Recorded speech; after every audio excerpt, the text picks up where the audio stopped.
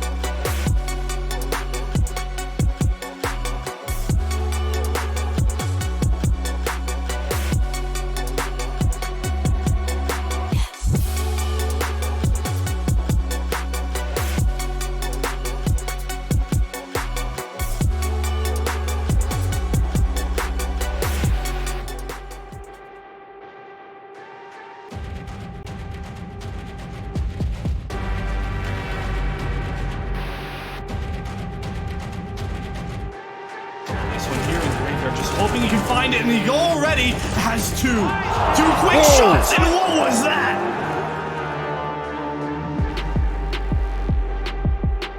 Here up catwalk, he can do it all. Trupain buying time for this, distracting, and he'll strike from above. Dave puts two down, and now it's just one. Instead, at long range with the MP9, 3 kills for him, and turns it into 4 left. 3 different duels that he's able to take and makes it look so easy. Lesser nearly gets caught.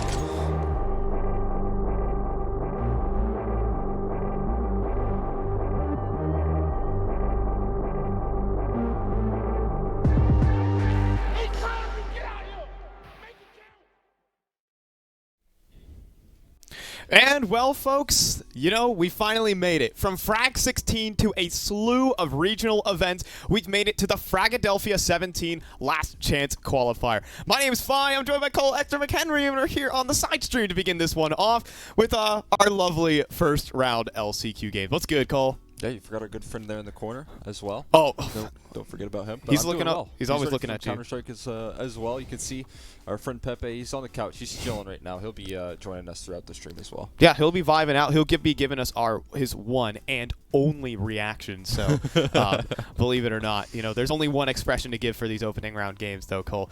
It's not gonna be. I'm gonna give you guys a spoiler. It's not gonna be pretty. We're gonna be starting this one off with Team 1 versus Team Atlas, I believe, for this opener one. But I think first things first, it is kind of important to, you know, get a little bit of an explainer video going, because we've had a lot of regionals. We've had a lot of teams who have already qualified to the main event. So let's go ahead and give ourselves the overview of what this LCQ is going to be at.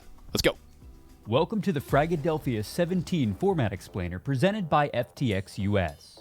Fragadelphia is back for this year's Counter-Strike Global Offensive Summer Series, a biannual open tournament series featuring the best players and teams in North America, culminating in the Fragadelphia 17 finals. Our CSGO series consists of both online and in-person LAN events between the months of April and July. Throughout the Frag 17 series, you and your team will have an opportunity to compete for frag points and cash prizing. These opportunities will be held across online events as well as 8 LAN events, all with varying prize pools and points. Our local LAN tournaments will feature 16 team brackets, while our regional LAN tournaments will feature 32 team brackets. LANs will be held across North America, taking place in Fullerton, California, Chicago, Illinois, Denver, Colorado, Georgetown, Texas, Brentwood, Missouri, North Brunswick, New Jersey, and Philadelphia, Pennsylvania.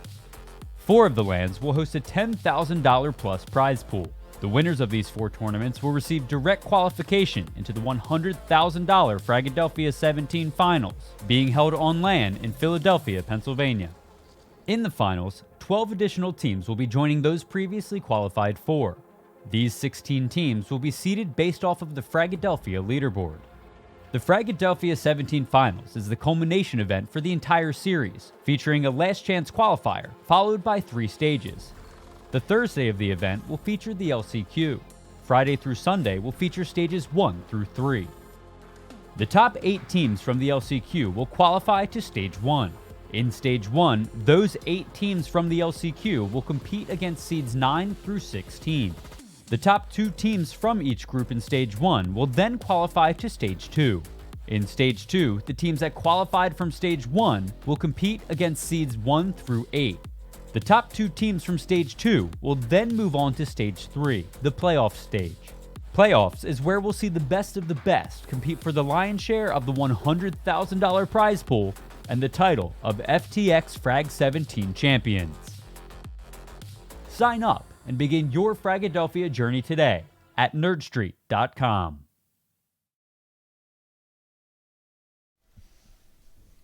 The recipe said to let the chicken chill, so sheesh.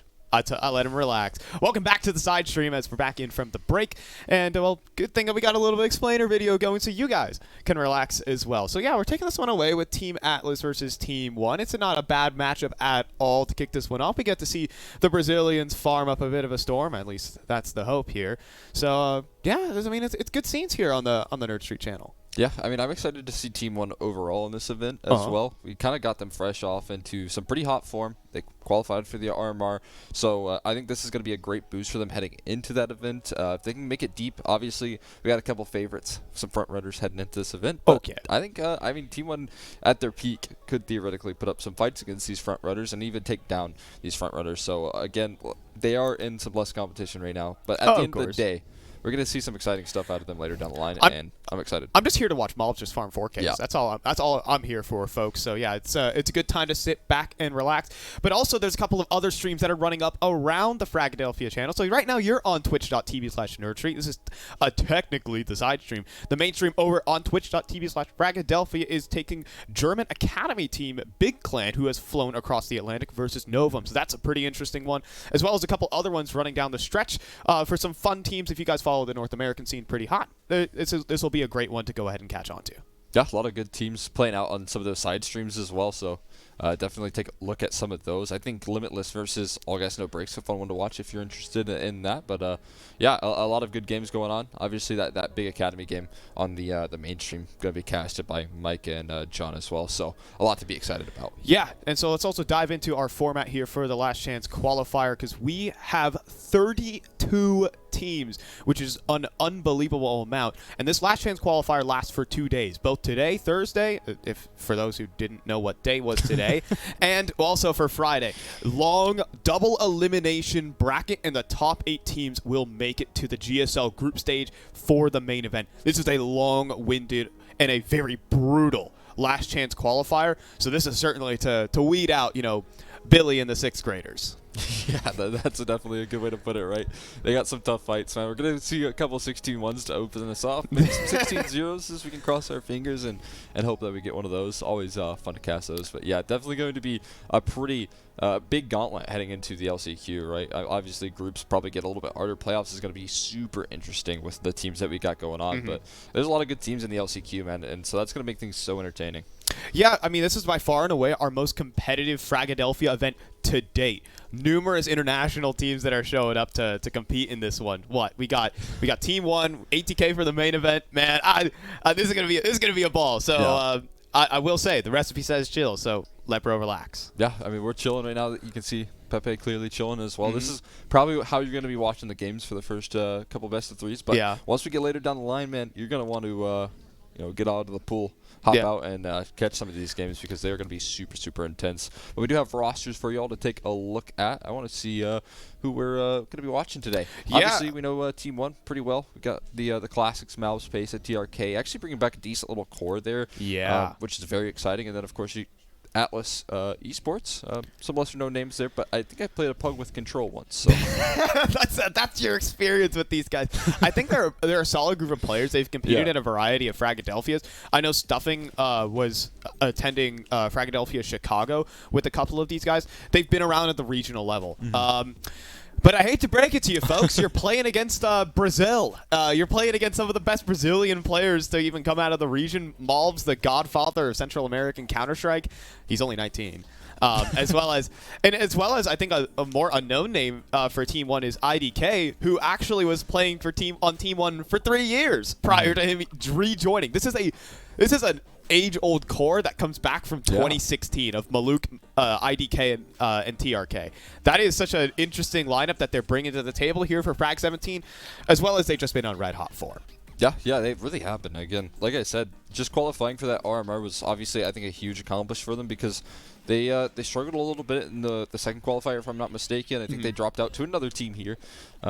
Carry Esports. Yeah. So, I mean, obviously, they were able to show some massive improvement throughout that. I think that they came into that third qualifier on absolute fire, and they needed to be in order to make it there. And so, again, that kind of leads up to this event, which they also are kind of coming into on fire, right? A lot to be excited about for this team, and again, a lot to look forward to. I think that, like you said, with that core that they've got going on as well, man, bringing back like 2016 Team 1 is going to be super exciting. Yeah, that's going to be a super awesome one to check on into. So we'll be jumping into games shortly. But for now, we do have to wait for the vetoes to roll on through, folks. So while that's going down, we're going to go ahead and toss this one off to a break. But when we come back, we'll be here with vetoes and a great, maybe 16-1, 16-3. I don't know, guys. We'll see you guys on the other side.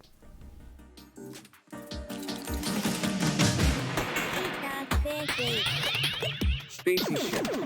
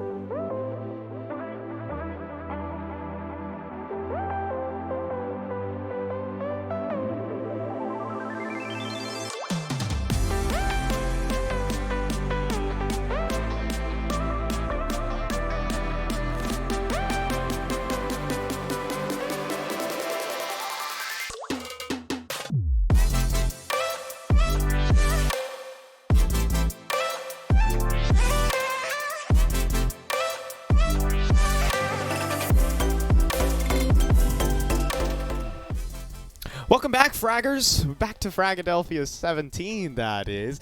I'm fine. I'm joined by Cole, Exner, McHenry.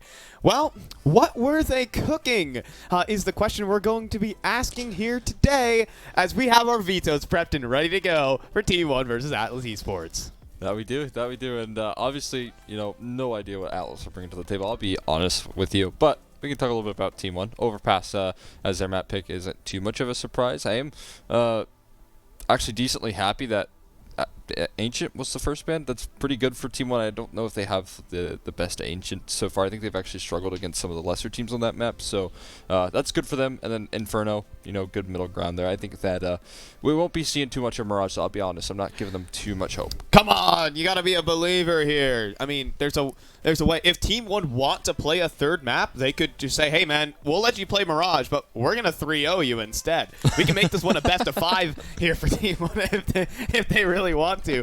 But I think we're off schedule enough here, so we probably want to get this one started as soon as possible. Yeah.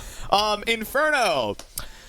I mean, last time I saw Team 1 play this map, they just ran it down mid a bunch. Against the lower tier team. That was in the RMR. Yeah. RMR qualifiers. I think they're going to have similar amounts of fun. I mean, what are we looking out for here?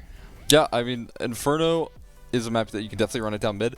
I feel like certain level teams can actually punish that pretty well, and I think that at this caliber, Atlas are actually one that could do that. Okay. It depends on what they're bringing to the table, right? I do think that like most of these players, from what I know from the one guy that I plugged with, is main. So like, I do know that for sure. So at the very least, they're bringing in some shooting back ability, and that's important. You always have to shoot back in Counter-Strike. That's rule number 1 of Exner's laws right there. That's a great law. I'm sure you've gotten like a PhD in that or something like that. Yes. Studied at like DeVry or yes, War Owl Academy. War Owl Academy, Yep. perfect one there, right there. Shoot back, folks. Not a lot of people have done it against Malbs MD, aka Mario Samayoa, or you don't get much chance to. Yeah, that's actually so true. I was watching a lot of Team 1 during their RMR game. And you just get peeked by mobs, and you're just gone. No. Like you're just spectating another teammate. Like you see a shoulder patch, and then you're like your screen turns completely white, and you've ascended into your teammate's perspective. Yes. That's what it's like getting peeked by mobs. So that'll be super fun to see. It's also for Team 1, this is still an important game in the fact that you do need to get warmed up to LAN. A lot of these players haven't had the opportunity to play on LAN for quite a long time. And when they have, they've kind of gotten stomped by European opposition. I mean, what? There's like EPL might be the last time they played LAN, or It maybe might be the last Frag. Yeah, maybe even this last Frag. So just getting adjusted again is a pretty big deal for these guys. Yeah, I don't know which one came first, but it very well could be last Frag. They were playing with like keys, I think, last time in replacement of Malbs. That didn't go over too well, but again, they got Malbs back. Man, they get their core player, their star player back, and I think that is so key for them. Like we've just been hyping up enough. IDK. And IDK, yeah, that's exciting too. I liked what they had at one point. I think they had Skulls as well. Skulls and was a I fragger. like him, and now I really like him on Pain. He's doing really well. I'm a bit disappointed that they haven't kept him around, but he's doing great on Pain. He's thriving as well. So Team 1, they've went through many iterations, but now they're buckling down here a little bit. It's good to see. I like what they're getting out of this team, and again, at their peak, they can take down some tough names. I think goal right now is to try and close out this event. I think there is a real chance with the what I've seen from the forum of Team 1. But of course, this is talking online. LAN is a completely different battleground. But online, the results have actually panned out really nicely for this Team 1 team. I've been thoroughly inspired, and I'm excited to see, because I think, individually speaking, this team might be the best, highest fragging team here. I think Malbs TRK are bringing a lot to the table when it comes to Frag and Billy and Pesadelo. I think this tournament really hinges around Pesadelo for this team and how he performs. So that's going to be a really important one. Going down to Inferno, that'll be a kind of a, I think Team One can just push everything forward. Yeah. It'll be a lot up to Atlas to see how they can do. But Overpass on their front hasn't actually, I haven't really characterized that as a Team One map necessarily. It's kind of been in their wheelhouse, but it's not like one they love to pick into. They got their Ancient Band. That is actually the most threatening map in Team One's pool. So it's actually I'll give credit to Atlas. They did do this veto pretty well. Yeah, no, I mean, Ancient Band's perfectly fine. I was more so worried about that with Team 1 specifically because they were electing to go into that in best of ones, and going into Ancient in a best of one is a big red flag because you can kind of lose get off knife to the round, wrong lose start. game. Exactly, yeah, pretty much. You get that T-side start and it feels like it's over. I think RMR had different rules where seeding got the higher. I think so. the side Yeah, I selection, think but seeding decided sides. Still, it's scary at times, and I was always so confused when they got into that because every game that they went on Ancient was very close, and some of those teams probably shouldn't have been able to take them close.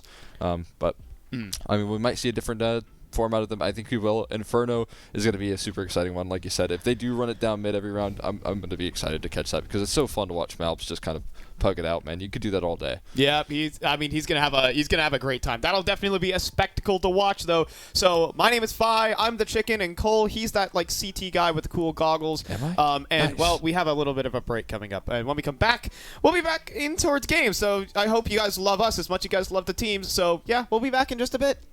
Peace.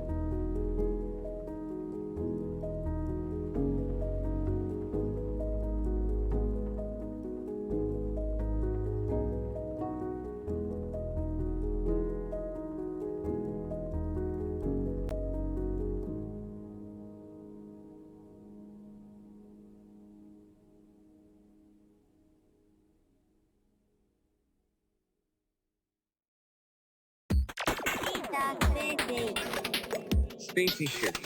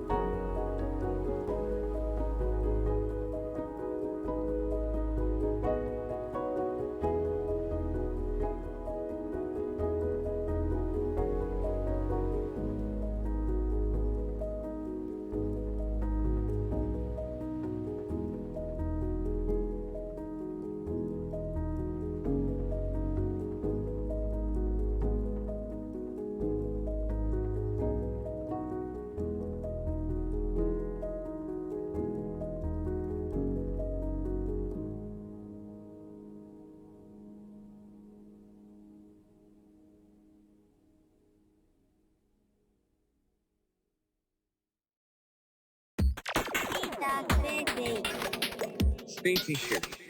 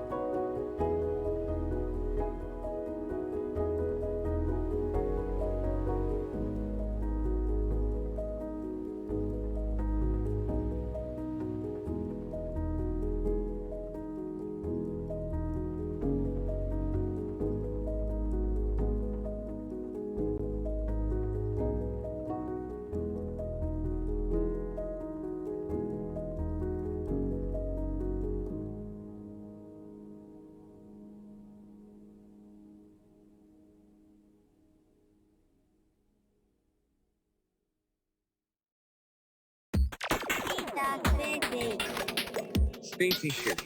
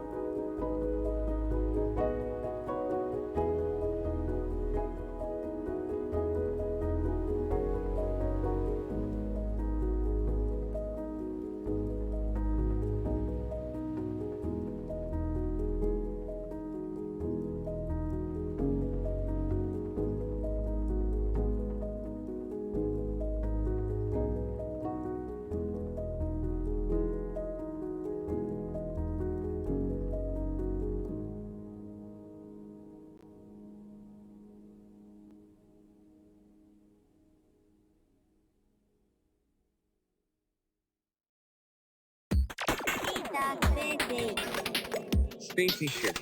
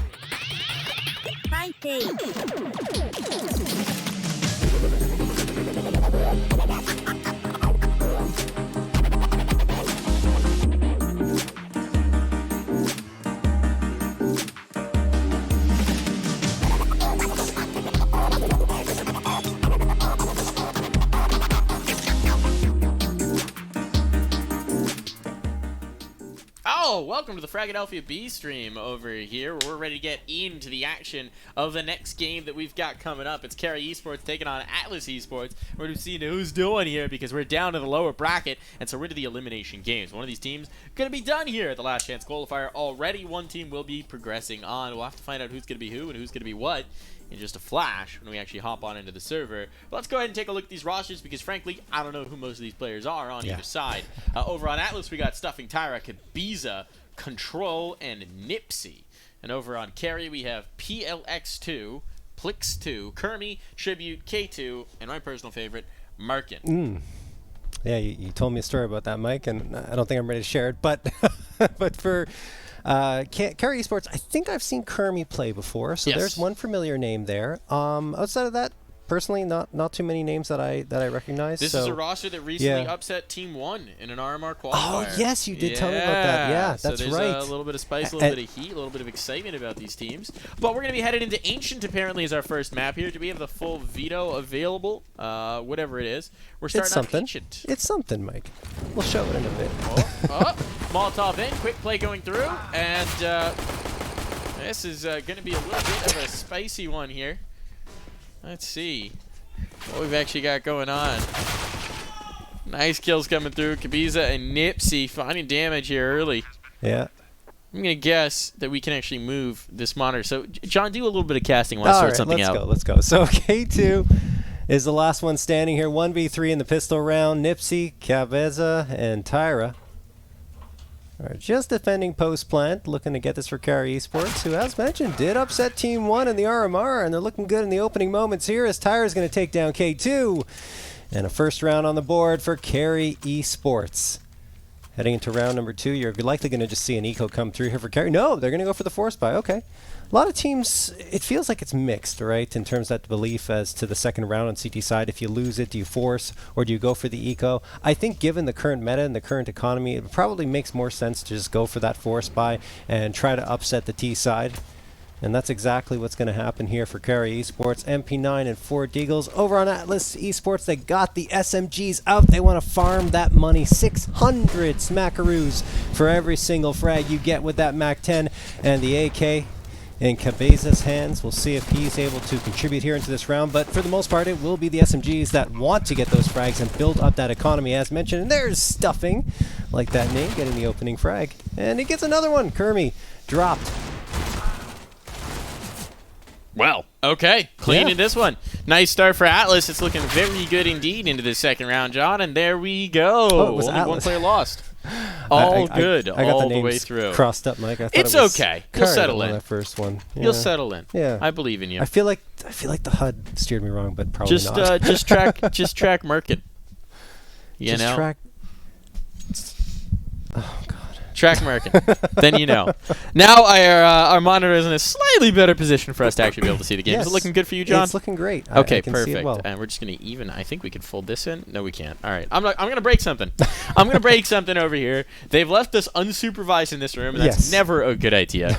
We casters are basically just trained apes shouting into microphones. So we should not be left with expensive equipment alone. Cody, how could you do this to us? What? I'm just over here breaking things. Don't worry about it. It's all fine. This is moving fine. things around. It's okay. Don't worry about it. Mike It's all decides fine, to take Cody. control of the whole space. Yeah, we're good. This is my room now. My room.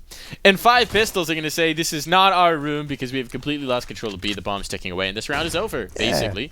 The worst thing they could do is feed all 5 kills in towards a MAC-10. Which they're not going to? Not yet. Not yet, John. Uh-oh. 1 for stuffing. Not a pistol bullet has gone the other way. Oh, no.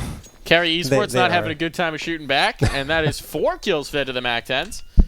So now K2 is just going to chill with the 5-7 and get a kill! An There we AK. go, there's a gun, that's an AK! What? What a find!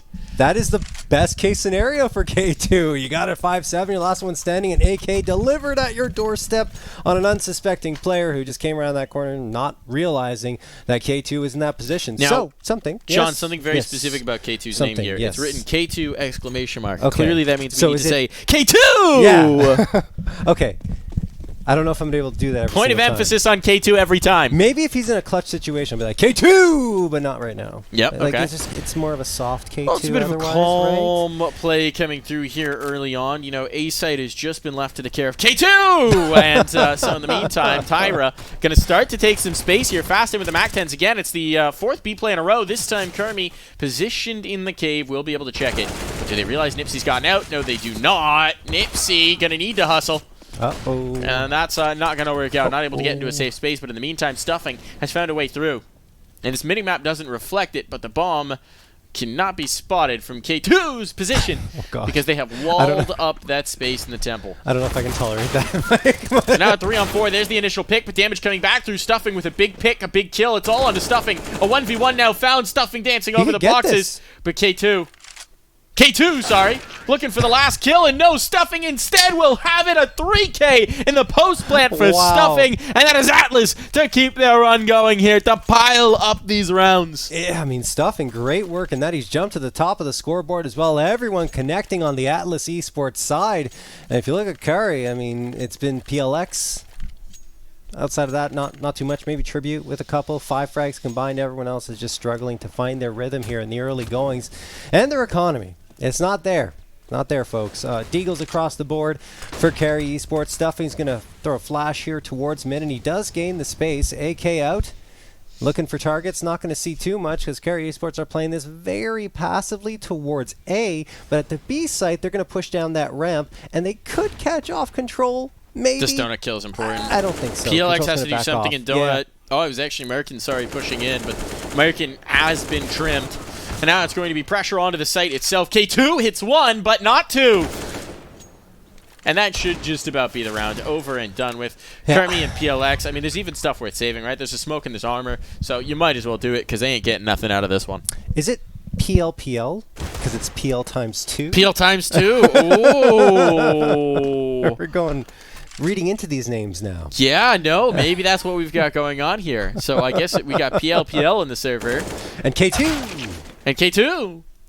Well, PLPL could use 2 PLs at this point because otherwise there's no chance of making this happen, if you know what I'm saying. Yes. They're looking for a little bit of damage, taking a duel, and they aren't given the fight, but PL not hit. Yeah. PLPL, sorry. Don't want to misname. PLPL. I like it. Well, a pause going to come through here. You'd hope that's from Carey because right now they are getting annihilated.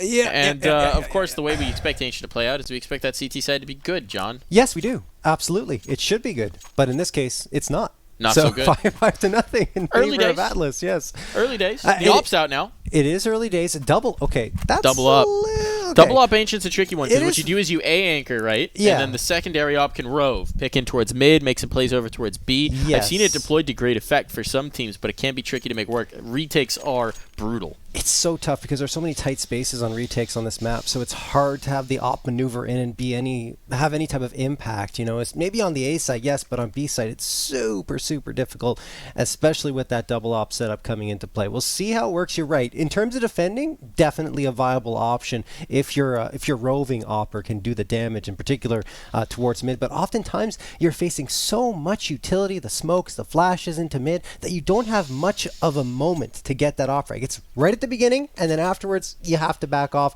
or try to force the issue, which is tough with the oncoming rifle. So we'll see how Carry Esports are able to work this. I mean, they gotta try something, obviously, down 5-0. Yeah, you gotta get weird. You gotta get frisky. I don't have a problem with it. But so we'll it's going going to be K2 locking down A. That's kind of what we expected based on what we've seen so far, but where are they moving PLPL? I like that we're going mid. with it now. PLPL. PLPL's in mid. Plupla. Plupla. Oh no, PL's in cave. Sorry, I misread this on the positioning. Here's going to come to play on in. Tribute stuck in the corner. He's going to be able to get one, and now PL is activated. They're stuck at the ramp. They knock on in. They dodge that op shot, but they need more. This is not connecting in the slightest, and Nipsey will find that. What a blunder here. Too many shots to have none connect here for PL. And while they're still sticking around towards B, there's a lot of room for Atlas to rumble. They've got the weight of the world on their shoulders, but they've got all of the world to traverse. And at this point, K2's coming back in to try and retake some space, to try and retake some information. That shot goes wide. The nade in, does that find Nipsey? No. No, get stuffing for a little bit. Foot race now, foot race, another shot missed. Flashbang on. Mechanics not quite there, and the bomb now down means that Atlas in our prime position to snatch away around they had no business being in.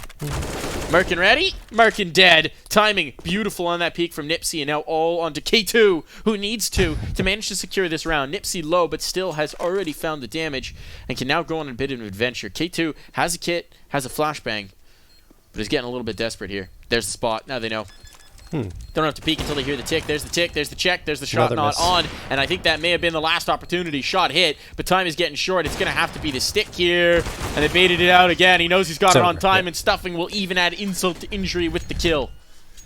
Stuffing doing the brunt of the work here. The first hit, double digits on the server. 10 and 2, 6-0 for Atlas Esports. And that round, I mean, Carry Esports did what they had to, right? They were on that B site. They got the opening frags, but it was just the response was so explosive from Atlas. They didn't want to rescind control of that site. They continued to power forward, continued to try and get those frags, and it went their way eventually. Thanks to some op shots that were missed, admittedly, on Carry Esports' side, and that even came through in the winning moments of the round. Oh, K2 has got a chance here to do the damage, and he gets not one but two, lives up to his name, and finally gets dropped by Nipsey. 4v3 in favor of Carry, though, so that's a cheeky little spot that worked out. The thing is, they didn't really have that much presence outside of that on the A site, so it will be taken here, and a frag through the smoke helps out for control. So we've seen some nice opening moments here for Carry Esports, but at the end of the day, not much else to speak of. Okay, here we go, Merkin. All right, a little bit of a surprise there for Merkin, Stuffing in. Again, a chance for Stuffing to pull off the clutch, but this time Kermie's able to check. So finally, Carry will be able to get on the board, and it was a limited round. It was a round where they didn't have too much to show for it. Atlas just getting caught off guard again and again, and a little too exposed on this A take. So an op can be retrieved, a gun can be retrieved, and here's a real chance for Carry to put together a defense for us. They're going to have the ops. They're going to have everything they could possibly want here, and if they can start to string some rounds together, we got a match on our hands. But Atlas, meanwhile, say, well, that was a bit of an aberration. That was a bit of a blunder. Let's not do that again. Let's just roll through. Yeah. Correct. Yes. We'll see if they can correct their course.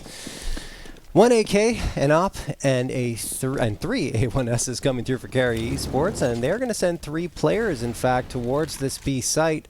And a little bit aggressive for PL with that op over in cave, but in fact, it's going to be opening frags coming through from both sides, traded on forward, 4v4, and now Atlas. They love to go quick on this B site, it seems, and why not? It's working out. They've got control again, despite the utility being there in their faces. Flashbang continue to be thrown. Merkin comes into the action, gets a headshot on Cabeza, makes it a 3v3.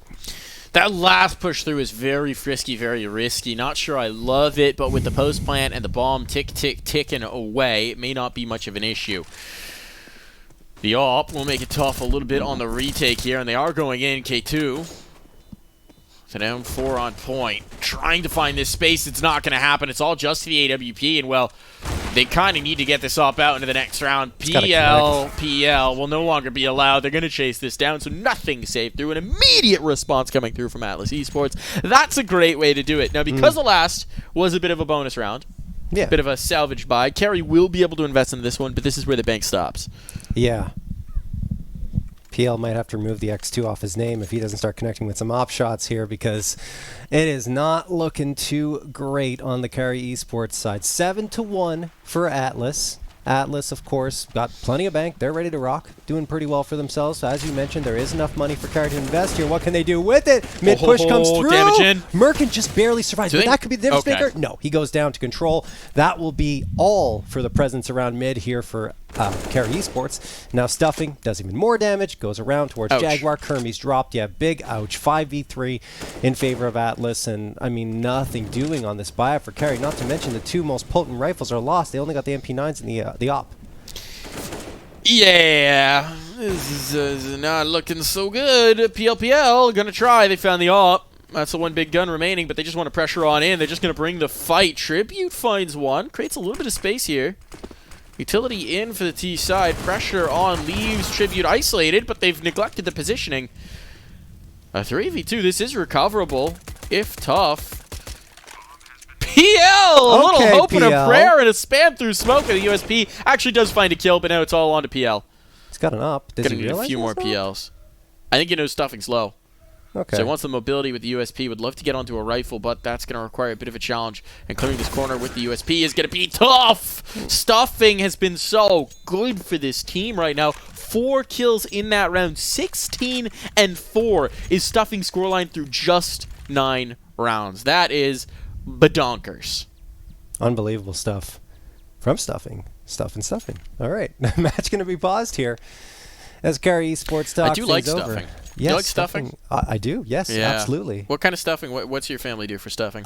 Usually, it depends. Okay.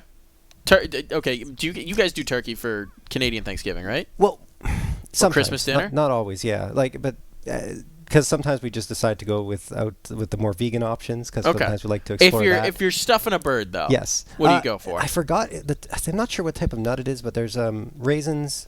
Pecans? Maybe pecans are good in I'm not sure. Raisins, pecans. Walnuts can be good too. And I guess rice. I'm not sure if rice is involved stuffing. in that. Yeah. Interesting. But I really do like rice stuffing. Rice, the raisins, it's really, really, really quite good. And the crunch of the nut is perfect. Sounds good. Yeah. Heard it here first, folks. John loves the crunch of the nut. I knew you were gonna do my that. Family. So my family, my dad's family's from the East Coast. My mom's family's from the Southwest. So we have a blend of white bread and cornbread stuffing. Yeah. That creates just magnificence. Really? True deliciousness. Yeah, it's possibly one of the greatest substances ever. I mean, cornbread's amazing. So. Yeah. So you do cornbread stuffing. Pure cornbread stuffing is good, but it tends to get really wet.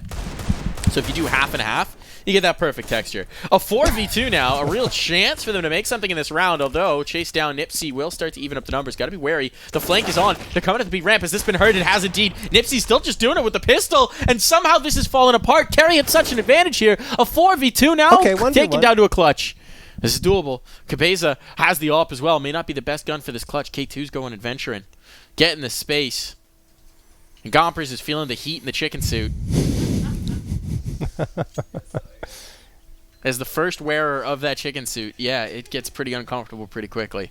How long ago was that? GexCon 2018 or 19. Wow. Yeah, that that's the event I was bought for. I just hope it's been washed a couple times since then. I don't think it doesn't look well. Yeah, the first couple of times I wore it, the whole chicken suit would just actually shed on my legs. So when I came out, yeah, it's just still this. I'm surprised it hasn't fully disintegrated by this point.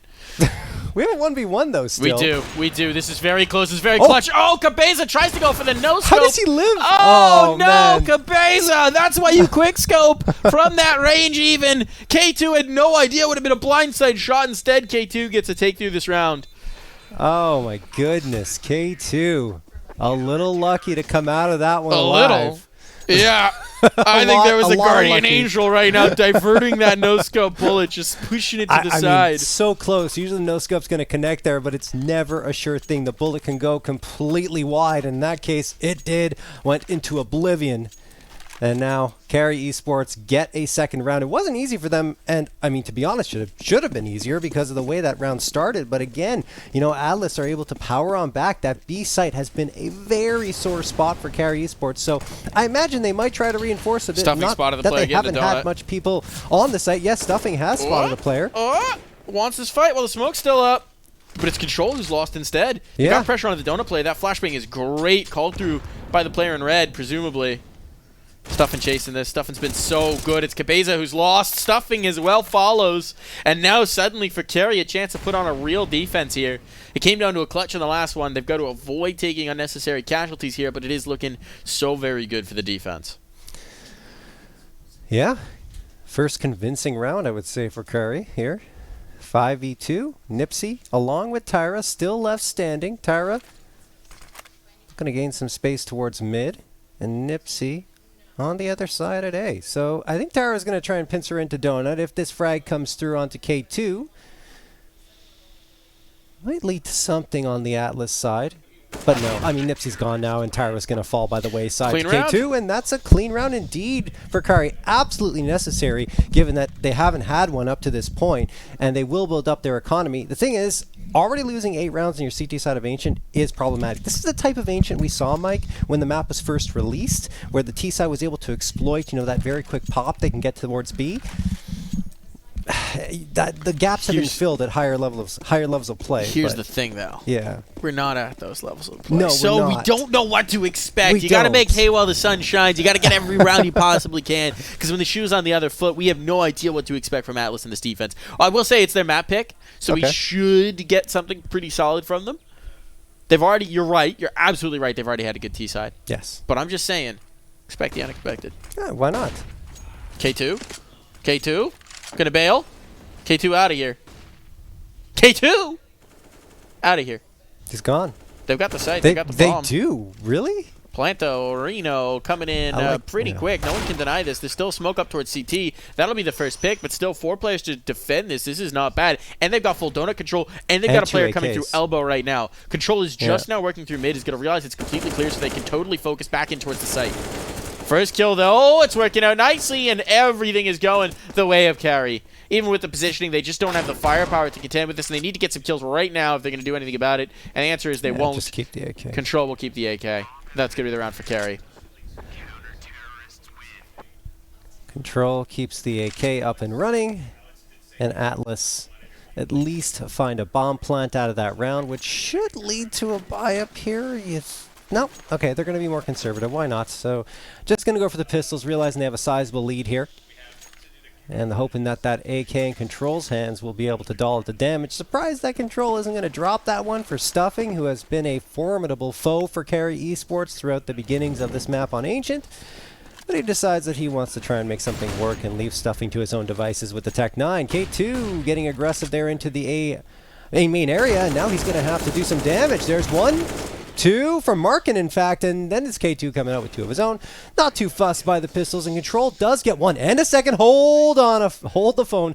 Control a 1v3, and look at Carry. They're all stacked up in Donut here. Control has the bomb as well. This is not the greatest positioning. I mean, it is a 3v1, but still, Kari need to be very, very cautious here on how they make their next He's steps. going to let time move off. I like this. I like this decision. They have no idea if Control's committed here, and with everybody bunching the donut, they've got no vision. They might have seen the barrel It's of a his question AK. who flinches first. I don't think they have.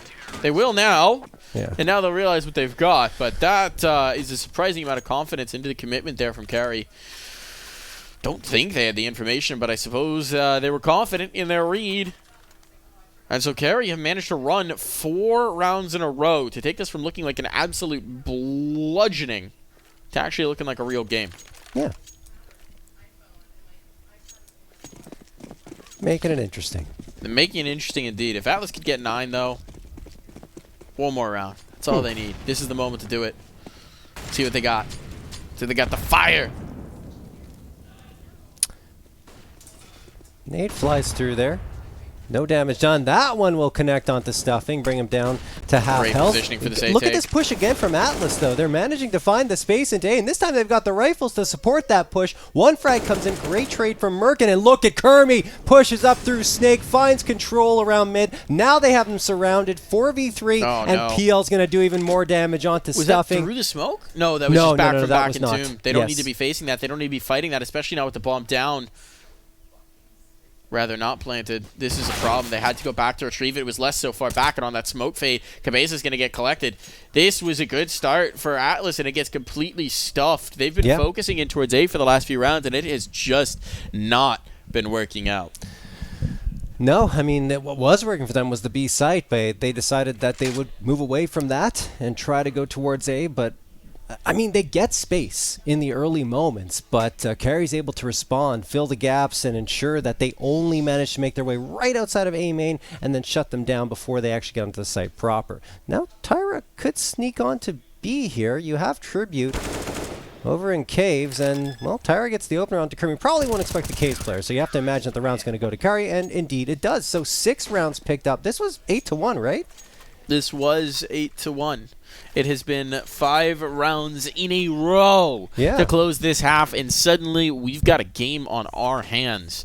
A last-ditch effort to invest here, obviously going to come through from Atlas, but curious to see where they take it. If they get back towards those fast B plays, they were so very effective. Part of it is that they were keeping the CTs on the back foot, right? Once the economy starts to stabilize, once those nades are available, you got a lot more on your tool belt to slow down the fast pushes. But once again, they're completely focused A. They said no one to even lurk outside that side of the map, like Cabeza with an opening pick. It's going to tempt them forward. Only one player's been spotted, so the full commitment can't happen, but Cabeza starting to connect here. This is what they needed. They needed these early decisive plays. They got control of Donut. This time, the A take is looking good, and it just keeps getting better. Cabeza just continues forward, chewing up bits and pieces of the map at every turn, and now the bomb will be planted with plenty of control to play the post. Oh, I mean, this is probably over. Kermi trying to make something of it in a 1v5. Nipsey is going to go down, and he continues to spot targets. Try and get the ace. Yeah, probably. No, he won't. He goes down. Finally, they're going to finish off Kermi. Are they going for a knife? What are they doing? Stop it. You could lose the round still. He's going to smoke off the bomb, probably try to defuse. Oh, the smoke's not good. Tyra takes him down. That's the half. 9-6. Atlas finally get another round after a 5-round win streak coming through from Carey. And they did get a little cheeky at the end. They did get a little cheeky, but you know what? Cabeza killed everybody. Stuffing said, all right, let's try for a little bit of flair here. It's a really good half for Atlas, right, as they swap on over to their defense. Obviously, the way in which it was won maybe gives us pause that Carey were able to string together 5 rounds in a row, but at the end of the day, the scoreline is pretty brutal to recover from. So, there we go. There we go. We got it sorted out here. Atlas is going to be on the defense now. They've already got a pick. Cabeza, again, continuing that initiative, finding one early with a peek into window, and shutting down a lot of this B play right off the bat. They're moving into B, but there's still K2. Position in the site, and Stuffing lying in wait in the cave will collect one. They don't care about the bomb plant. They want the round win, and they're getting exactly that. The last player's not even nearby. Great. K2 has to sprint to even be able to contest this defuse, and now he's been spotted, so now they know. They can just keep him off the defuse, and it's comfortable. It's 5 alive. It's a very solid pistol round taken by Atlas. Yeah, absolutely. 10th round going to be picked up, and as opposed to the success that Atlas found in the early goings of their T side on B site, Carey Esports get nothing there. Atlas know how to deal with that quick push quite clearly and take them down. By the way, Mike, back to the stuffing. I figured out what type of nut it was thanks to my wife who is watching. Okay. She said it's pine nuts that yes. Pine nuts are incredible in stuffing. They're fantastic. So here's a secret as well, tip about pine nuts. If you are not the most able chef, but you're cooking something and you want your kitchen to smell amazing because you have company over, let's say you're trying to impress a date or something like that, if you toast pine nuts, your kitchen will smell incredible. Speaking of smelling incredible, Cody is eating food and it smells delicious right now. And we're hungry. Is that just yours, Cody, or is there some to share? I would like them to get some for me. That smells fantastic.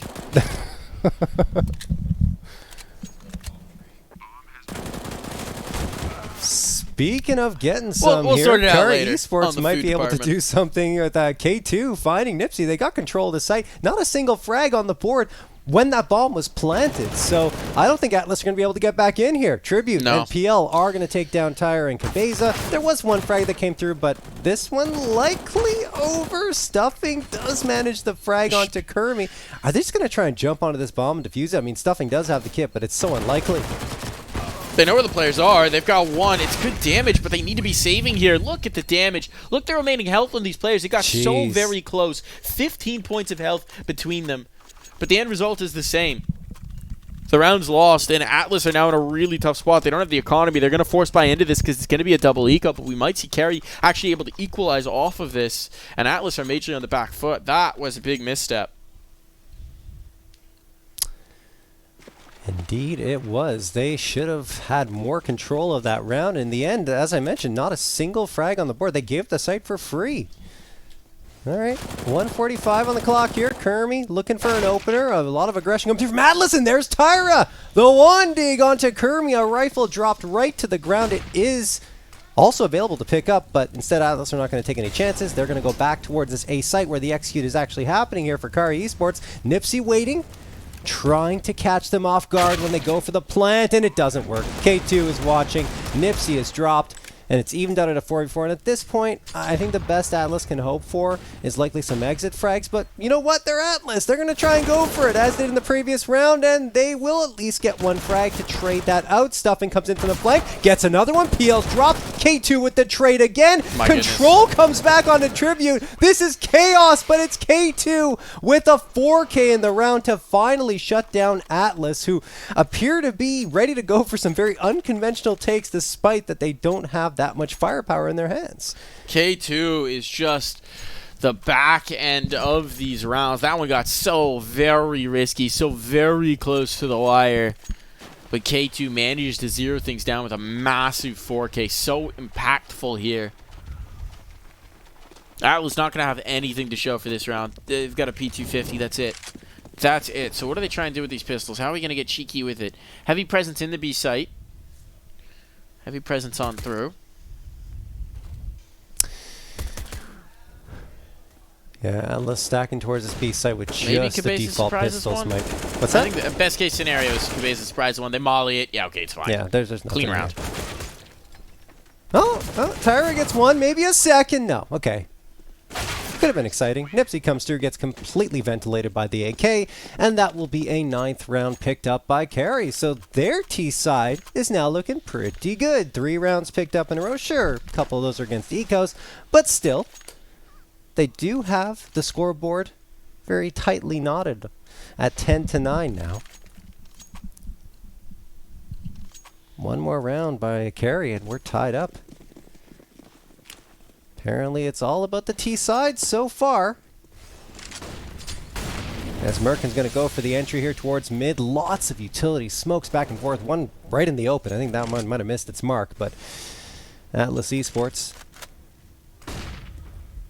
are going to send a player back in. Tyra, a good self-flash coming through, so gains the space, but Kermi, in fact, on the other side of the map towards B, gets the opener on control. They don't know where Stuffing is, and Stuffing will get one, not a second. Tribute trades him out. Now we have chaos again. Cabeza somewhere is going to get Merkin, and a 3v3 ensues here, Mike. As Tribute is going to come around this corner, dropping Nipsey on the defensive side. Atlas still have not been able to do much outside of the pistol round. They have a chance here to come back in. They're grouped up together.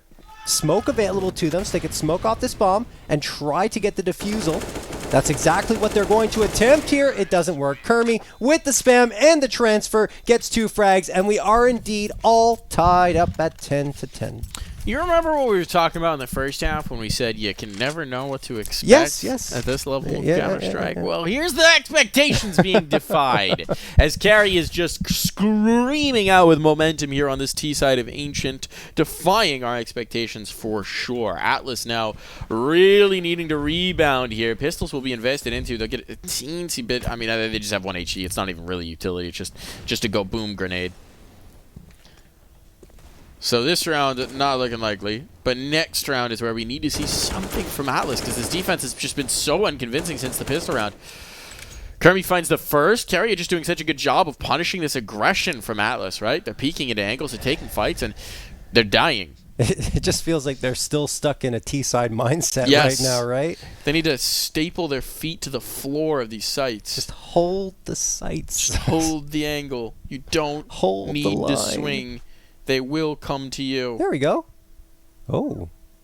Oh. Good. Good discipline from Stuff, and he's deciding when to shoot. Tribute still has not looked in this direction.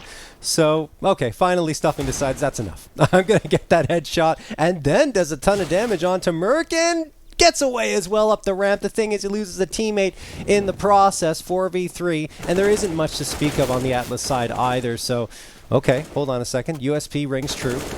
Cabeza finds Merkin. Looking good. Kermie does manage to take down Stuffing, but a 2v2, now a 2v1, and eventually that overwhelming firepower advantage for Carry Esports comes through and deals the final blow. Lead for Carry. It was 8-1 down at one point. Atlas have let this slip. They have let this slip indeed.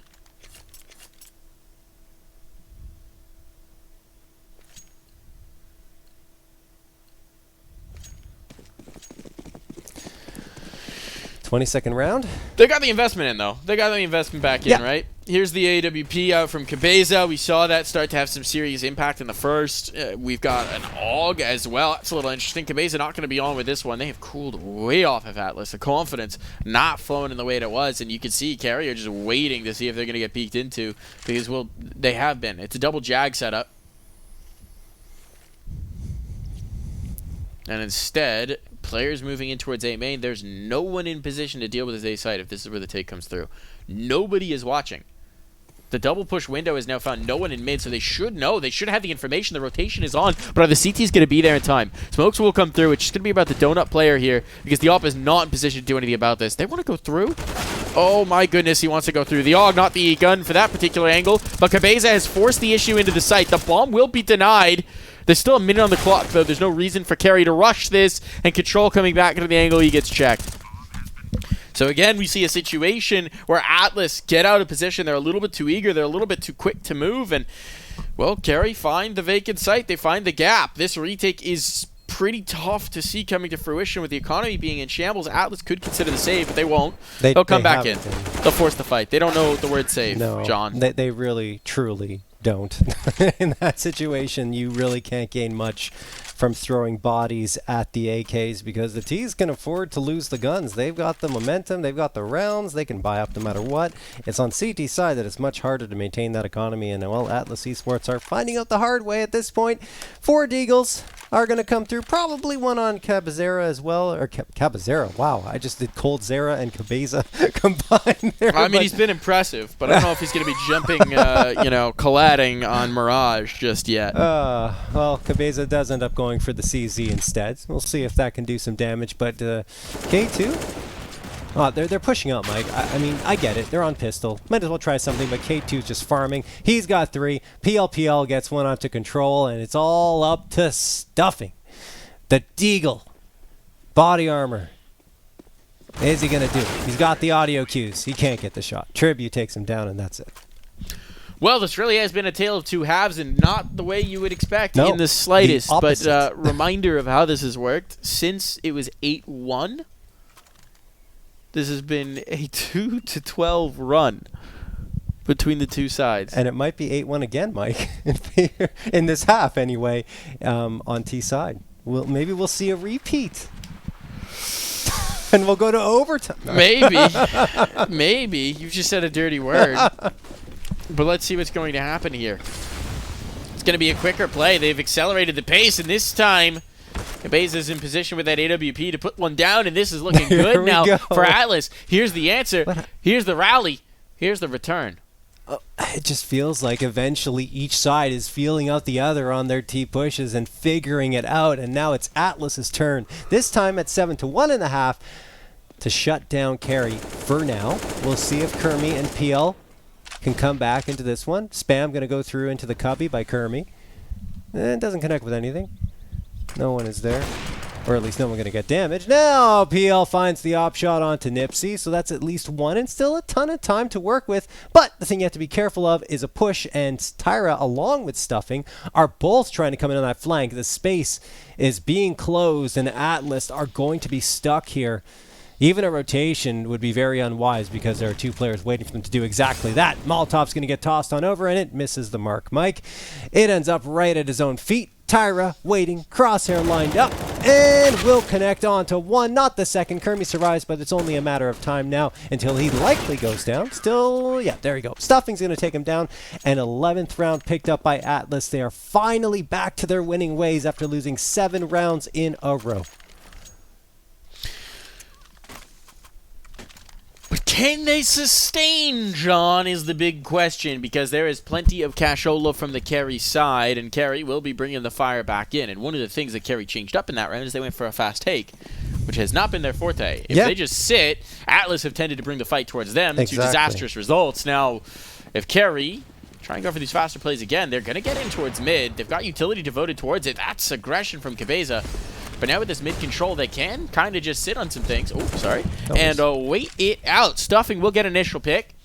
The peek from window, very effective here. Merkin going to get shot in the back, and this time the aggression works out beautifully for Atlas. Okay, one after another, they're just all being eliminated. Exposed around the edge of that smoke. That wasn't a good place to stand.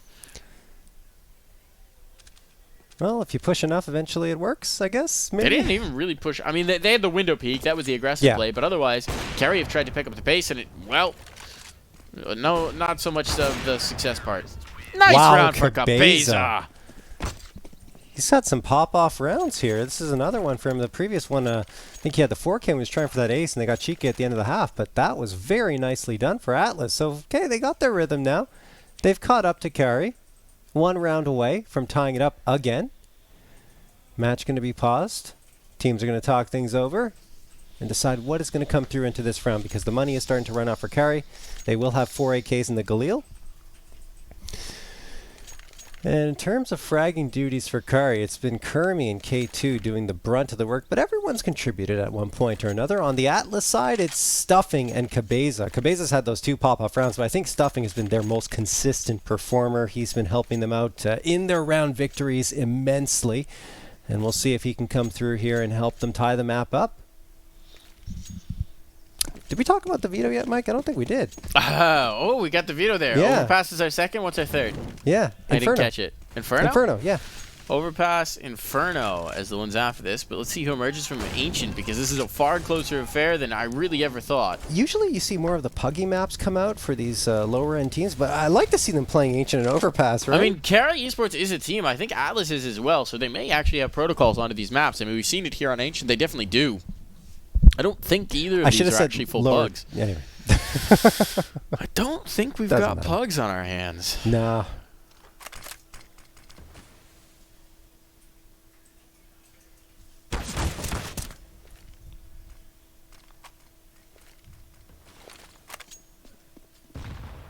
Damage on the Tyra, but no critical kills found just yet. There is a player worked up mid, and this could be interesting. Somebody's watching it back from the B side. I think that is Cabeza with the AWP, but it's going to be Tyra and Donut. That's the big impact early on. They line up, but they get the kill. Very important there. Molotov in to try and section these players up. A little bit of team damage. Takes Merkin almost down to death, but the TK doesn't come through. Kermie getting collected does mean the retake can happen, though. And this is interesting, especially with Merkin so very, very low. Oh, Tribute needed that kill and found it. Big hold in defense now. They should not go for this retake, quite frankly, in a 2v4. They are locked out, but they're going to attempt it. It's going to be risky. Cabeza will make the move and spot the first. Be able to withdraw. Time is short. Do they have kits? They do. They do have one. Cabeza drop. Control to follow. And that was, in fact, an ill-advised retake that puts Kerry on to 14 with nothing saved through from the Atlas side. Yes, so just to confirm, Mike, Atlas Esports indeed an IM team, 8-1 in IM right now, but Carry Esports 5-4 in advanced. So they're 2 leagues above. I mean, we talked about the gap between leagues, open, intermediate, advanced, main and advanced, and it's a little smaller at that range. I'd say IM teams can sometimes catch up with main and advanced, but when you make that jump to ECL, that's when the gap is very, very wide. So there is a chance for Atlas to definitely upset here. They performed quite well against Carry Esports, but according to the leagues that they're in, technically Carry is the one expected to come out with victory. Alrighty, let's go in here. Round number 27. Carry off another one of those wins. Are trying to make it 15. Cabeza moving around the defensive side, and what a good read from Atlas. Everyone watching the A site. Doesn't even matter, though, because K2 is going to come out and take out Nipsey. Stuffing on the flank could do some damage. Control does get the one onto K2, but the bomb's been planted now, and Stuffing's got to worry about what's going on A main. The thing is, PL zeroed in towards the front of it, so Stuffing has a chance for a free frag, and he gets it. In the meantime, Cabeza drops Kermi. Now it's all up to Merkin and Tribute in the post line. Only Merkin with 5 HP. It cannot be done. Atlas are back to it. 13th round picked up. But the economy, John. The economy! It's tough. The money's in shambles. It's in the sewers. They got no cash. They'll be able to buy in this next one, but it means that if they lose any of these following rounds, right? If they lose this next one, they really can't contend for map point. Now, the question for Carry is how much do you want to invest in? It seems like a partial buy will come through. 3 players were good, 2 not so much, and so they don't apply the pressure. Conservative call here from Carry Esports. If they'd managed to crack Atlas in this one, what could be? They still have an opportunity. There's even a scout out for Tyra. So this is far from a good buy. And it seems like Carry's going to go for a very straightforward play. Everyone out towards B. Seems like this might just be the move, and Stuffing aggressive into it is dead. At least someone gets away from the scout, but they better get that utility down because these T-side players are chasing. They are chasing. Not enough bullets in it. They're all getting overwhelmed. It's a disaster now. Crazy. Control drop, and it's a complete catastrophe. A 4v2 at this point with no money back in store. Atlas may have just cracked at the worst possible moment. Can they even justify going for this retake? I know they're going to. Oof. I mean, they have, right? Frankly, they shouldn't, but they are going to, yes. They haven't stopped themselves. That's what they've done every round to this point. They need this to work. It has to work. It's not working. Nipsey alone. No idea where these players even are, and he's down for the count. Map point found for Carry. Atlas are broke as a joke. What a dynamic start to this map it was, and what an absolute catastrophic collapse it has been ever since. I think it's been inexperience as well that's come through because they don't want to save. They don't see the value in it, but it's so important. They don't sit. They don't play their defaults. They chase. They fight. I mean, in that round, they go for an aggressive peek with Stuffing when your opponent has pistols. Their economy's broken. Why are you pushing? It's unfortunate situations, rough situational calls, and now Kermi does get dropped 1 for 1, but the trades are good for Carry. They've got the advantage here. And even that gun in towards mid, I don't think is going to be very easily retrievable, so there's nothing doing for the advantage here for Atlas. Yep. I mean, they could have had a couple of rifles. Just save them. Way better buy-up would have come through. But instead, they try to go for that hero play at the end of the previous round, and now they are trapped in a very bad situation. Tribute going to get that frag onto Stuffing. So now only Control and Cabeza are left here to try and fend off Carry Esports from taking this first map on Ancient, which will send us to Overpass. K2 gets Control. It's all Cabeza, and there's so little he can do. He can try to push up here. He's going to be hurt, and that'll be that. Mike PL has the last laugh, and it's Carry Esports taking map number 1. Wow, what a comeback. What a comeback. 8-1 at one point. They were getting absolutely dumpstered in the first half. I mean, it's a 9-6 even at the half. That's a substantial defense. But Atlas just unable to play disciplined CS in the second half, leave themselves very abusable. So very nicely done there from Carry Esports to run it back, to stay disciplined, to heat up into the series. I guess we're going to have to give it a little bit of distance here for your height, John. Yeah, no, very nicely shown from Carry. Disappointing for Atlas. I'm sure they're going to be kicking themselves for that one. They just need to settle in, put some sand in your pants, just sit sit and let the round come to you on the defense. Just give yourself a little bit of something here, John. I think they just got too caught up with how well the aggression was working on their T side. They thought, okay, we're losing here. Why don't we try to do the same thing on CT side? And it wasn't working at all. As you mentioned, plant your feet into the ground, hold a sight, and stop pushing out there, especially in the pistol round. That's the perfect example of why they were losing that, why they lost that match. They just pushed out, went into the pistols instead of waiting for them to come to them and just taking them down as they walked into their crosshairs. They could have come back into that one and made it closer than it was, but in the end, Carry Esports were able to take it away.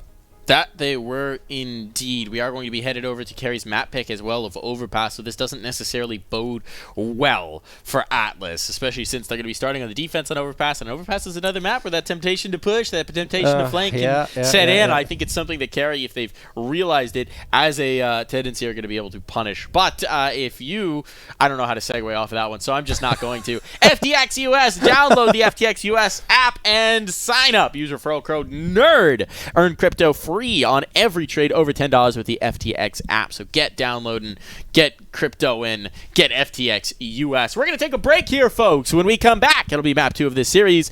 See you in a flash. You wouldn't trust your clumsy best friend with your brand new i9-3090 GPU DDR5 memory, 4TB, 8.2 PC? And you shouldn't just trust anyone managing your cryptocurrencies either. Sign up with FTX and start managing your crypto on a safe and secure platform trusted by over 6 million users worldwide. Download the FTX app today. Use referral code NERD, that's NERD, and earn free crypto on every trade over $10.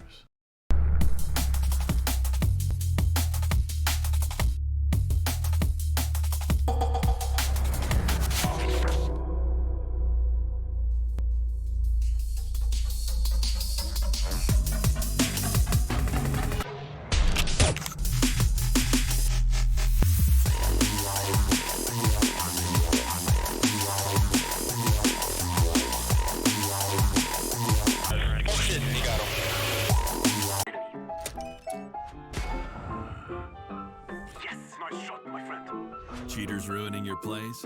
I have eyes on the enemy. Bad servers stopping your shots? What you need is ESEA. Advanced anti-cheat to stop cheaters. And the best servers around, all with 128 tick rate. ESEA, the best way to play CSGO.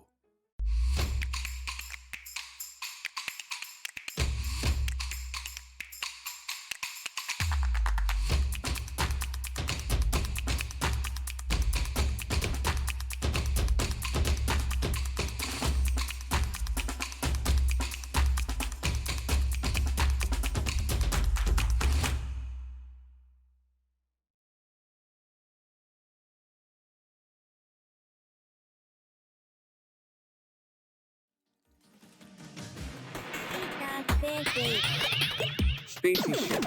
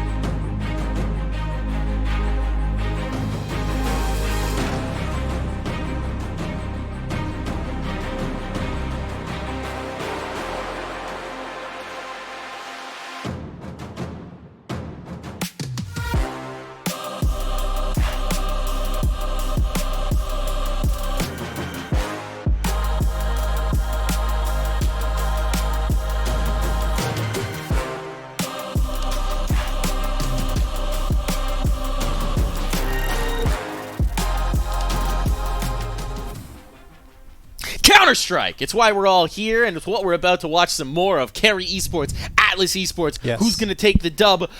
Probably Carry, based on what we saw in the Probably. collapse from Atlas in that last one. Yeah, I feel like Carrier playing a much more disciplined style of CS than Atlas are, and Atlas got away with it, to their credit. I mean, it worked out so well on Ancient on their T side, but slowly but surely it slipped away from them as Carrier Esports caught on to what they were doing, and then that more disciplined play that Carrier bringing to bear was, in the end, the winner, because you saw how much Atlas wanted to push on their CT side, and it just wasn't working. Every round. Is there a fight we can take? Let's find go. one. Swing, swing, swing. What's a save? Don't know what that is. So it worked very effectively when they're the attacking, but, you know, tempered aggression is a great thing for a CT side.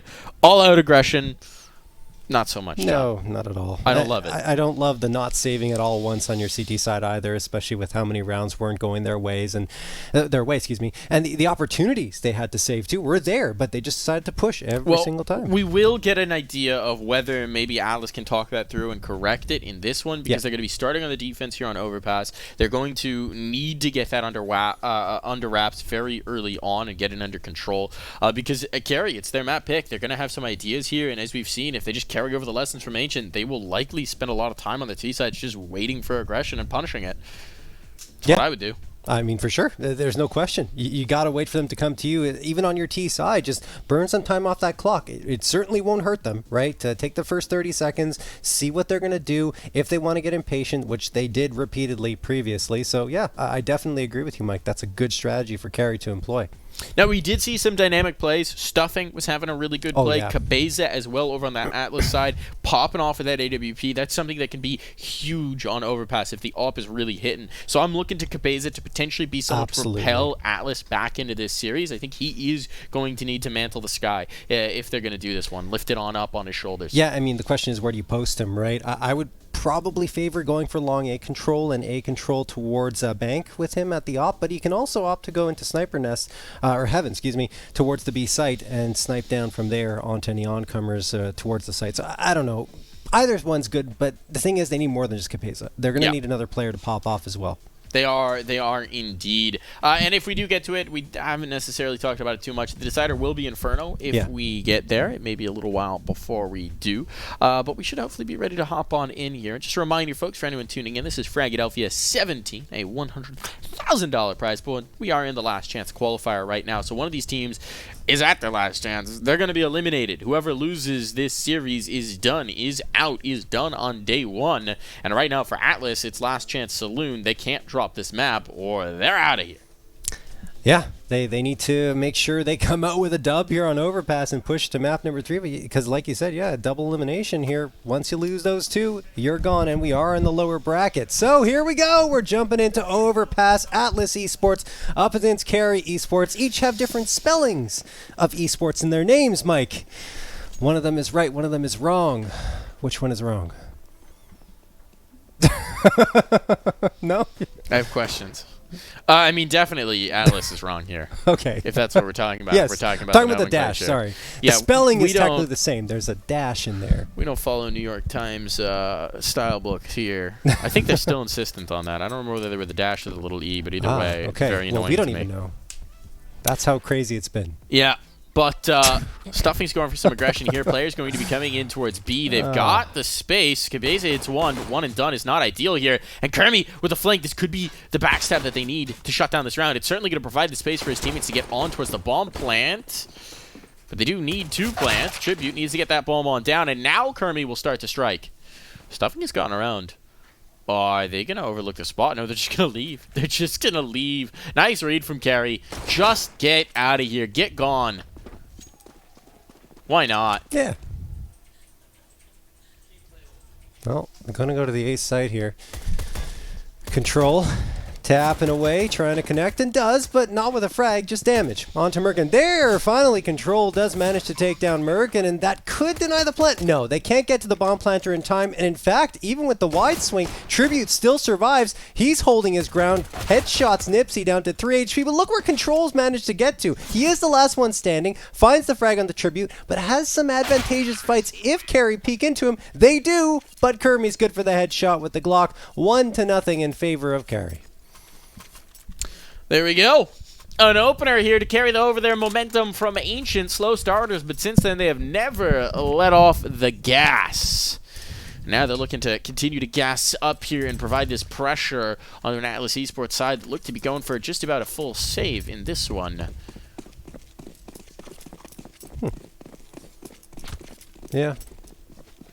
Not going for that force buy. 1 P250. Nipsey P250 ace. You ready? Ready? All right, Mike. Eventually it's going to happen. Eventually it will happen. You say it so many times. If I called it enough times, but then you just clip that one time and you act like a genius. It's the system here, John. Yes. And they will need the ace. Never mind, he's dead. Won't happen this time. They don't get anything. They barely even hit a bullet. So Kermie almost aced. Yeah. With 4. So yeah, the other way. That's a less interesting way. 7-0 though for Kermie. Nice start. Yeah, that helped. I mean, 4 frags in that round helps to get to that 7-0 scoreline. Carry Esports just carrying over what they had in that previous round into this one. The 2 Galils, the MAC-10. Make that 3 Galils and the MAC-10, the AK. Atlas will be buying up. It's not going to be the best, but it will be decent with 2 A1Ss, the A4, the FAMAS being not the best part because they do have the op in play here in Cabeza's hands. Cabeza's not going to hit his opening shot. In fact, he gets blind and just goes for a retreat. Here's the flashbang thrown by Carey. Perfection so far, and even better as the trade comes through for them onto the B site they go. Nipsey is able to do some damage with that FAMAS, excuse me. Can't figure out the name of the gun in the moment, but it is going to be the FAMAS getting the frag, and now he goes down to Kermie.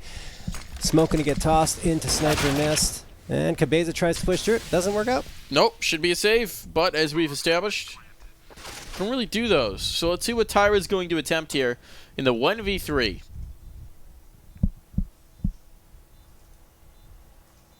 Gonna creep on out, coming around the corner. No kit either, so time is a major concern here. And the first one found, but the instant trade is there. Are they like philosophically opposed to the concept of saving money? I don't know. Are they just... I mean, they're probably younger, right? So they don't understand finances? The finances. I don't know. I'm kidding. I don't know anything about their age, but for all we know, they're going to be accountants. And they're just like, in real life, we save money. In So Counter-Strike, we spend it all. We gotta go all this in is about every time. escapism for them. It's their way out of reality. Okay. Oh! Cabeza's getting removed from reality right now. Removed from reality indeed. As that is just punishment. All right, K2. Okay, K2. Okay, and tribute. it's looking good. Okay, this round's over. Lots of okays, but certainly Atlas are not okay. Being down 4-0 right now on their CT side of Overpass. Tyra has got the scout. And, well, I mean, look. Carey's got control of this B site. Have a feeling, an inkling of where Tyra might be. And Tyra not going to save, of course, because Atlas doesn't save. And they go down. That's it. Death comes for them. I mean, admittedly, didn't have to save in that one because the money is there this time, invest right? in the next one. But still. Cabeza will even have money for the AWP. Here's the round where we need to see something special come through, though, from Atlas.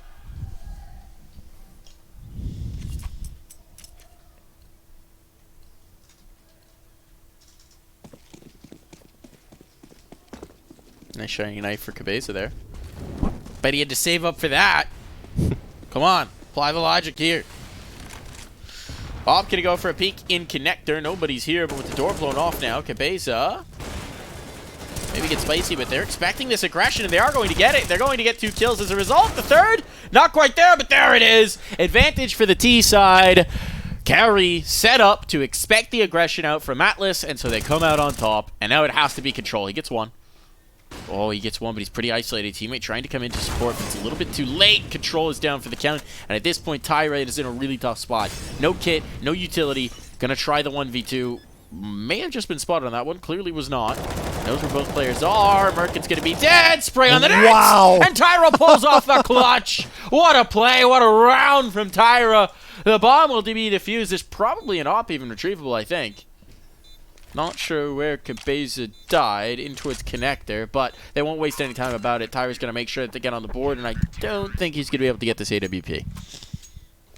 Yeah, probably should have gone for it before. But, I mean, look, you didn't have the kit, so we wanted to make sure the defusal came through. All right, so Atlas Esports, great play by Tyra, sneaking up walkway there, and Kari Esports completely unaware of his position. So, first round, as you mentioned, picked up by Atlas Esports, but Kari, they still have plenty of money in the bank to get a buy up here, and money to spare even for the next round should they need it. 4 AKs and the AWP for them. And on the other side, no op yet for Atlas Esports. Tyra going up aggressive here, down long A, going to toss a smoke into playground.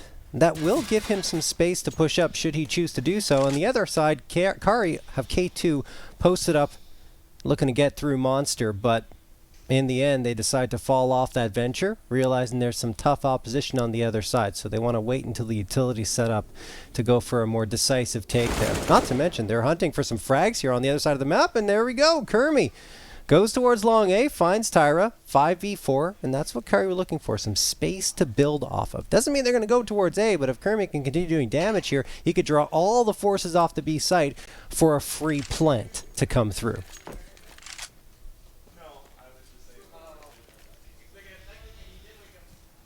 They're getting this free space. They're getting all this space. It's just Nipsey in the back of the site. And a tough spot as well for Nipsey to battle through. Stuffing's gotten a kill elsewhere. That might make this more viable. And suddenly, the bodies are all just dropping. One after another. This is a catastrophe. They got caught in the periphery. And I don't even have the bomb down here. That nade will find Nipsey. Make this a little bit more viable, but the flank is on. Stuffing's gone looking. And if they wait too long, I don't think they have any idea that Stuffing could be in this position. No. Bomb plant at least comes through, but this round should be denied. The smoke still up makes this very tough for PLX.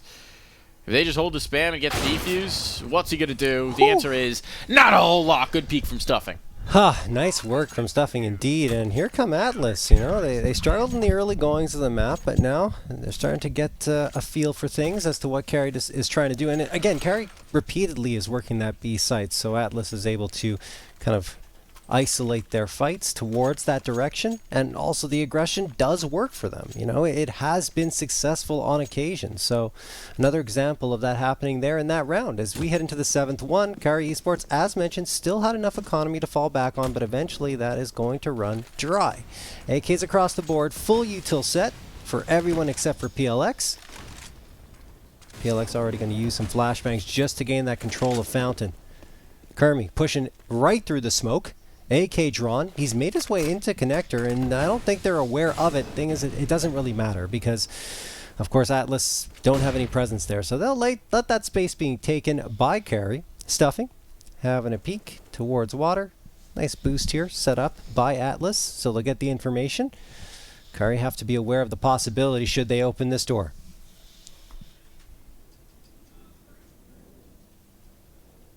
Minute 10 on the clock.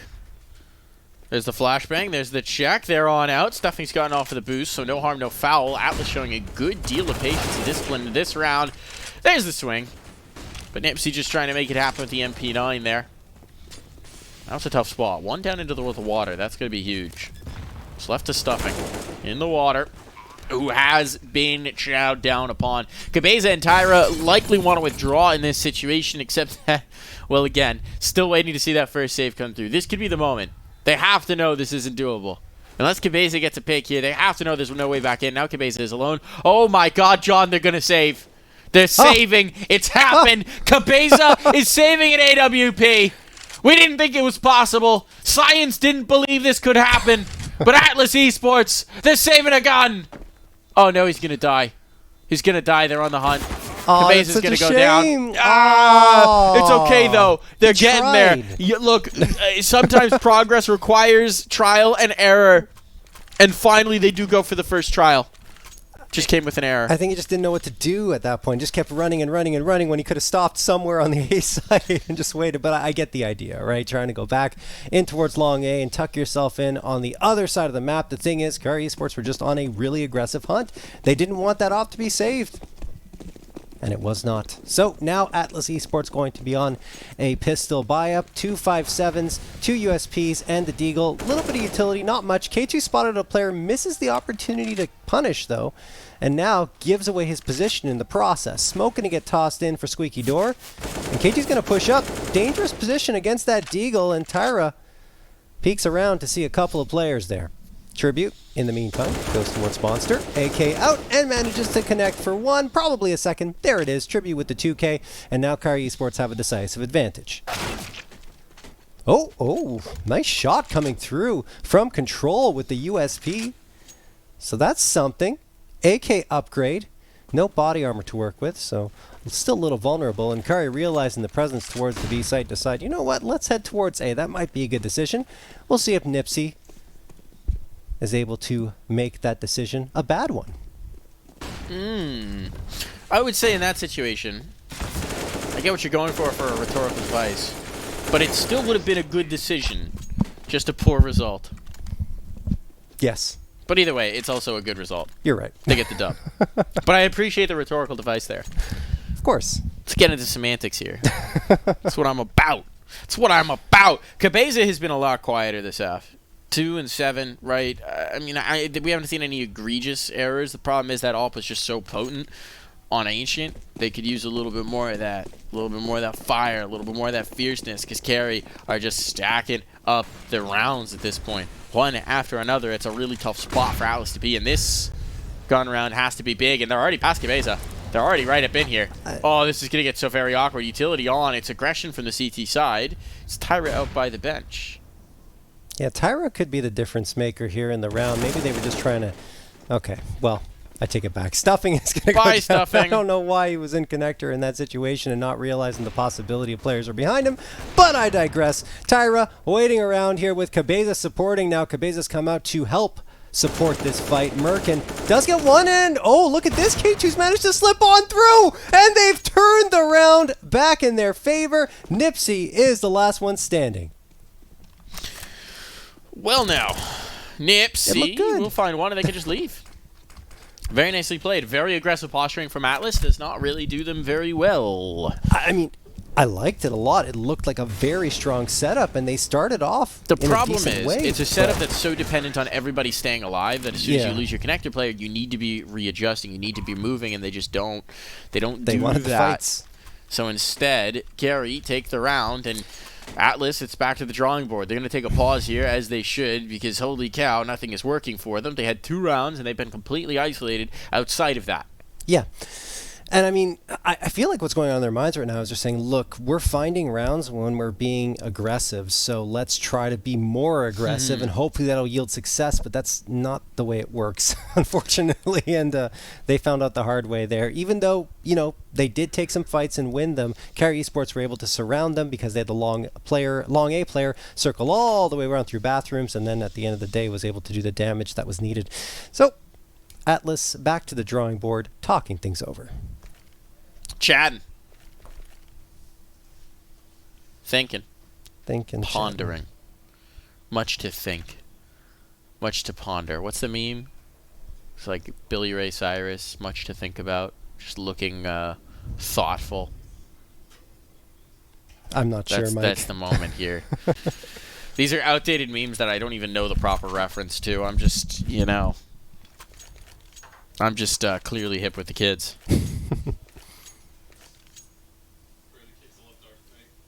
The kids love Darth Mike. Yeah, here it is. Ah, okay. I've pulled up the meme for John. I have not seen that before. I'm here to educate. Thank you, Mike. I needed that education. It's just one of those, you know, celebrities who are too old for this stuff posting cringe. A classic. Cabeza has a Nova. That's not cringe. That is actually based. I think is the way the kids say it. Mike, don't. I'm trying, okay? I'm trying. Nah. The casting pool here is young outside of us. Yes. I got to get hip with the times. Let's just embrace your age, Mike. It's fine. Got to get hip with the kids. We got to lure some of the infants over from Valorant into this game. We got an opportunity here, John. We got to convert them.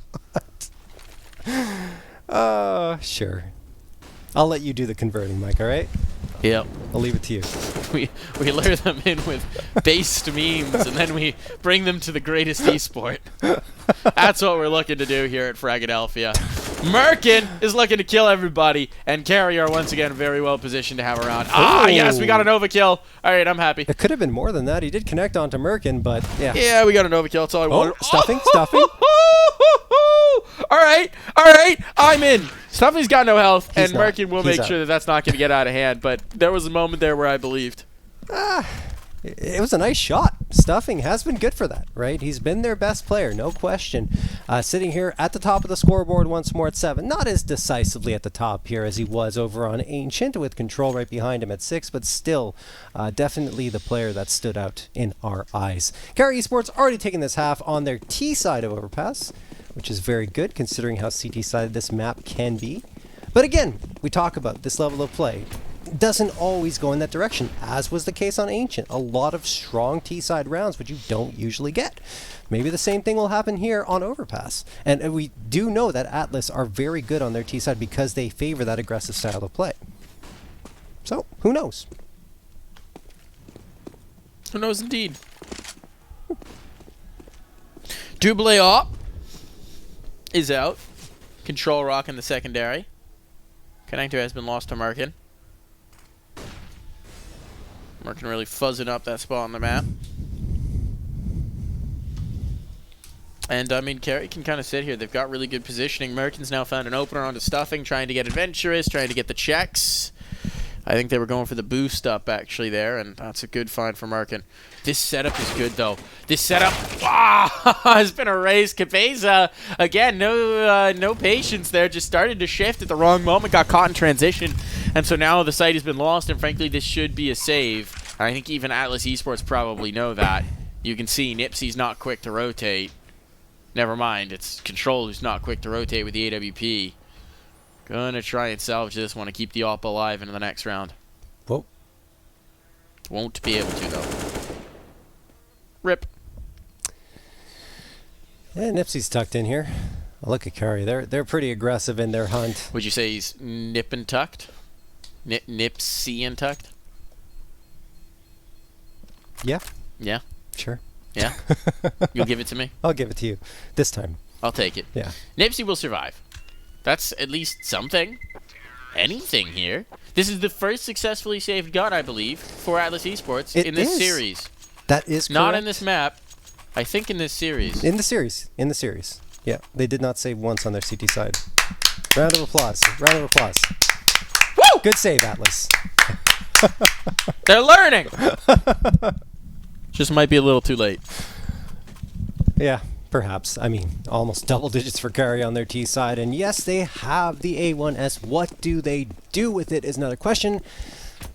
Yeah. Okay, I guess everyone else is just going to push up here towards Connector, and the A1S will stay on the B site. Okay, that helps. Stuffing another headshot with the Deagle, this time through the smoke, and he gets the upgrade to the AK. This makes things a lot more interesting. Don't swing, Stuffing. And he... Don't swing. He wants to. He's thinking about the swing. Grouped up, okay, maybe they can swing. They have a flashbang for this? There we go, there's the trade. Now putting the knife out immediately afterwards was a bit of a blunder, and, well, okay, that's gone by the wayside. They're waiting here, too. Remember, folks, always assume there could be two players in a position, and don't take your knife out when you're in a fight. Look at those nade exchanges. I think Tribute trying to connect onto Nipsey, but Nipsey was very quick to get out away from sandbags, and then Nipsey tosses one over and connects on Tribute, but it's not enough to deal the frag. Not enough to get the frag, I should say. So Tribute going to be coming through here with the AWP. PLPL.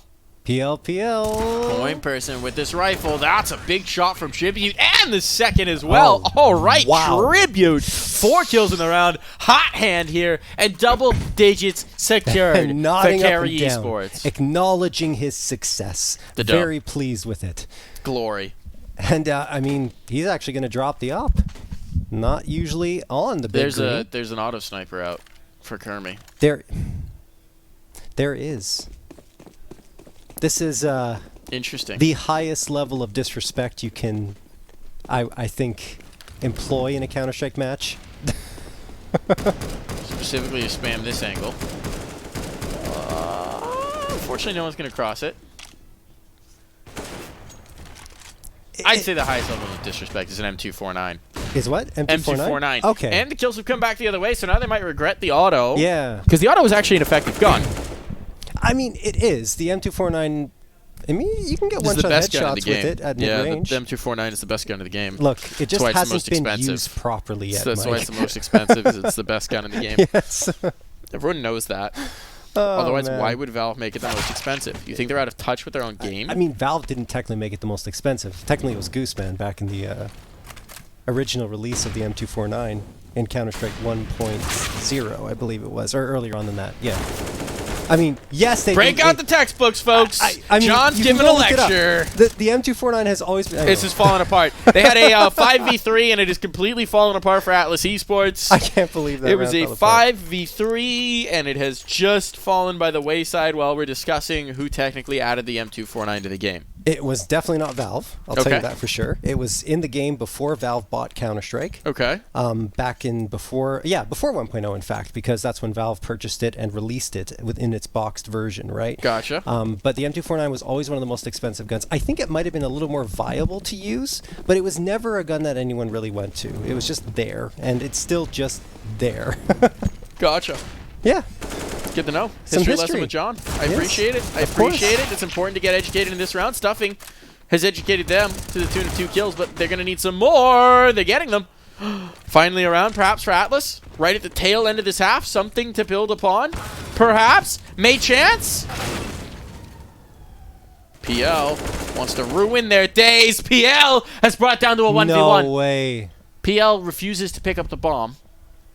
There we go. There's the C4. Minute 15. Doesn't have to commit to this site. PL's just going to sit. Just going to sit for now. The question is how many bullets are left in this gun. Tyra's looking for it. Doesn't have the information. And there's the kill! PL's pulled off the clutch. A 1v3 to completely shut down Atlas's slight glimmer of hope. They are just getting stuffed straight into the dumpster. Unreal. I mean, every single time they've had the advantage in the last 2 rounds, and both times Carry Esports have come back in a 3v5 previously, and this time a 1v3. They cannot buy a round. And Carry Esports are punishing with their experience and, of course, higher level of play that they're currently conducting in advance. So, 12-2. 15th round of play here in this first half, but having already won map number 1 and gotten so many rounds on T-side here, this round feels like a moot point, but hey, look at Nipsey! Okay, Nipsey! He pulls out the USP Be a against hero! full rifles, gets 2 there. Go on, then! And Kermie and PL, they're gonna get flanked! Tyra coming through!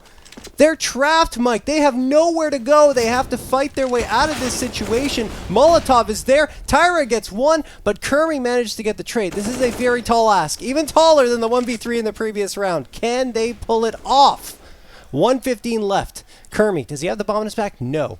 No, So it's gonna down be in Monster. very, very difficult. It's down in Monster. This should be impossible, not just difficult. The only thing Atlas could do wrong here is chase. This is the last round, so the money doesn't matter. They just have to not give isolated fights, and they will be able to bring through that round. At the very least, they get a 3rd. 1 more round to help them out, but that is a whole lot of red on the scoreboard. Carry Esports going to be up against it. Or, sorry, Carry Esports dominating. Atlas going to be up against it here. And a reminder, folks, if they lose 4 more rounds here in regulation, they're done. They're out of here. Dunzo.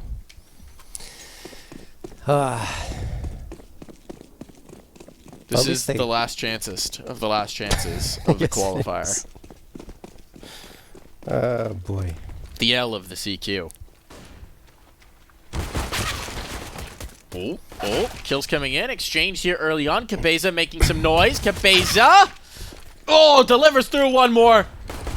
Gonna secure a bomb plant at the very least for this team and put them in good position for the post. And Cabeza is just collecting every scalp. It could be an ace, but Stuffing snatches away the last. Here we go. Atlas will at least get a chance to do something in the second half. Yeah, at this point, you don't care about the ace. You got to get rounds. Yes. Just get the frag when you get the opportunity. Otherwise, Carry will punish you. So, 4th round picked up, and we talked about in the first half how very effective Atlas can be on their T side because they favor that very, very hyper-aggressive style of play here.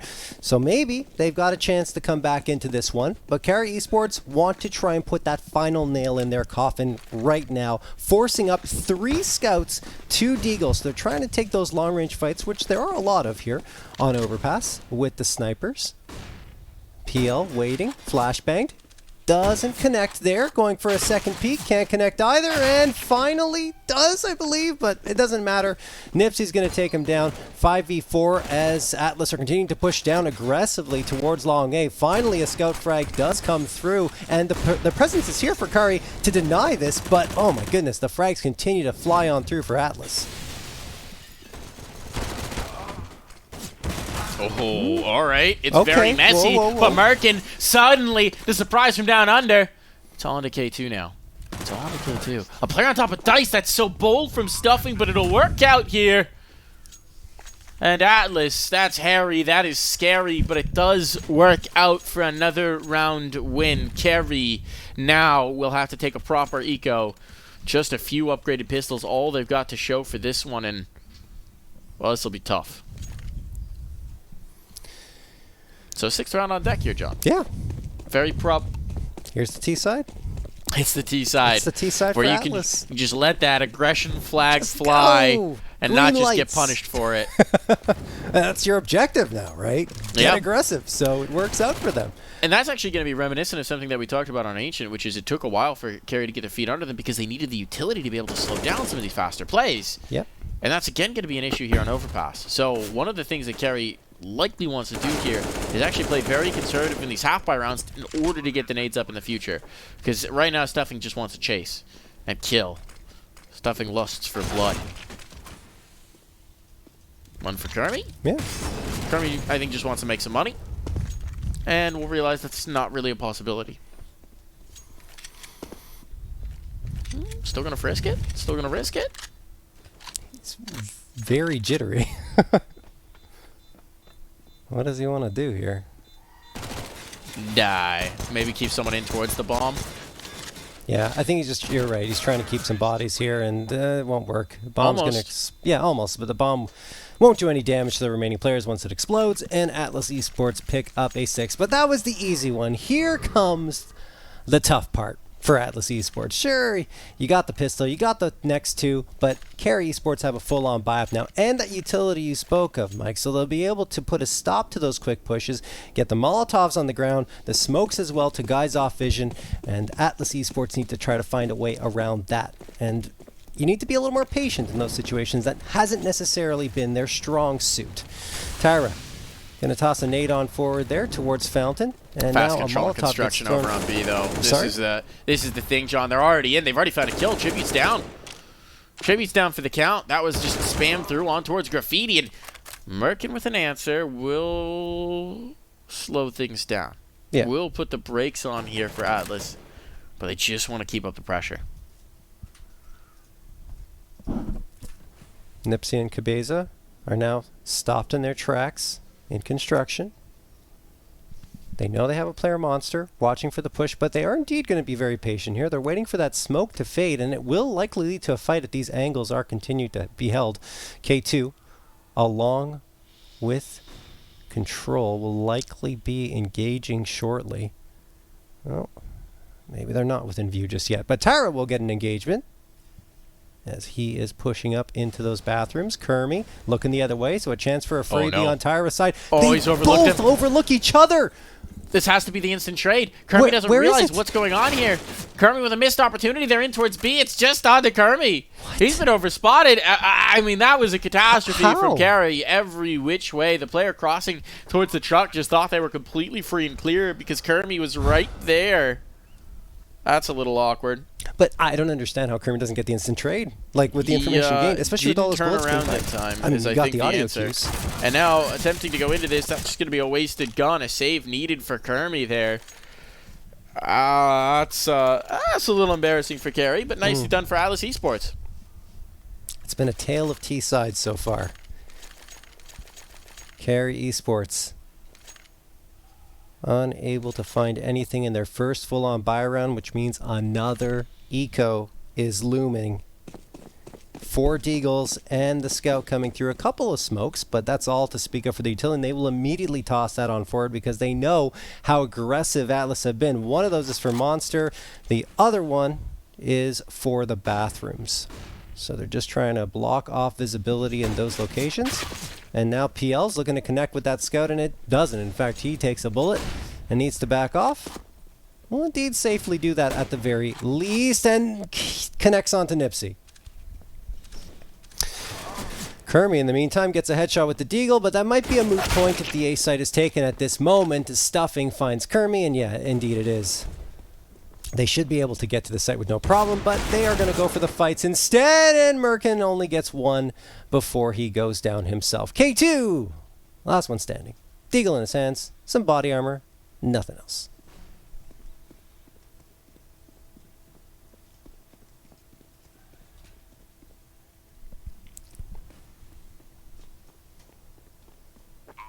K2 Thunderfoot in this as well should be dead as soon as he rounds the corner. Stuffing looking for this, Stuffing looking for this, Stuffing got it. Deagle upgrade available there. Atlas have closed the gap to 4. These strong T sides lighting the way. An investment's going to come back through from Carry. They could opt to go for the AWP, although it would take sacrifice financially. But here's where they look to get back on track. They will actually go for the opposite. Where are you going to deploy PLPL? It's been a quiet game for PLPL. Where do you move them?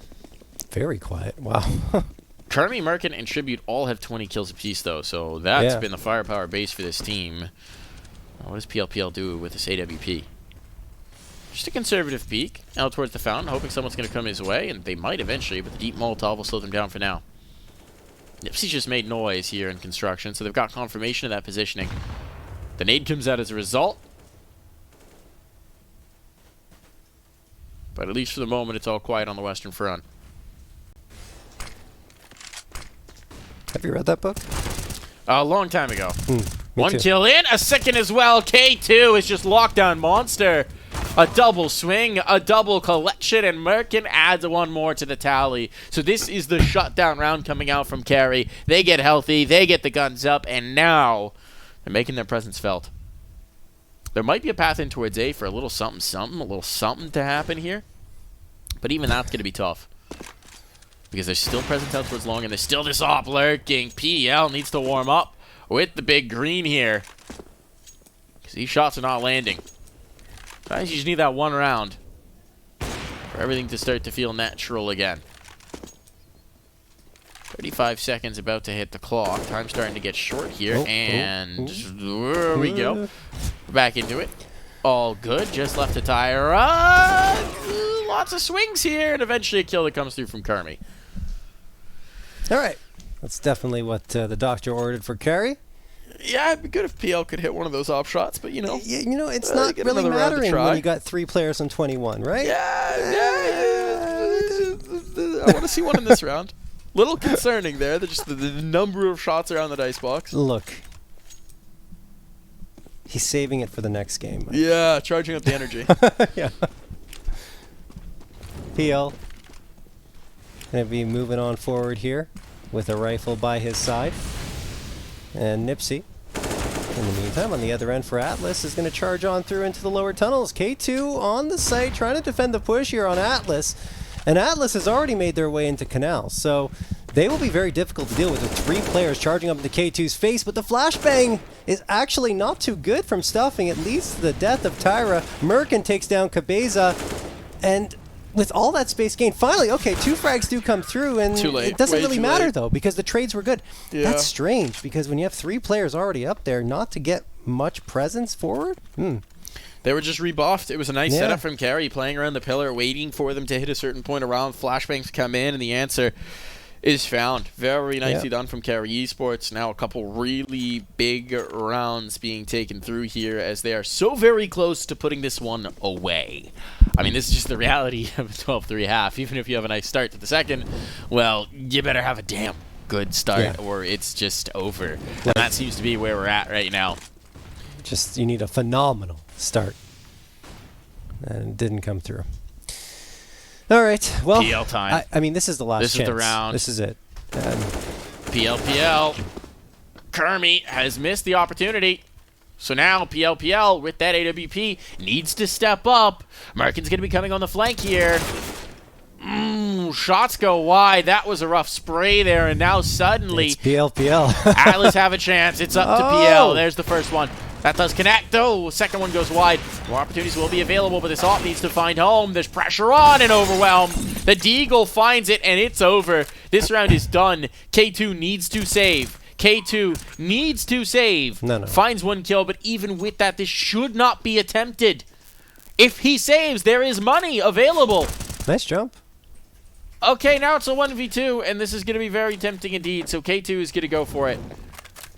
Mike, K2 was never going to save. He was fully committed to going for this take in the 1v4 and punished. Deleted. Finally, by Control, no clutch comes through this time for Carry, and Atlas do ring true for another round. But they need to get in double digits and very quickly. In fact, I would say they have to win out just to keep this one in regulation in their favor and send us to map number 3, because if Carry gets one more, it might be the death blow.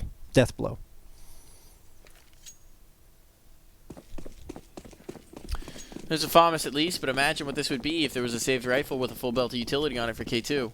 He took a chance, Mike. He Yeah, got in a a 1v2. 1v4. He got 2, though, and he was in a 1v2. That doesn't justify it.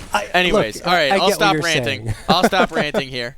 It wasn't We'll the- move on to the next one. They've All got right. enough of a buffer that it should be all right, but those are the kind of rounds that when you look back on it, you're like, well, that is the moment for a more conservative decision, perhaps.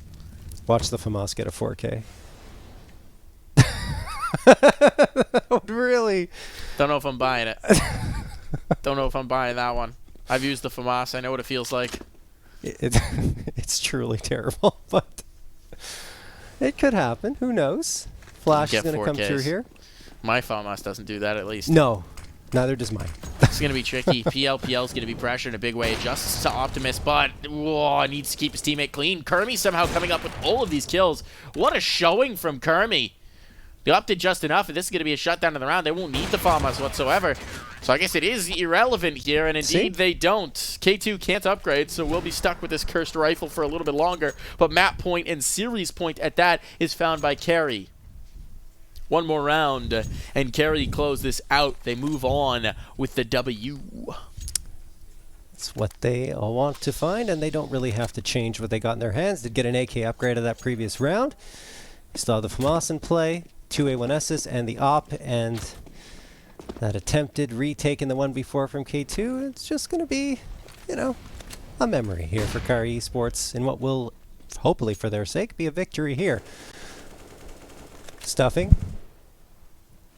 That's the Tech 9, and it will be Kermie Kermie finding Tyra for the opening frag, and Cabeza finds a trade. It's just back and forth here, but that's bad news for Atlas, because they're only down to 3 players. They do continue trying to charge through here. Cabeza with the Deagle does spot out PL, but PL is just trying to fight the op at this point. Can't really connect on his shots on a consistent basis. Nade going to get tossed on forward. Still to the advantage of Carry Esports here, Mike, with 1 minute and 11 seconds left, and again PL misses the shot. Tribute going to go down behind him. Cabeza connecting. There's PL ringing true, but it's only still 2 players left, Mike.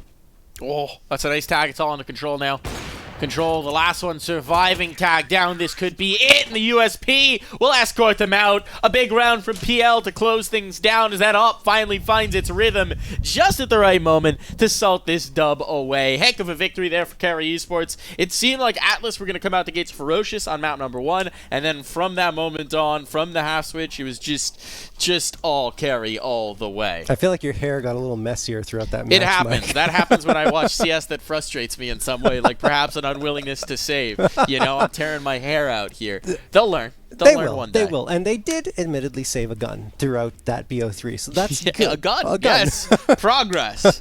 But look, Carry Esports looked a little shaky once they got over to their CT sides both times against the T side of Atlas, but eventually they settled down, they find their rhythm, and even when they go for those hero plays, which I guess they felt confident about, given the fact they were winning a lot of the 1vx situations, they decide to go for them. Even though they don't get punished afterwards, they still win the following rounds, and that's it.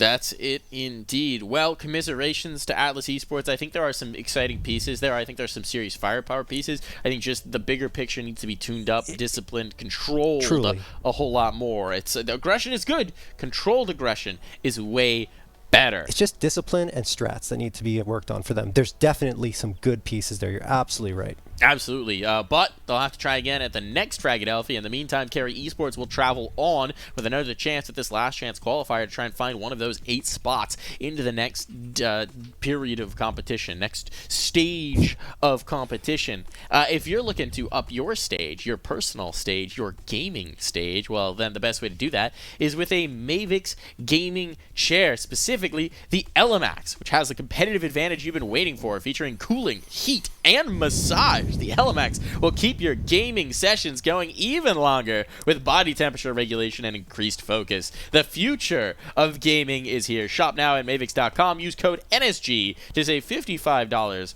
off your Mavix gaming chair. 50% off now when purchased with a gaming chair. That is pretty dang spicy, pretty dang shiny. You need some of that sweet, sweet LMAX. We are going to go ahead and take a break here, folks. When we come back, it'll be a different game. See you more. Fragadelphia 17 in just a flash. Bye-bye now.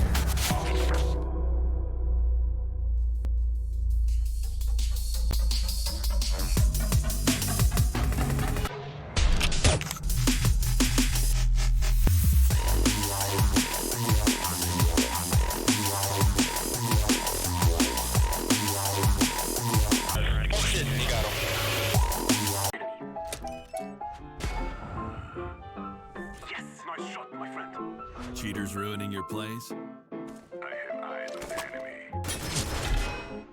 Bad servers stopping your shots? What you need is ESEA. Advanced anti-cheat to stop cheaters.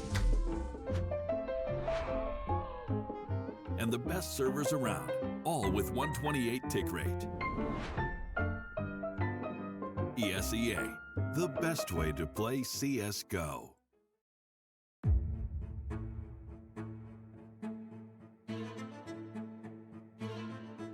Video games were definitely a source of tension in my family. They weren't really happy that I'm like kind of starting to steer away from education and steer away from school. I had a grind. I came here from nothing. I was never in the spotlight. In fact, it's something that's very new to me. Esports isn't for now. Esports is for 100 years from now. Just like the NFL 100 years ago when the NFL was starting up, like what is this? People hitting each other for fun, and look at it now. Anything worth doing in life is always going to be hard. So I knew that this was going to be difficult. I just didn't know to what extent. 27 seconds to go. This round is I was dealing with all these things, and I had to keep a facade of everything is fine. And there came a point where the facade just cracked. Quitting esports was the easiest option. That year was probably like the worst year in like a very long time. There was like a huge falling out with like gaming in general. Everything was going great, and one day I had gotten a call from my sister, and she was crying, and she was just saying, "Mom can't walk. Like, get over here. Like, Mom's not walking. Like, she can't walk." I'm sorry. And then my dad asked me, he says, "So what are you gonna do about it? Why do you gotta tell me that? Why can't you just tell me to give up?" But he didn't, so I didn't. Through all like the lows, it's knowing like this is something I've always wanted since I was young, and I've been a gamer my whole life. I've been in esports since I was like 15, and knowing that everything I do now is like culminating to like this person that I've kind of always wanted to become, it makes everything worth it. Esports. Esports is home. It's everything I've ever known.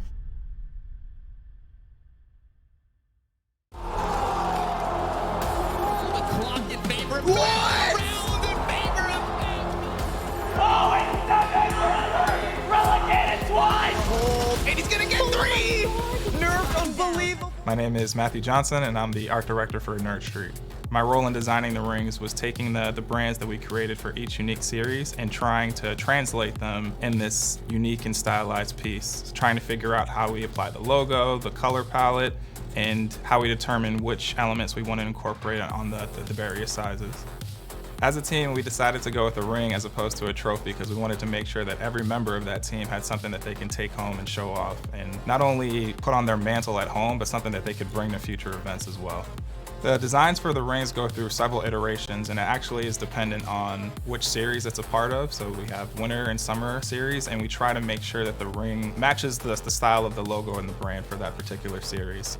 The key visuals that we want to include in the rings pull directly from the logos themselves. So for the winter series, you'll find cooler color palette. Sometimes the logos include elements of snow or snowflakes. And for our summer series, obviously there's a more warmer color palette. You may even find some palm trees and some other visual elements trying to pull from that. So on the top, we have the tournament logo along with bright, colorful, flashy diamonds. On one side of the ring, we have the nerd block, which obviously represents Nerdstreet, and then we have the year that the tournament took place. On the other side, we wanted to dedicate that towards the team that won, so we have their logo as well as the name of the player. As a Nerdstreet champion, these rings signify that you're the best of the best, similar to traditional sports because it allows you to walk around with the hardware. Similar to Tom Brady and Michael Jordan, kind of showing off all the hardware you have, and if you're lucky enough to have multiple ones and multiple iterations, you're able to showcase them all at once. The Nerdstreet Champs rings symbolize victory and accomplishment for competitors. At the end of the day, we're looking to have our rings visually represent that very specific series itself. There are some unifying elements like the Nerdstreet trophy, but we want the rings as a whole to represent that series that they won in that particular year.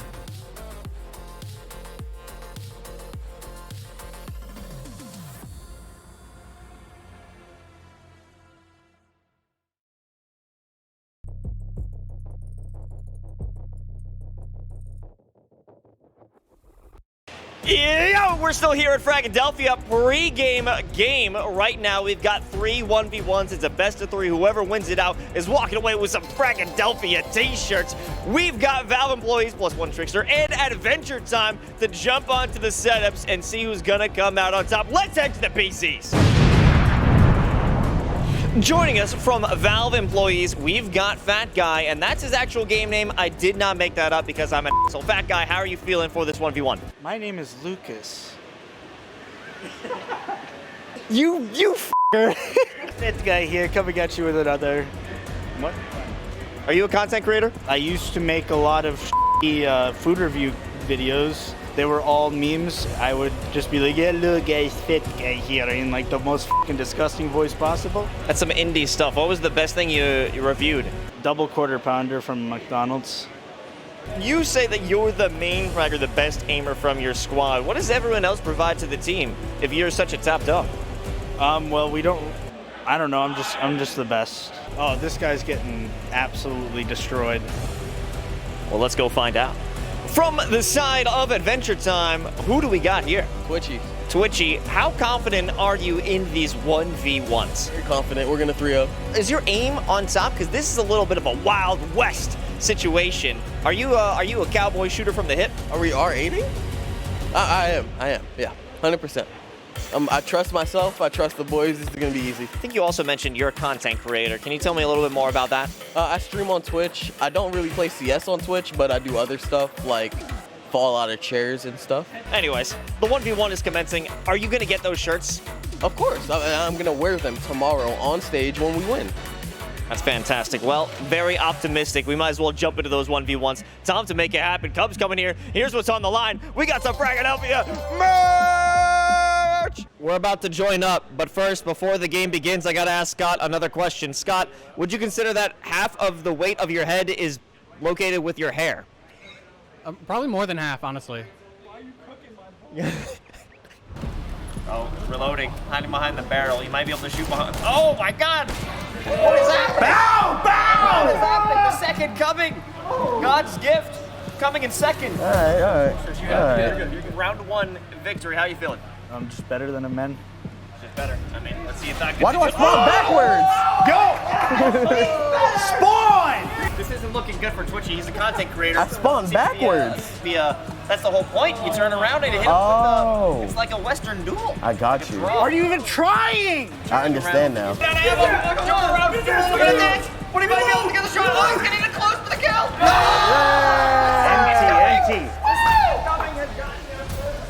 Accidents happen. This is easy. I'm not even. It's fine. It's all good. Yeah! All right. One more. Where are you? What happened? What happened? RNG is not my favorite. Look at that. Look at that, baby. He's coming back. I'm not exactly sure what the win condition is on the default server settings here.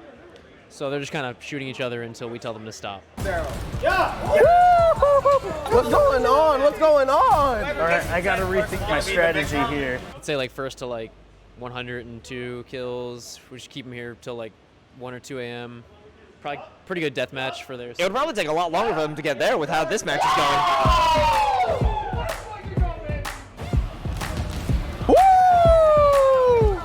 Let's go! Yeah, you guys aren't really giving him any hype at all. He's got a whole crew. I'm waiting for him to get, lose a lead and he's gonna destroy it. It's first to 8. Looks like we were incorrect about that. I guess the first to 8 for the R8. Oh, a shot. Yes! That guy! Turn it up. It's 7-7. It's match point. Who's gonna get it?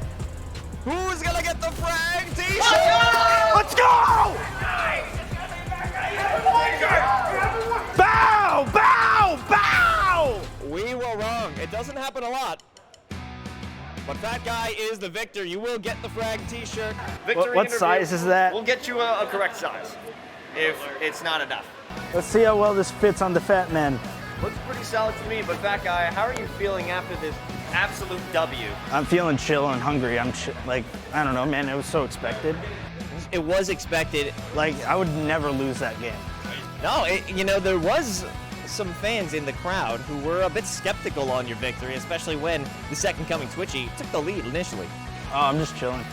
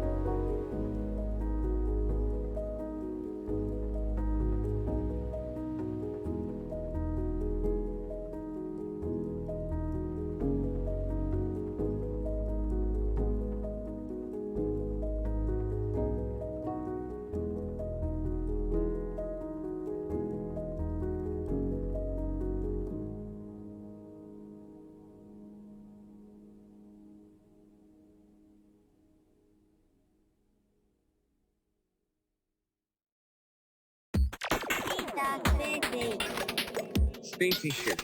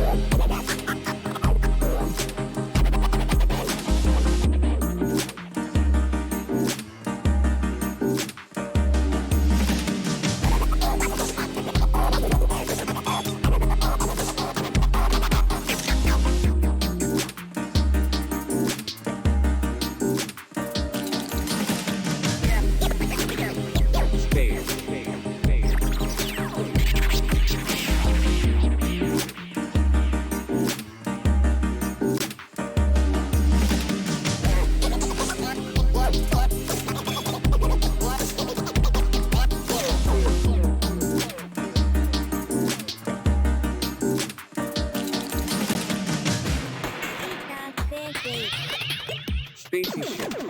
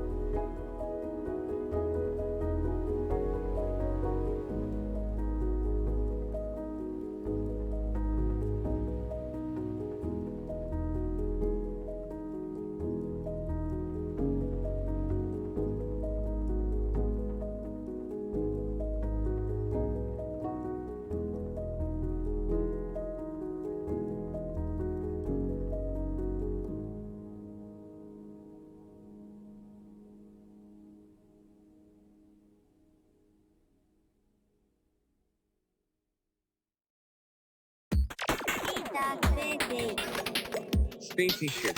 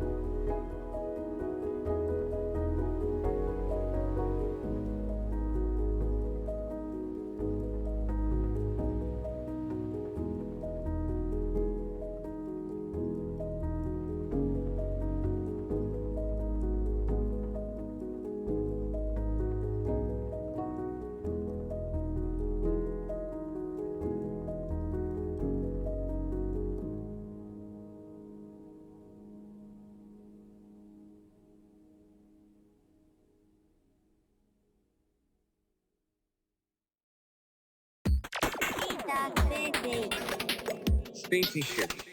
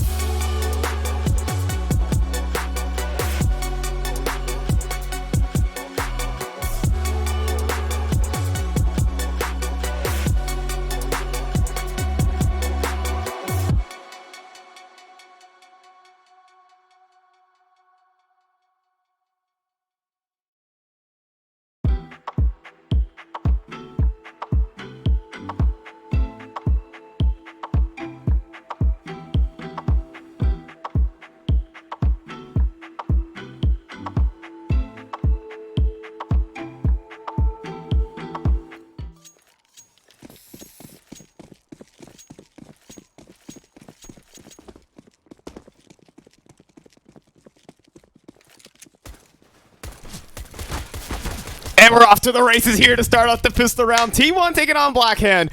And welcome to the second stream here at Fragadelphia. At Fragadelphia 17, I'm Fi. I'm joined by JRT for this BO3.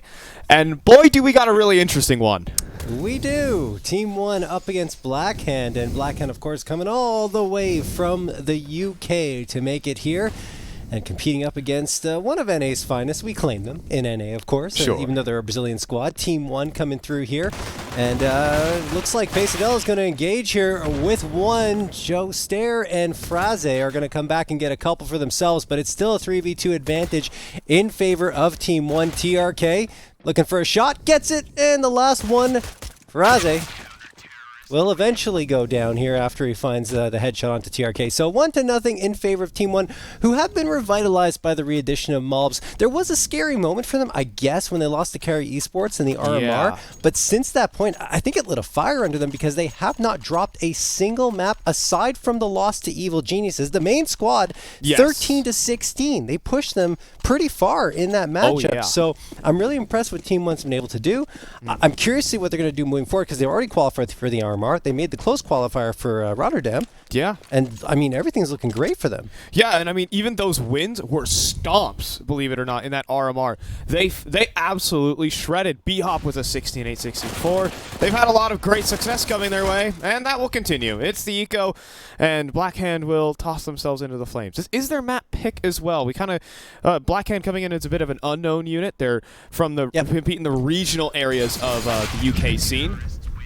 So now they're coming over here to NA, trying to get some valuable experience, trying to get that one up over Endpoint, I suppose. Yeah, we'll see if we'll see if they're able to do that. It's a tall order, but yeah, I mean, look, it's good to see the UK scene having a couple teams come through, and it's one that's seen the same kind of struggles as NA, right? Mhm. Like they've had trouble like finding their roots and getting things going there, but or planting their roots, I should say. Yeah. Hopefully, you know, they will be able to find that, and of course NA on the other side will too. You know, the struggles continue, but it's great to see one example of a region that's really started to flourish recently is South America, and that's why you see a lot of these Brazilian teams going back to South America because they had to come to NA before because there wasn't really much there in terms of competition, but now there is a ton of competition there, and I mean Team 1 is sticking around NA. They like to be here, I suppose, but I wouldn't surprise me if they eventually went back as well, right? Yeah, I mean, there's a bunch of talking points to be had. Oh, and that's one of them.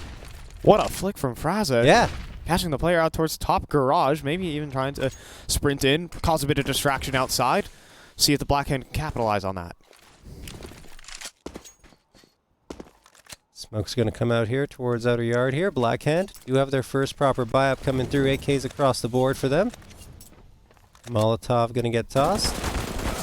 And Pesadilla will go down, so there's another opening frag here. Second one for Blackhand to make it a 5v3.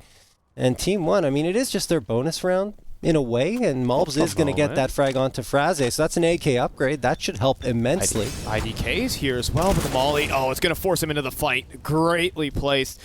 Malbs, though, playing right behind it. A second molly to follow up, but TRK saves his teammate. Joined together with Malbs, it'll turn into a kill. But a 2v3 is not a likely endeavor, especially when both players' positions are noted. We'll see if they can they'd have to be brute force, just break apart every single crossfire. They have a little bit of utility to play with, but I think the save is a more likely call here from Team 1. And that's what they're going to go ahead and take up. The Brits are going to be able to pick up the first round, in their first round, D-side, in the series so far. Yeah, save going to come through for Team 1. TRK and Malbs going to be carrying over an A1S and an AK. Not too shabby, and it will be a buy-up in the next round regardless for Team 1. So they'll be in decent condition, but good for the Brits to come through and pick up the first round. Yeah, I mean, a really nice outside distraction being ran there by Fraga. I mean, first things first, the kill of the garage player was a mean shot, but it's also just the distraction being ran. It makes Team 1 have to commit more and more resources to outside, and that's where Blackhand can quickly just trounce inside of ramp, only facing up against the solo player, and the rotates aren't enough. So, I mean, already seeing a pretty decent game plan out of Blackhand to start, but here's the real purchase here from Team 1. It's Maluk on and up, and plenty of rifles to follow that one up. Luke. Overwatch here on the A site with a big green in his hands, or big orange in this case. The Op Boom, one of the first skins, I should say, added to the game. Using that one. I actually use that skin, believe it or not. It's a very nice one. It's almost as old as I am. Yes, actually. Well, I mean, 8 years probably. So it's kind of almost catching up to you. But I mean, you got some time on it. It's catching up to me. I don't think it can catch up to you. Obviously. By the way, guys, I'm 12 years old. That's just for the record. Just setting that one straight. Can never catch up to you, obviously. Time continues to march on. It will accelerate, actually. Unless it can accelerate through time. Yes, it has a time machine. Pesa gets a couple there. Yeah, very nice. Dexter manages to get the AK frag there. 4v3 in favor of Team 1. So they're trying to isolate that round victory that Blackhand was able to obtain, and that's even better. Malbs has just been so very good since the ECL season started for Team 1, and now he will go down to Dexter, but still he's given his team the man advantage by finding that first frag. A-site is in a bit of a pickle here for Team 1. Yeah, but the thing is, I mean, Dexter can go back up the vents. There is a possibility that Blackhand can navigate this round. Smoke even goes back into mini, and Dexter will get the plant. The thing is, lobby flanks are starting to come on through. TRK is going to take his time, though. He's going to wait for his teammates to join alongside him and make a coordinated effort. That will overwhelm these potential Blackhand players. Of course, the angles being played are quite ratty. Dexter in the corner, trying to just tuck away. Bait for his teammate, maybe just there. Could find the Heaven player, and everything can go according to plan. TRK, though, not going to clear the corner, and this is where this 2v4 can unfold.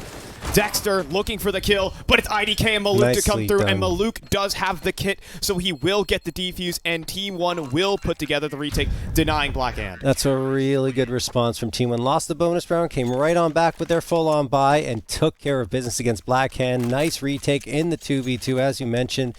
Pesa going to be happy with that. Pace, of course, another player to watch. When Malbs was no longer with the squad, he was the one who stepped up and took care of the fragging duties for the most part. But the thing is, for Team 1, they just really couldn't find their rhythm over the last 2 seasons of ECL, finishing 3 and 4 each time. Now they come into this one with Malbs added to the roster once more, and they opened up their season very, very well against Mythic. Convincing wins on both maps, so it's good to see for them. We'll see if Fragadelphia has anything in store for them as well. So far, so good, as they have a 3-1 lead here. And you will see a force buy coming through from Blackhand. It makes sense, though. Fi, they have enough for 3 AKs.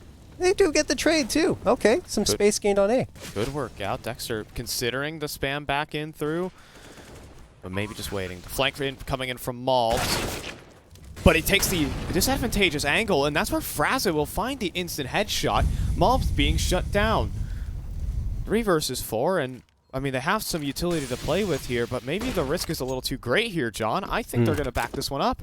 Yeah, it looks like they're going to go for the save, and they have to because they invested pretty heavily again into this round. They have 3 players down to below $500. Saving here could lead to a buy in the next one around these 3 rifles. It wouldn't surprise me. But Blackhand have been doing a good job wrestling back and forth here, getting a couple of rounds over the last 3. Yeah, and you know what? This is some solid starts here from the Blackhand guys. I think we come into this as a bit of an unknown factor. So far today, they have a 2-0 win over Carry Esports in round 1 of the LCQ. Yeah. It was a pretty dominant one, all things said. I think Carry Esports, not necessarily the top team in this one, but this definitely is a big test for the UK guys. If they can keep a competitive scoreline with Team 1, that would already be an impressive feat. Yeah, there's no question. Already starting this one off with a technical pause. It's not a great way to continue your momentum, however. So we'll see if the Team 1 players can reconnect back into the servers. Kick this one off with a bit of a tech. Oh, jeez. Yeah. I just realized 2 players are gone. They rage quit. They're done. they're Lose one gunfight, and we're checking out. We're out of here, guys. Yeah. Screw it. We'll go to Mirage. Nuke being an interesting pick as well, and even then, I even want to point attention to Ancient. I'm surprised that Team 1 haven't picked it as of late because it's been one of their best maps in their pool. Of course, one of their games in the RMR went quite the distance against Unjustified, but the playstyle that they exude on that map is just straight confidence, and that's exactly what you need on this kind of map. It's a suffocating CT side they run on Ancient. It makes me surprised that they didn't pick it, but if Blackhand are going to leave it in the pool. I'm sure Team 1 are going to love it. I'm guessing it was calculated for them because they realized that Blackhand tend to leave Ancient in there, so they figure, okay, maybe we'll get 2 picks out of this, right? We'll get our Mirage pick, which, you know, they've been very good on Mirage as of late. Even though it's been a lot of tight wins on that map, still they've managed to find a way to get to, I believe, a 5-2 record on there now. And then if you look over on Ancient, as you talked about, 5-1 over the last 3 months. And that's after being 0-4 prior to that 3+ months ago. But 2 losses against Pain, 1 against Godsend, and 1 against Game Gladiators. So, you know, some tough competition kind of handling them on that map. But once they go up against potentially, I guess, lower tier teams and things like that, Ancient is their strong suit. It's kind of what lends to the they like running an impressive game style there for Team 1. Yep. Very in your face.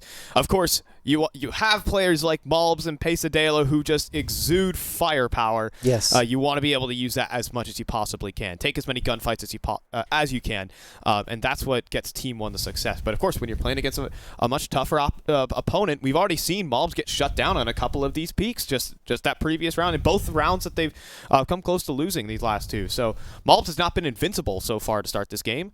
So that actually gives some props over to the Blackhand guys to kick this game off. I mean, Fraga is already impressed sitting at 5-4. Yeah, Nuke's not a map that Team 1 play as much. It's probably close to the bottom of their maps played, but they still do well on it. I think 3-1 over the last 3 months. It just haven't been tested too much, and Blackhand realizing that, deciding that it would be their go-to pick here. Another player to talk about on Team 1 is probably Maluk, right? He's been their IGL for so very long. He's been there for forever pretty much, and he is also the IGL and also deals with the opping duties, but what's nice for him here is he's now got a very familiar squad. All these players have played under him before, even though some of them are returning after a while being gone. IDK, TRK, and Malbs in particular. But IDK's been here for a couple seasons. I think TRK for 2 or 3, and Malbs returning as well now. So he can be more comfortable. His players know his calling style, and when he's more comfortable, he's able to deal more damage with that AWP and be more involved in the fragging. Yeah, that's for sure. But before we jump back into game, we'll give a quick shout out to one of our sponsors over at CS Money, as we do get a little bit of a match medic going on forward, and you can maybe heal up your inventory with CS Money, where you can buy and trade CSGO skins easy peasy on CS Money. Choose a trusted platform with millions of skins and a 40% top-up bonus. So if you need to fill up your inventory, CS Money is where it's at. So go ahead and check them out, cs.money. All that good stuff. That's where we should be heading back into game shortly. We did get the medic on through, and I hear the typing, I hear the resets, I see the resets. Hoping to get back into this one. But yeah, Malbs being shut down early. Maluk coming back on opping duties, but he's not like that playmaking op, is what I'm gonna say. He's not hyper aggressive. No. He's a very disciplined, measured op. He covers for his teammates. He lets the riflers do the work. And again, if Team 1's riflers get shut down, Blackhand are in a prime position to start running away with this game. Yeah, very true. I mean, definitely Maluk is not that flashy opera. You're not wrong. You know, he's more of a passive opera and likes to hold those angles and keep players at bay, but he can certainly come out with those fancy plays as well. We'll see if he's up for it here on Nuke. And finally, that technical pause will come to an end, and we get going again here with round number 6. Nuke notoriously CT-sided, of course. So, I mean, 10 rounds on CT-side is not unusual. It's actually ideal, I would say, for a lot of teams, you know, because once you go over on that T side, it's a lot harder to come by the round victories, unless you're Pain, perhaps, who are very, very scary on their T side of Nuke. We'll see how they fare. Starting this one off a bit more of a slower lobby stay here for Blackhand. We don't see the relentless, or do we see the relentless aggression from Team 1? I already see Malbs making moves around that ramp smoke, trying to put pressure on the lobby potentially, but they see 3 outside smokes, so they know this play is coming through. Nate's going to fly through as well from Pesa. And yeah, here's the wall of smokes. A deep one between Mini and Big Garage, and Zulu is going to get that opening one on towards Pesa. Oh, and a great response. Touchdown nade coming through from Maluk. 4v4 as Husky drops to dirt. And now Blackhand are going to make an adjustment. Looked like they were thinking about going towards outer yard, and now they've come back to ramp. Malbs only has the MP9 at his disposal, and he really gets caught out in the middle of nowhere. Just Air, I believe, is going to take him down. It is Maluk here to stop the ramp play, and the flank comes back in through lobby. They've trapped Blackhand inside of the ramp room, and they're going to try and chase down TRK, drops the molly, and has the chance for a double kill. Make that 3 on the round as TRK has sat down the Brits in this one. It's just Dexter on 25, and this has been a magnificent round. Despite starting 4v5, they've completely turned it on its head. Dexter, 1v3, trying to save the day, and it won't happen. IDK with the headshot in the back and forth. Jostling continues. Neither team have won a couple of rounds in a row for the last 4, so we'll see if that trend changes here, if Team 1 can string a couple together and really start to build up a momentum here in this first half of action. But Blackhand, I mean, last time they were in this position, they forced up. This time they're going to do it again. It's going to be a couple of AKs, the Galil, the MAC-10, and the Deagle over on Team 1. They're sitting pretty. Got a couple of AKs, which helps so very much on that defensive end because you get that one-shot headshot potential. Maluk comes through here with the big green, peeking around. And Team 1 are just waiting for the arrival of Blackhand, and it might come soon because they are setting themselves up in lobby. Justair pushing up, flashbang thrown. Oh, he's just dead to rights. The flashes don't connect at all, and Pesadilla has an easy one. There were 4 players on that A site. That is not happening at all. Even the flash was actually good. It blinded 3 players. I saw that on the HUD. But not the one that mattered. That, unfortunately so. Malbs is going to be at the test here of 4 players for Blackhand, but instead he'll just drop the molly and fall on back. Doesn't want to fall victim again like he did in the previous round. And so, sure, they'll work with ramp control. That's a foothold, I suppose, for this T side. Yeah, I mean, it's not bad to have, as long as it gets overlooked by Team 1, which for the moment it is. You would imagine they, I don't know, would want to go towards the B site with all this control, right? But it looks like they're posturing towards A instead. Molotov's going to fly through on top of Hut. IDK gets tagged a little bit, so that's an audio cue for Blackhand, and they're still sitting still and waiting for an opportunity to punch through here. 35 seconds on the clock. Dangerous game being played here by IDK, but he picks up the molly. That's what IDK's doing. He picked up the molly, and then they go in, but it's a 2-for-1 to start this one off. TRK needs a kill, and he'll actually go down. It's a 2v2. The bomb's going to get planted. Is Maluk going to try for the spam? He will. It comes close to connecting, but Husky trying to chase. Was he spotted by Maluk? I'm not necessarily sure. Malbs is walking with nades in hand, and now it's Maluk in a 1v2. The off is not the weapon you want for this. He trades out for the rifle. Maybe trying to flash on through. The smoke's about to fade. On the corner, though, he's been spotted, and they're gonna get it. Blackhand salvage a round from out of nothing. Back and forth we go again. And Blackhand managed to do it on another force buy. And it's been because their economy hasn't been too bad, right? You get 2 AKs. That's still really good going into that type of round. So Blackhand will now have 4 of the said AKs. A MAC-10 as well to round out the buy. And over on Team 1, they are going to force back. The force buy wars continue here on you. Not the first time I've seen it, and certainly won't be the last. 2 Deagles, MP9, Scout, and the FAMAS, and that Scout in Maluk's hands. He's guarding the outer yard. Oh, Pesa! Oh, he didn't realize the Molotov had bloomed that far, and now Zula's going to come around the corner knowing exactly where to look. What a shame. Yeah, Maluk is not hitting anything here. Spam through the smoke, but he's going to get wrapped up by a MAC-10. And you're going to have this 3v5 that just sitting pretty. Someone from Team 1 has to make a masterful move, and all Blackhand needs to do is just sit back and wait. Maybe catch some CT side aggression, burn some seconds off the clock, and then make their move into the site. You can see TRK having to get aggressive in towards lobby. And IDK and Malbs just duoing up inside of Secret, hoping the play comes to them. Yep. TRK actually finds that kill. And wait a minute, IDK comes up the vents and also collects. There's still a possibility in this round. They're going down the vents. Malbs, he does hear this, and he'll be able to go back in through Secret. Molly to cover his tracks, though. And so he's going to need a Malbs Deagle moment. Yeah, he was spotted by the player inside the vents, and TRK is going to need something masterful from out of ramp. It's not looking great here. I won't lie. It seems like Malbs actually wasn't spotted here, because they're still jump spotting for him. And, well, it's going to have to be some trademark Malbs moment. It's not going to happen, unfortunately. Team 1 will walk away with an AK in this round, but they invested everything into this. Yep.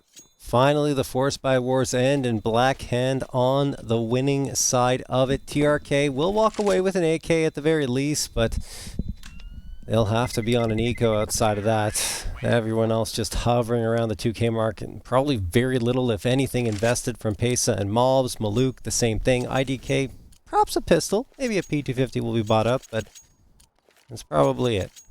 They're going to hope that the AK can deliver something here, but Blackhand, they've managed to get a couple in a row and looking to make it 3 in a row, which 5 rounds already is going to be pretty good for T-Side and Nuke.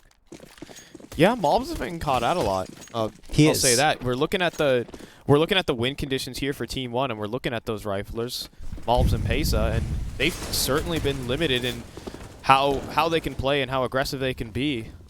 Now we're just going to see this fast play out from Blackhand to make their way down to the B site.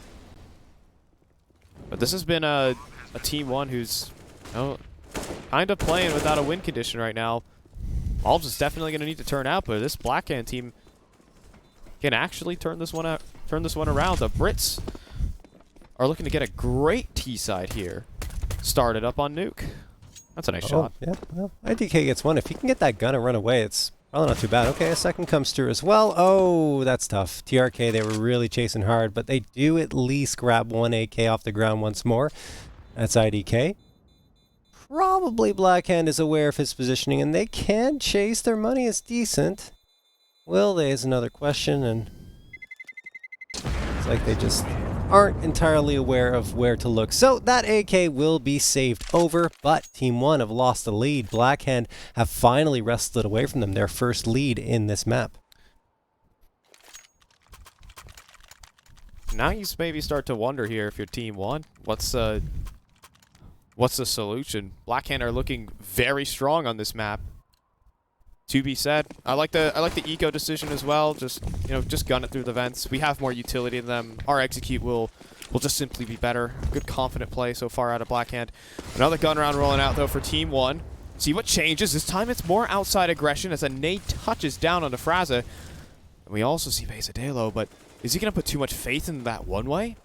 Does he know that Fraga is just crossing out in the middle of the open? And Fraga thinks Pesa's respected him. Ships in the night. One player's gone down secret, and the other one gets to flank around lobby. Who has the better position? It's tough to say. I think Pesa right now might have the edge, depending if the timing is right. Yeah, they really don't have any idea because their player just went out of yards, so they're like, it's completely clear our They're flank. about to find the bomb. There's no way. Oh, that's the bomb. That is awful. Pesa comes around here, and he's going to have trigger discipline, waiting for the right time to strike. They have no idea he's right next to him. Pesa, how do you not get one out of that? Ew, man, at least they still have the man advantage, but that is truly the worst thing that could have happened for Pesa in that situation. Malbs, it's not going to go wrong. Malbs recovers, at least, with the 2K. And, you still have Husky along with Dexter alive, but only 109 HP combined, with Dexter being on the low end at only... 105 HP combined. Dexter being on low end only 5. Dexter misses the shot. And eventually will be finished off. Husky does come around for one here, but probably done. 24 HP. Okay. That's one. One more to his name, but 15 seconds left. B-site's open. He doesn't have time. The B-site was open, but... I mean, 12 seconds. No. I think he has time to go down the vents there. 12 seconds is plenty. It's to rotate all around, but... It's a risk. Yeah. It's a risk. At the end of the day, no clutch is guaranteed. And he had no info. So. Yeah, that is the truth. And, maybe you see Malbs still alive, and you're saying, okay, maybe the ramp player is still in play as well. So, I mean, there's a couple of considerations to be made. 5-all, though, for Team 1. That should have been a more dominant round than it was. Yeah. It's going to cost them in the finance department. Blackhand, however, built themselves up a bank. They'll be able to buy in again and actually give this one a second go. Just such an oddity of a round. I still don't understand how Pesa doesn't get anything out of that round. It's just wild to me. At least they took it, but, you're right. It should have been more dominant in terms of the position that they had. First frags come through here. Traded back and forth. 4v4 as it stands. Zulu's going to charge on through here in towards Secret, and they're already in. Not sure Team 1 is aware of this fact, so that's an advantage here for Blackhand. And they're going to continue pressing that advantage with 1:10 left on the clock. Zulu and Fraga. Malbs is home, though. About to engage, yeah.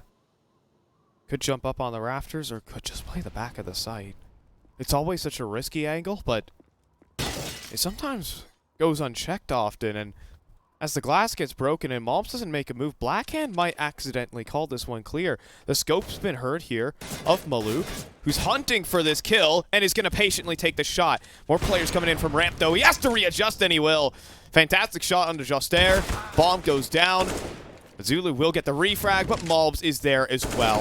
1v3 here. Dexter can't hit the shot, and Team 1 finally post up a round that is more akin to their brand. Yeah, Malbs is heating up as well. It looks a lot more comfortable round after round here.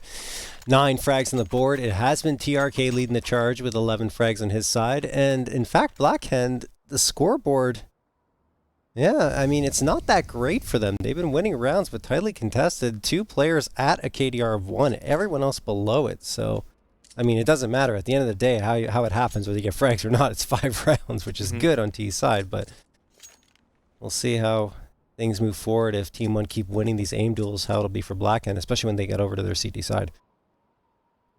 Match timeout going to be called, and it's quickly over. Yeah, I mean, the most impressive player so far has just been Fraga being able to find so much space on these outside lurks. I mean, he's been able to make his way down to the secret a couple times. The duel versus Pesadelo has gone down quite often. At least, to what I can recall, 3 to 4 rounds he's been dueling out versus Pesa. So that always battling for that part of the map is important for the Blackhand play style. So we'll see if he can still hold on and take ahead at the duels. Of course, this is only a Tech 9 round, but they're going for a mini drop, and Pesa is in exposed position. He still finds 2 out of it. IDK in the same point, though, has some help with TRK on top of Mustang, and that will be the double kill. Husky seems to be always good for at least one in these kind of situations, but it'll be Team 1 picking up the round. Good job by Team 1 there. I mean, Blackhand didn't have much onto that round, and good for Pesa at least to get a couple. It was actually a misthrown flash by Blackhand, blinding their teammates, right? Oh, no. Yeah, Husky threw that flash, and it didn't really help, unfortunately, for Blackhand. Help Pesa, he's happy. So he gets a couple more frags to his name. Obviously, it could be a much better scoreline for him, but I think he just wants to forget about that round and what happened when he was on that flank. 7-5. Looking to make it 8-5 now for Team 1, but Blackhand will be back to their rifles. 4 AKs and a Galil. Will they try something quick here is a question. They've got a lot of presence in lobby, but no, they don't want to go for that quick pop into the A site, at least not yet. Still very early in the round. Raze, he continues to work outer yard very well, and he's snuck up again into red box. Yeah, Pesadelo is watching out for the mini end of things, but Infraza's going to win the duel. Again. He's just doing so much work for this Blackhand team outside, and he's taking all of Secret too. He's doing so much work, and Team 1 have to make a play off the back of it. Maluk hoping to get an angle back into this round, but they've crossed it in inferior angle, and he'll fall. Everyone drops here for the for Team 1, and Blackhand are going to wash this round over Team 1. Just Malbs, I suppose, but he's being held by an op, and we'll still be able to win the duel, but this is just a fight to save right here. As Malbs, I guess, is going to clean up a second and give him some extra service on the end of that one. Yeah, chasing a lot here. Our Blackhand. Husky's down to only 8 HP, and it doesn't matter. Zulu's going to finish things off, and Malbs will eventually go down. I mean, Fraga consistently winning these duels outside is really bringing it home for Blackhand, and you can see the attempt to fight back for map control there for Team 1. When you lose one part of the map, you have to try and re-garner some sort of control, and it just failed. Blackhand are back in it. This is a very good T side coming through for Blackhand now at 6, and a potential to tie it up at 7. And I think that's why Team 1 are saying, hey guys, like, look, if they tied up at 7, that's really bad news. We got to try for something here, and they will, forcing up an AWP, an A1S, an MP9, an A4. Asa stuck on the Deagle. But I think they're going to play a little more passively this time as a result, because they don't want to get caught off and give Fraga that opening frag once more, and that's exactly what's happening here. Maluk, although they are pushing up, but from a different direction. Yeah, this is a new one. Yeah. Blackhand have not seen this kind of op play inside of Trophy Room. And basically this gives full information to Team 1 saying it's very likely just this outside play. Yeah. Pesadelo inside a secret. They're sneaking in front of the smokes. This is an incredible read here from Blackhand, completely avoiding the secret player. They're going to turn this into a mini split, but they go into the 1M4. He runs out of ammo, but 2 kills should be enough. TRK next in line, and all of a sudden, from start to finish, that round took 5 seconds. Wow. Good aggression into lobby by Team 1. And Blackhand just weren't expecting it afterwards. The bodies just fell by the wayside. Blackhand, I mean, they've only been able to get 1 round over the last 5. Team 1. Nice little resurgence for themselves. Keeping Blackhand at bay on their T side. And now trying to make it 9-6, which, I mean, would be, I think, the minimum required for Team 1 going over to T side to make this interesting. Oh boy! Mobs is gonna get the 3K. Fraze finally shuts him down, but there's the Mobs we were hoping to see on LAN. Fraze and Husky, the last 2 standing. Fraze, 39 HP. He's going to jump down here towards the B side. He has gained the space. He has the bomb on his back. He's going to push in here, throws the smoke for secret. Excuse me, Squeaky. Maybe I'll start with S. Fraze is going to go to double doors. Could catch Pace off guard. Pace is going to have to be careful here, but he's just swinging back and forth between observation and those double doors. And Fraze has managed to get on through here. What a sneaky position. I Yeah. mean, he's hoping for a bit of a kill. If he finds that kill, that could draw the rotations down and maybe activate Husky. Blackhand's still giving themselves a win condition, but it really hinges on Fraze. If he goes down, it's just a bomb, and it's just game over. And, while revealing his position. Intentional, too. He's trying to circle around, right? Oh, but he gets shot in the back. Timing. Oh, man. That's a nice shot, though, Husky. With 1, but there's the trade. That'll make a 9-6 half. Admittedly, I would call that a bit of a recovery from Team 1. They were slipping away. The game was falling through their fingers a bit, but, I mean, they walk away with a pretty sizable lead. Yeah, absolutely. It's good on them to recover after what was a very challenging first half where Blackhand just would not give up, especially in those force buy wars. That's when they were able to get those 5 rounds. And usually on T side, it is in the early rounds that you need to find it, because if you don't, then afterwards the CT economy gets under their feet and they're able to really shut you down on your attempted take. So, good job by Blackhand. Same for Team 1. That's a really interesting scoreline heading into the second half. I wouldn't complain at all by this scoreline if you're both teams, but the pistol round means a whole lot. And the taps are starting to roll on through. There's a huge stack here for Blackhand on the ramp side, but it could turn against them in just a moment. It's a 2v3 with Dexter so low. But the rotates have already arrived. Fraza is down on the site at double doors, and Malb's taking liberties to plant.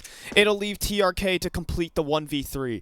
At least the bomb can go back into his possession. It is in a decent spot, covered, but the single door play could come through here for Blackhand and unhinge all of this. Yeah, TRK, see how the bomb he does. He can go back to A. That's not a bad idea. 1 minute on the clock. That's here, a more crazy than that. thought. It's not a bad idea, though, because he could rotate around. There's really not that much presence, although it can be quickly resolved by Blackhand going through the vents. We'll see if they decide to do that. Though. Yeah. They don't expect someone to walk onto the site, get the bomb, walk back up ramp, up heaven. Right? That doesn't really just occur to you as the CT side. You're hoping that he's trying to play the angles. Yeah, and I think they also want to play together, right? They don't want to send one on each site. Exactly. So they're going to play this retake together. They're going to let him plant on the A site, and it's going to come down to this retake for Blackhand. Yep. At least he gets the plant. So that's the good news for Team 1. Can he get the win? Possibly. No. They What a almost shot. lined up, though. Yeah, they did. It just TRK couldn't press the trigger quickly enough, and that was that. So Blackhand will win the pistol, but at least the bomb plant comes through for Team 1. That means they can force up into this next one. Still keeping it close there. I mean, I definitely had some belief in TRK, but it's also just a great way to play that clutch. It's a very textbook way. You know, I was actually, just before this match, I was talking to Swisher. He is the Estonian player that has just been brought over to Davenport University. He said, losing 1v2 clutches in EU is an embarrassment. Just hold hands. That's all you need to do to win them. Like your teammate's your girlfriend or something like that. A bold statement to be talking for Counter-Strike players, I know. But anyways, but you know, playing that one together, textbook way to win that clutch for Blackhand.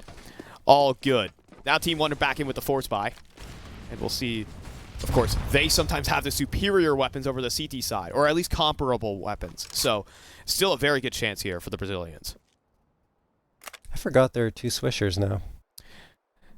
Yeah, they don't really want to. They don't even like. I've asked about like the pronunciation, and they say you need to pronounce it like swisher, not switcher, or something like that. Even then, so yeah, there really are 2 swishers. Yeah, exactly. Like not with that pronunciation. So anyway, back to the match here.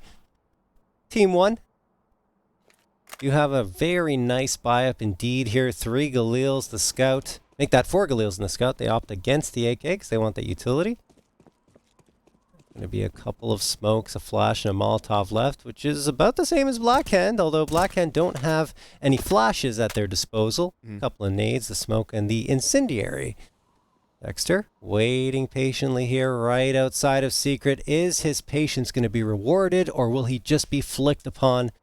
Another footnote on this round. Dexter, they don't clear it. Dexter's going to get 1, but only 1. At least a trade. And then the second. I can't believe Maluk is able to hit that. Peeks around the corner. Takes down Fraze. 4v3. Zulu gets the bomb delivered right at his feet. And then the trade again. Maluk, the IGL. All 3 frags coming through. Picks up the Galil in that case and uses the rifle to take care of business. TRK pitches in. This is fantastic for Team 1. Only Jostair left, and he's in the vent. They know it. And Pesa takes him down. Well played for Team 1. They hit double digits first. Absolutely juking out the rotations. When you come down to the map of Nuke, rotating down is easier than rotating back up. And so if you're able to force those rotates down to the B site and then double back A faster than the CT side, you're going to win that round. You're going to be able to cut the rotations off. And that's a really nice play there from Team 1. Sneaking TRK in towards Squeaky, preventing that rotation from hitting the A side. Really nicely done there from Team 1. A good tactic employed. And Blackhand, now we're going to have to go into 4 Spy Wars, and this could break their back in this map. Yeah, we'll see if they decide to continue forcing up throughout the remainder of this half. Eventually, they're going to have to save. Especially if they lose this one, but they've been pretty solid, so we'll see if they can pull it off. TRK having a peek there from Silo. Now Maluk's moved his way up towards red box here at outer yard and throws the Molotov. That'll push the player off at a secret. And there is some space gain for Team 1, but look at Husky. He's going into the lobby. Catch the player with utility, but cannot connect on the shot. Just a sliver of an opportunity that he missed out on. And now TRK does strike the opening blow. Malbs gets Husky, and it's so far trending the way you would expect in this round, as Team 1 got a couple. Uh-oh. From right underneath. There was a gap in that smoke. Jostair finds a kill himself, but now Dexter's position is noted, and at 30 HP, he is going to need a flaming hot deagle shot. He's actually going to be able to get away. Now he's really on his own, unfortunately, as he loses Fraza, who is trying to help him out by pushing out through mini, but it's no good. That's a 4 Spy. It's the money break here for this CT side, and this game starts to run away from the Blackhand. Yeah. That's a tough one. It's easier on the T side to absorb those force round losses, but on CT side, I mean, your money gets in a really tough position, and as is the case here, not going to buy up anything at all on the Blackhand side, just USPs and the P2000. Nade's going to fly through here from Maluk, and in fact, tons of nades for Team 1. They want to take aggressive control here of this A site. These full eco rounds show who the P2000 users are. Gosh. Unbelievable and unacceptable. Can't believe he uses this gun. You get an extra bullet, though, so, you know. Cope harder. JRT, cope. It's something. Look. Anyway, I mean, the USP is superior in every other way, so. Yeah. IDK gonna get one there. Bomb gets planted, there's really not much Blackhand can do. No, that's not. There's no way this works. There's just no way. TRK gets a couple. Zulu will also just get deleted. Malbs finds him. That'll be that. Full eco dispatched of, and we're going to get into these CT side woes. You see the utility, no good. No one gets any kits, so when that bomb goes down, things get a lot harder for the Blackhand. And this is what I talk about by having this game fall out of your hands. They need a dominant round win here if they want to stabilize this game. I'm surprised they don't get a kit. They sacrifice a little bit of utility to get that kit in your hands if you're Zulu, for example, but okay. I mean, just don't buy an incendiary. There's your kit, right? On CT side. Some may say that mollies are more important than kits. Mollies can... It depends. Yeah, that is true. But I understand the logic. Yeah. I understand the thinking. Just being without a kit is a really tough thing especially once you get into that post plant. Especially when your opponent already has more utility and they can outmaneuver you for a plant. So it'll be a risky endeavor here for Blackhand. Again, they need this clean round, and Zulu was trying to clear out towards Squeaky. He does. He still is able to readjust on a Malbs, even though the timing didn't go his way. 5v4 for Blackhand. Lots of time left on the clock here for Team 1 to work with, though. They don't have to panic. IDK tossed that Molotov in for secret. There is a player right around this area. That's Fraze in the big garage. And he will get the frag onto IDK who tries to slip through that smoke, so that's even more of an advantage now for Blackhand. They're trying to get back to their winning ways here. Only one round found so far into this second half. Husky gearing around, and Team 1, oh man, that's going to hurt even more with TRK going down to 7. And then the nade, oh, salt in the wound. But the nade goes right back. Yeah. Absolutely avenged upon. But 20 seconds, John. I'm not sure they got this. Fraze precise. This is a pretty scary round posted right here. This is the kind of round exactly what they needed. This clean round, build that money, and don't even let it get close to a site. Yeah, they need another one like this, of course. And, I mean, looking at the money over in Team 1, they're buying in the next round. So Blackhand are going to have to repeat this success. And Maluk, realizing the situation, how much money he has in the bank, the save's not a bad call. You know, he'll be able to drop for Pesadelo. Pesa won't have to buy up the AK. There it goes. And that leaves them in a much better spot. All right. Team 1 will once more, as mentioned, have the full-on buy-up, and it's up to Blackhand to try and rebuff this again. And look, their money, I mean, yes, they did win that one and built up a little bit of money, but like I was saying, they need that to happen again here in a much, much tougher situation. Yeah. Now Team 1 are just back on their feet once again. And Blackhand, the pressure starts to go on, but at least getting themselves a breath of fresh air. But the trials are still not over by any means. Seeing just a straight lobby group up here for Team 1, hoping to catch some aggression from the Brits. Brits not going to give them any. Instead, they're playing this anti-execute play where they drop their mollies, they burn out all their utility, but so have Team 1 at the same time. Blackhand's rotations have been jostled. So they just leave mobs here inside of Squeaky, and they're going to re-execute back onto the A site through this Squeaky door. Molly goes in onto Husky. That will force him out into the open, and they make their way out. But Zulu on top of Hut combined with Fraze. It's a crossfire, but they both get disassembled. Now it's just one more player sitting inside of the hut. They surely know this is a possible position, but Malbs runs in first alone, goes untraded, but Pesa fights one back. Dexter from In Heaven and one inside of Hut to try and make this happen. Flash goes in, but they look away from it. But doesn't matter. One's right below you, though, Dexter. And IDK, he was completely blind through the play, and he'll still close it out with a double. Team 1, that is a dagger. That's just the perfect positioning for IDK, because the one place you're probably going to overlook when you're up in the rafters is directly below you. You're more focused on the hut, on the site, on everything else that there is to look at. So, good job by IDK, being patient, not panicking in that situation, and then resulting in 2 frags for himself. 13-8. Like, if he panic sprays there, he goes down. Exactly, and he didn't.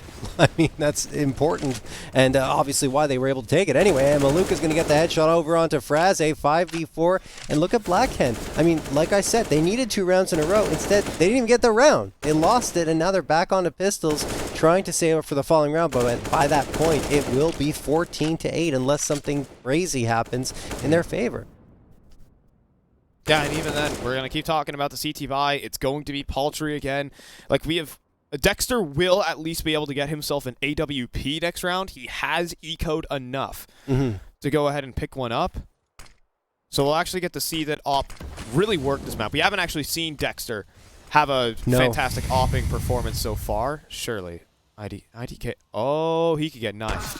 IDK's about to get knifed. All right, that's money for Dexter, even more. And he gets an AK. Yeah! Hey! Maybe you could drop that one over to a teammate, or... Well, Jostair does have the armor, but Dexter has full HP, so whatever you want to phrase it. Still, let's see if that AK can do any work. They've made their way down to the B site, and one is just going to straight burn. That's tough. Dexter trying to wallbang out potentially players on the rafters, but TRK is just going to spray transfer right onto him. And Dexter's probably best off getting away with this AK because the rest of his teammates don't have much to work with.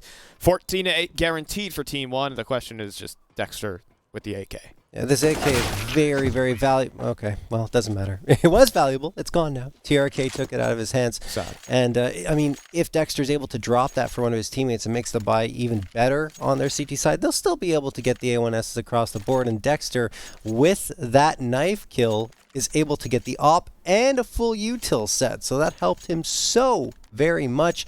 Will it make a difference? Well, at least he's put himself in a position to have that question be asked. As we move here into round number 23, Team 1 looking to at least secure OT with a 15th round here. Dexter here and around the yard. Malbs is priming a smoke, getting it ready, but right before he was probably going to throw it, a smoke goes in from Blackhand, so he decides to put that back onto his belt and pull out the rifle. IDK gets taken down. Husky pushing in from the hut, gets one and a second. That is huge. 4v2 in favor of Blackhand. Malbs managed to strike back blindly through the smoke to get Zulu. So only a man advantage for Blackhand. Can Malbs pull this one back? Malbs almost finding the next. Husky goes down low, and the trade is through. That's TRK unreal. and Malbs together. Posting it up. Are they going to go down the vents, though? That could be a problem. Jostair is waiting. Molly.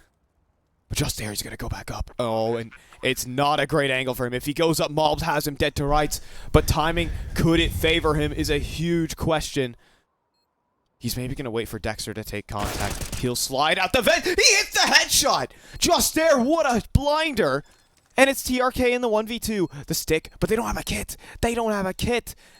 Dexter has to hold the angle. He will. Wow. And Blackhand save themselves in this game. Wow, that's just a great shot from Dexter. He misses that and the round is done. I mean, I don't think they'd have an opportunity afterwards because they'd have to have Dexter come all the way back and try to stick that defusal, and with the full 10 seconds that shot required. on the ladder, though? Yeah, it was a nice shot. That's what it was. Really well played. Some would say a skill issue for Malbs, I would suppose. My God. First bullet out the gun, and it's a headshot. That is what Blackhand needed so badly to get back in this game. Still a long way to go because, again, Team 1 have enough money to get AKs across the court. Maluk is just thunderfooting himself on forward. Jostair gets not one but two, and one of those coming with the Molotov, burning Pesa to Nitty Bitty Crisp. IDK does get a response, but it is the man advantage again for Blackhand 4v3. That said, a little bit of a different situation because Team 1 have managed to work their way into ramp, and that's a really nice shot coming through from TRK. Fraze will go down 3v3. Malbs tosses his utility on forward. Zulu's trying to slip in on the back lines here from the vent, but by the time he gets here, Team 1 have already positioned themselves for the post plant. They are looking pretty solid here. I heard a tick because I know for a fact there was a nice shot, and that's another one. It's a wall bang into the rafters. TRK, he only just planted, and he needs to hold from this angle. It's normally considered one of them, but he has Malbs for support. It's a 1v1 between Malbs and Dexter has no kit.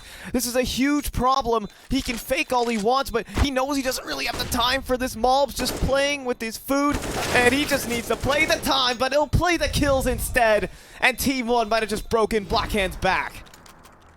Wow, great job by Team 1 there in that post plant. They had the advantage, the position, they used it very well. One player playing anti-flash on that attempted take in towards that site from the squeaky door. And, well, I mean, that was the difference maker because not only did they get one, but the second from Malbs, who's supporting. Well played. 6 rounds for Team 1 to close out this map and send us on over to map number 2. That was, of course, Team 1's map pick of Mirage. Yeah. And even then, it's kind of the weaker end of Team 1's map pool. So this is where we kind of get a check of the caliber of team we're looking at for Blackhand. Yeah. I mean, like, Mirage is always a close map, right? Regardless of the team that's playing on it. So we'll see. I mean, we talked... Okay. Go ahead. Yeah, but I mean... Yeah, you're right. This series is not over, of course. Yeah. You know, Mirage is a map that anyone can play. All things said. Of course, it leverages the firepower, and that's why Team 1 love it. And I think they've definitely woken back up, especially the man on your screen right now who's 25-13. He started off this map cold, keep in mind, but it's Malbs. He'll always bounce back. So, yes. Sweeping out through ramp. This should just basically call for the end of the round once those digits get punched in. As Black Hands have gambled incorrectly here. Yeah, I mean, look, they had to force up in this round. Their economy's been tough for the entire half because they've tried to get back into it. When you're going back and forth like that, winning rounds, losing rounds on CT side is just not good for your money.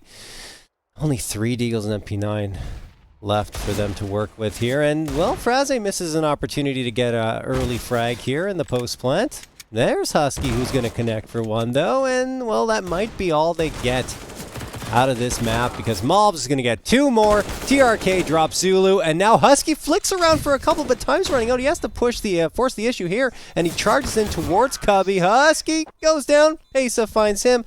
That will be that, and it is a 16-9 win for Team 1 here on Nuke as, well, they've set themselves up nicely for their map pick, to say the least. Yeah, I mean, despite starting off a bit cold, and, I mean, also just a good-looking Black Hand, it was Team 1 who were able to push it across the line, just maintain, you know, the consistency that we expect out of this team. We expect a deep run out of this squad, but also now Black Hand, the pressure starts to go onto them. They've traveled across the Atlantic for this event, and, well, going down to lower bracket here is a pretty scary sight for the squad. Yeah, I think they'll do well for themselves in lower bracket. I think they're still shown that they're being quite competitive against Team 1, but that was their map pick, we can't forget, and it wasn't exactly the performance they were hoping to see, especially after getting 6 rounds T side. That's good, but their CT side fell completely flat. They just didn't know how to deal with Team 1. I think that, I mean, also Team 1 just started waking up, individually speaking. A great, very impactful map from TRK is what I'll say. A lot of really solid openers.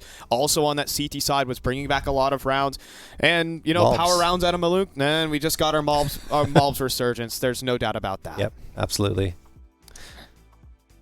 Well, next up is the map of Mirage. But first things first, we'll give a shout out to our sponsors over there, a presenting sponsor over at FTX, where they have the most complete crypto app. I like to call it the Crypto Swiss Army Knife, where you can trade, sell, buy, all that good stuff on the FTX app, whether it be crypto or NFTs.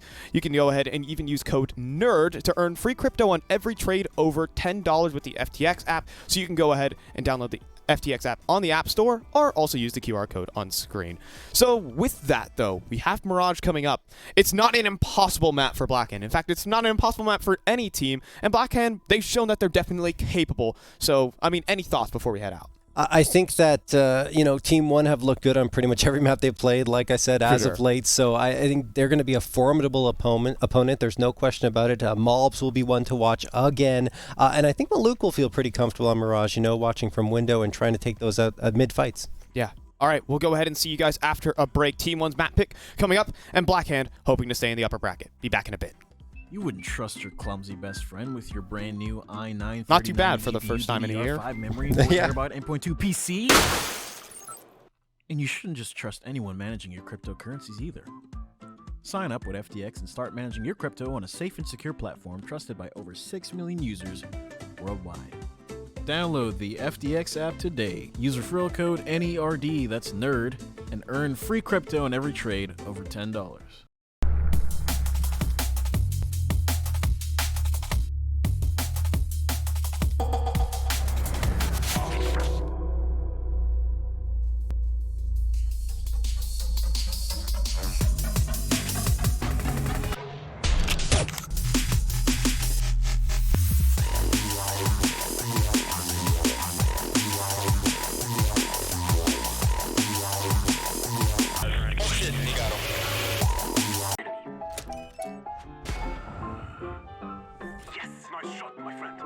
Cheaters ruining your plays?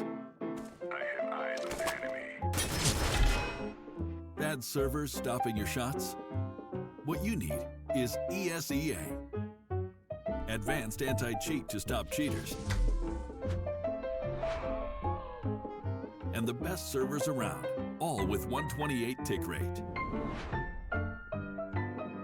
ESEA, the best way to play CSGO. Where am I? This isn't Summer Champs. This is CSGO. Welcome to Fragadelphia. Oh, well then I guess I'll ask some gamers some hard-hitting questions. The games are starting up, right? Your team's getting really, I was gonna say hot and heavy, but that's not the right term. What are your tips for trash talk?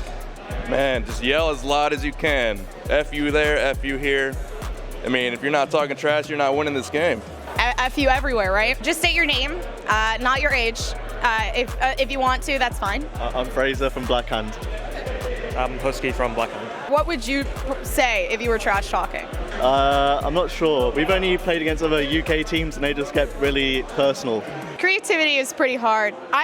You know, even though I am the Gompers, it's like, it's not easy. All right, 5. I'm gonna ask you some questions. Too bad. Yeah, I make the calls here. So 5, Mr. Flycasts, that's his Twitter. I actually made my name my Twitter @ so more people can follow me, so yeah. Legally, he changed it, legally. It's on his passport, on his driver's license, by Olivia Rodrigo. What is your favorite Fragadelphia memory? There was Frag 16. It's called the Mountain Dew moment. Player's name is Alpha. He came on stage and said, I'm gonna drink this whole Mountain Dew by the end of the map. And after he hit a 1v3 clutch, Aloe, our admin, takes the bottle, shows it to the camera, the whole Mountain Dew's gone. That's my Frag moment, the Mountain Dew moment. Kermie, I have a question. Are you good for a small question? Yeah. Okay, I need to turn around because the wire. Wow, okay. That is, he was sitting and I was like, oh, he's not that tall. I heard you're a massive talker. I wouldn't say that I'm a massive talker. I would just say that when people mess up, I let them know. Yeah, I let them know when they mess up. That's all I gotta say. When you mess up in the game, expect to be heard from me. That's valid. You're valid. All right, you look like a top G, right? So I wanted to ask you a question. So are you a massive talker? Yeah, I feel like I kind of earned that reputation. Did you record like all of towards the last 2 rounds? Did you see me almost vomit on camera? I like it better when I can see who I'm playing, but I don't know where these guys are. But I'll find them, and they'll hear me. So. Do you have any tips for the betas, I guess you could say? You know, the guys who shiver in their chair, you know, afraid to say anything. It's not something you can really like learn. You either are really good at, or maybe some people are just like quiet and enjoy just like sitting there and just beating them in game. But I just love like watching people get angry and upset, like that little kid right over there. I love yelling at that kid. So this is the Carry Esports. Okay, I know you're a massive talker. I'm a massive talker, guys. I love talking. I love talking too, right? Yeah, you know, not taking. Well, I like both, but we'll talk about that later. Let's say some guy's really pissing you off. Go home. Go home. Be here. Go home. Go home. I'm so sorry. I'm so sorry. Go home, respectfully. Yeah. Yeah, I've realized it's a little scary talking on LAN because you actually see the people, so I'm gonna be respectfully mean. Respectfully. Thank you, the Carry Esports. Follow us at Carry Esports.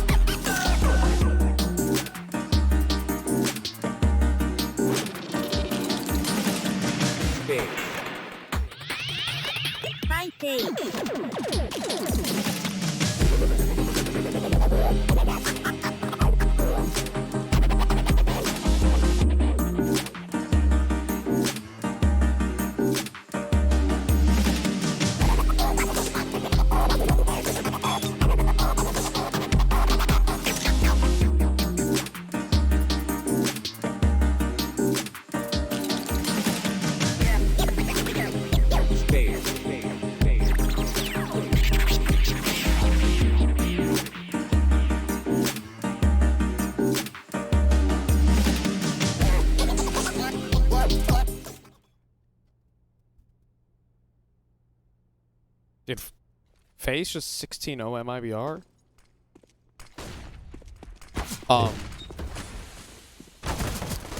Well, seems like we're back.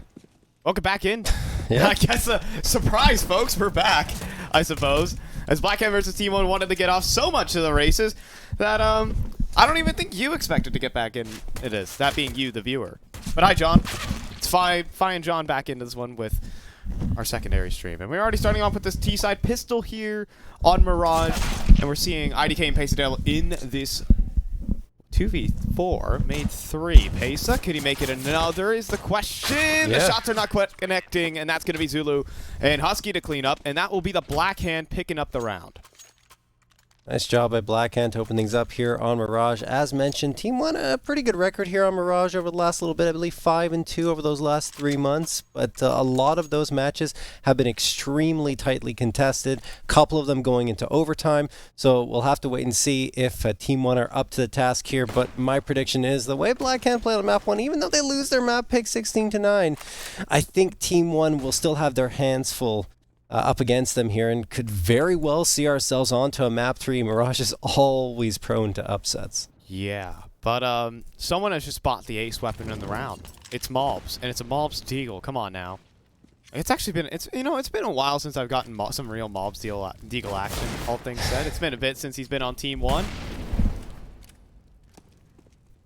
This is a prime Mobs round. I'm trying to, bring it into existence here. Right? He's excellent with the deagle. You're not wrong to try to channel that into the match. But Fraga is Fraga. There we go. Fraga. Who? I mean, I guess we're probably the superior English speakers here. I'm gonna be honest. I think Fraga sounds more UK to me than Fraga, but it's fine. It's Fraga. No worries. Fraga gonna go out here.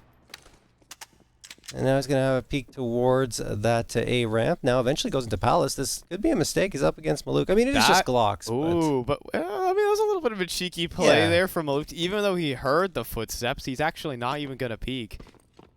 Of course, Maluk has the bomb, so that would be a bit of a problem. They're going back into the apartments. Hoping to draw rotation back. I can still see the Blackhand have 2 players still on the A site, and ouch, tough luck.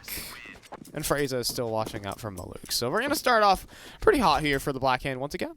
Yeah, I mean, not much Mobs could do with that deagle in that round, but I'm sure we will see him get into action with it at some point here in this BO3. If not in this BO3, definitely at some point throughout Fragadelphia. He is really a magician with that weapon. All right, AKs across the board here for Team 1. Over on Blackhand, it's going to be 2 A1Ss and the 3 MP9s. So a bit of a bonus round coming through here for Blackhand. Should they take it, and there's a chance for them to really blow this first half wide open in the early goings. TRK. It's a big gap. Yeah. Cat completely clear. They could have even went up and started sprinting into the B site. In fact, Zulu could have no idea that they are already in ladder, and Mobs is going to instantly headshot him. Punished there. Blackhand not ready for the aggressive play. Same time, Pesa. Oh, hello. We're going to give him a warm welcome. Comes out from the Palace and just sneaks right in behind Husky. TRK even finding success on other parts of the map. And it's only this individual effort that can happen here. 2 players marooned from each other. And Fraga, inside the smoke, could only provide certain solace. He could sneak through, but a huge kill from Pesa to protect the plant. And it's Joster 1v2. Yeah, good job by Fraga there. Or good attempt, I should say. Try and catch him off guard, but eventually shut down by Pesa. Joster coming through. I mean, there's only so much he can do because both Team 1 players have tucked behind cover. He does have the smoke, so that could be the X factor into attempting this defuse.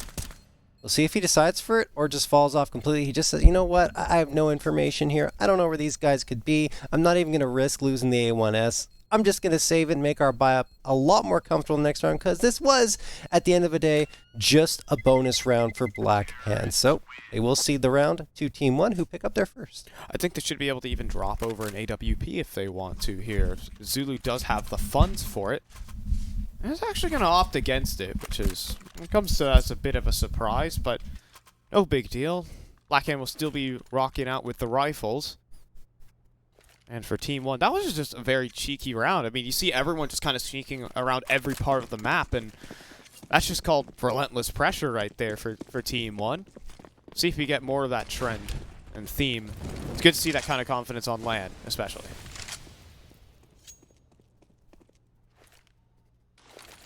Malps. Throwing a flashbang for underpass. He's going to follow up that flash. Charging on forward. Pace is supporting on the other end. So it's actually a really good play by Team 1 to take this mid control. Smoke's going to get thrown again from Pesa. Fraga could punish. No. TRK spams him through the smoke and takes down the one threat here over towards mid. But Dexter quickly fills that gap, takes down Pesa, evens at the numbers at a 4v4, then re-smokes connector to ensure that he continues to have a bit of a one-way over the tippy top of this. I'm surprised that TRK didn't immediately jump into window, though. When you see two players inside of jungle or inside a connector, you got to know that window should be open. But, I mean, you're sitting 4v4, you have a player towards the bottom of middle that can activate on alert. Team 1, they're certainly loving their positioning right now. And in this 4-on-4, they're just going to contact, walk out A main. The timing, though, Husky, can he get away? TRK falls, and Husky actually sneaks away into Palace. They're still just shift walking everywhere, though. Surprise the flash, Mobs. He has to hit that shot, but he's not ready for Dexter, who's tucked away inside of the corner. Husky's still inside of Palace. They've mollied him out, so they have an idea that he's playing from this position, but they don't fully cover it.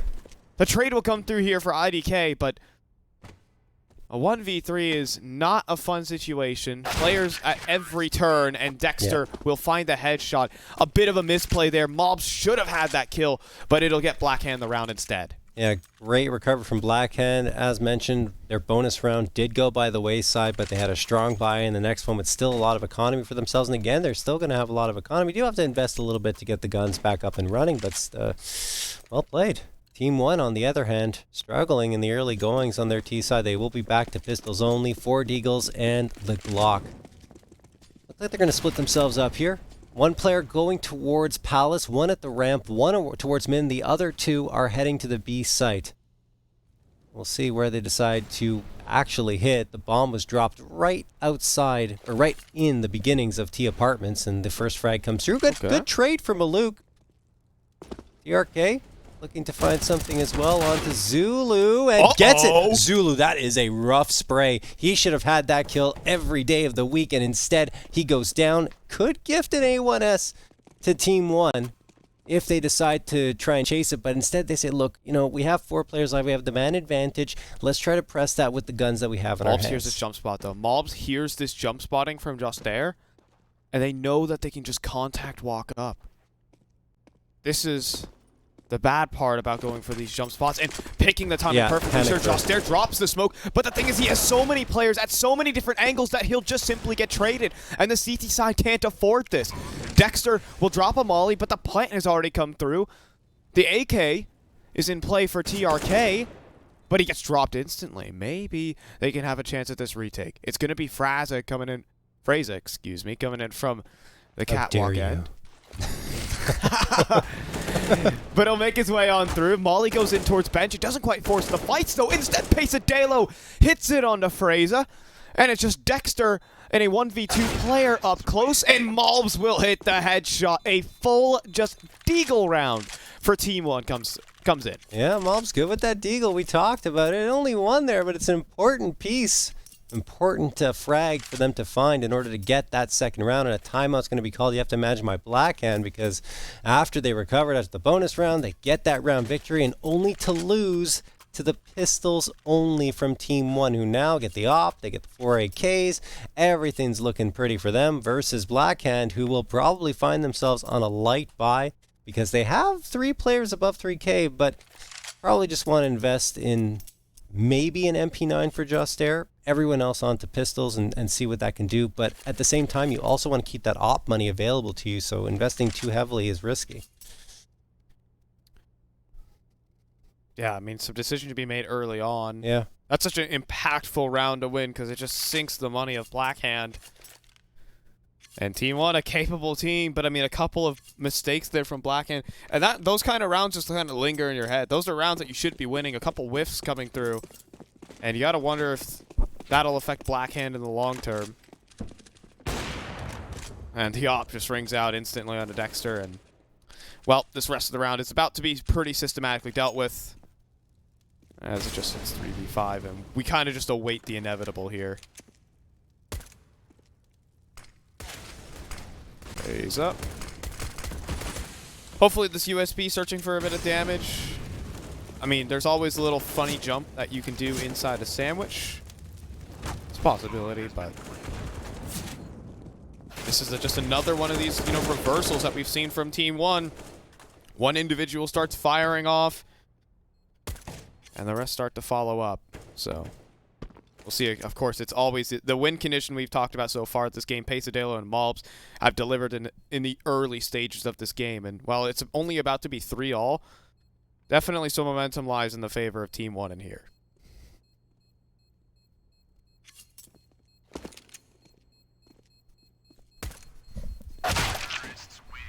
All right, and that caps off the very straightforward round for Team 1, as Adjuster will fall by the wayside. So tied up again, this time 3-3. I shouldn't say again. Tied up for the first time, because it was a 3-1 lead in favor of Blackhand. Team 1. 4 AKs and the op, but here come Blackhand with the A1Ss across the board. So no op to speak of for them, but they're counting on the A1s doing the damage, and so far it's been the AKs on the other side taking care of Dexter, getting him down to 25. But nice peek and good flash from Husky, along with Zulu assisting on the damage on Malb. So that's 2 for Fraga. And now a 3v3 because at least Team 1 were able to trade it back. That is that the second time Husky has whiffed a spray? I think it might be. Yeah, it hasn't been great. But still, it's such a hugely impactful frag for IDK, because that opens up the A site. That draws all the players back from Blackhand. So it's going to shift away these rotations. They're just going to go back towards the B site here for Team 1, completely circumvent the issue. And the Brits are bamboozled. And they'll walk into an open B site. TRK, all about to go as expected. Team 1 are going to plant. And I think Blackhand here are better off saving. Yeah, I don't think they're going to engage much more at this point.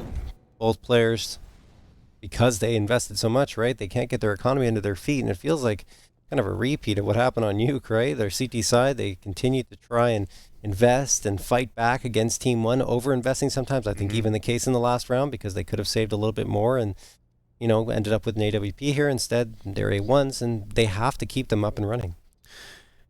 Yeah, they went in for a very aggressive, ambitious mid peak as well. But if Malbs wasn't there, that mid play would have worked out fantastically. You know, if there's only 2 players running the default, if it's a smaller default there from Team 1, it can work.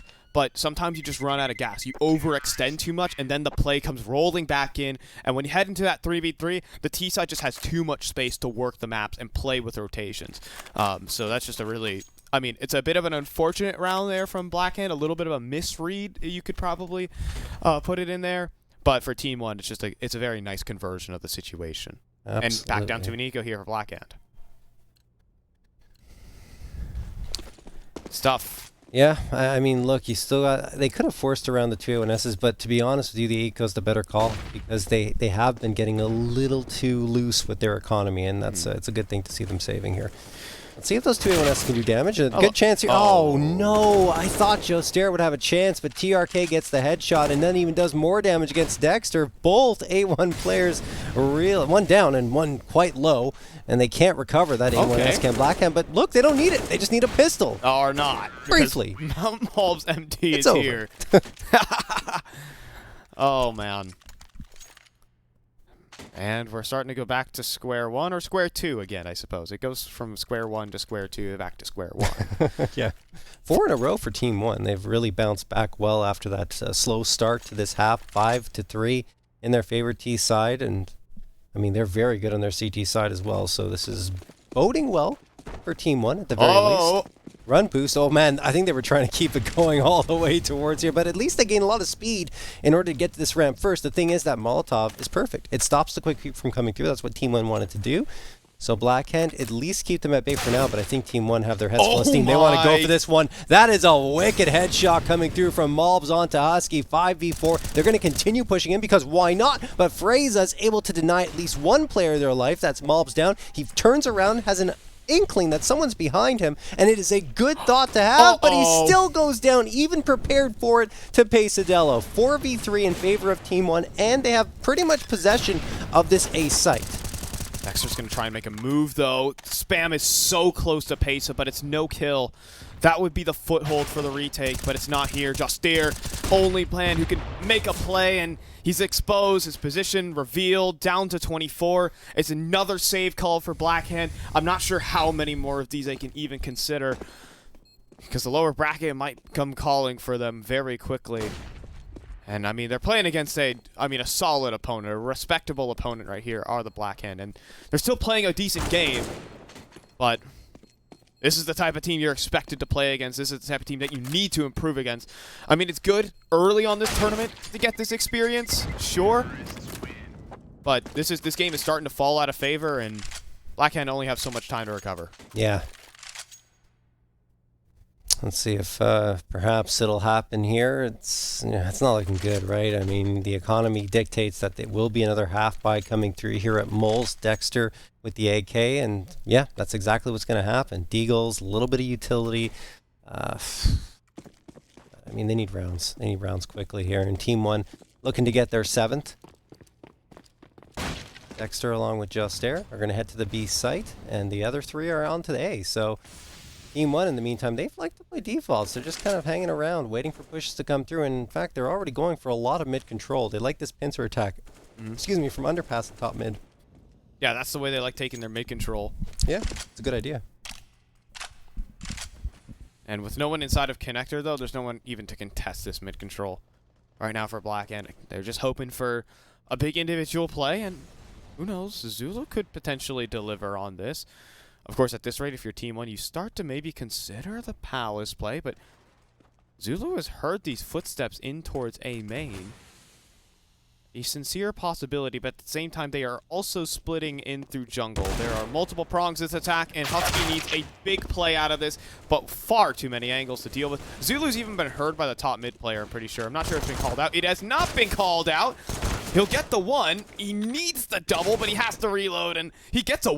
Wait a minute. He just got away. Malbs is on 11. TRK needs to cover, and it's the AK of Dexter. This is the best possible chance here for Blackhand to find an upset round. But I'm not sure. He didn't spot Malbs falling back into Firebox. He might think he's still tucked on towards default. And in the meantime... Wait, TRK's repositioning? Dexter knows where Malbs is. He can jump up and find the kill. TRK, though, the reposition. The stick's about to come through. TRK, is he going to bite on this? He is not. Dexter has just won the 1v2 and the eco for Blackhand. They're still in this. Wow, what a recovery from Blackhand. I'm surprised doesn't even at least peek, get some information, see what's going on in that diffusal, but no. Blackhand are able to clutch it out. 4th round secured. Everything was trending to Team 1. 5 rounds in a row. They had the advantage in terms of hardware up against just a half buy for Blackhand, and still it slips through their fingers. And perhaps we're seeing some of the reasons why Team 1 has had a lot of close engagements on Mirage. That's a mistake that could come back to bite them. Blackhand, economy's still fragile though for them, but at least they have the double op out. They get so much map control so early on. 15 seconds in the round, and Malbs is inside of ladder room. Yeah.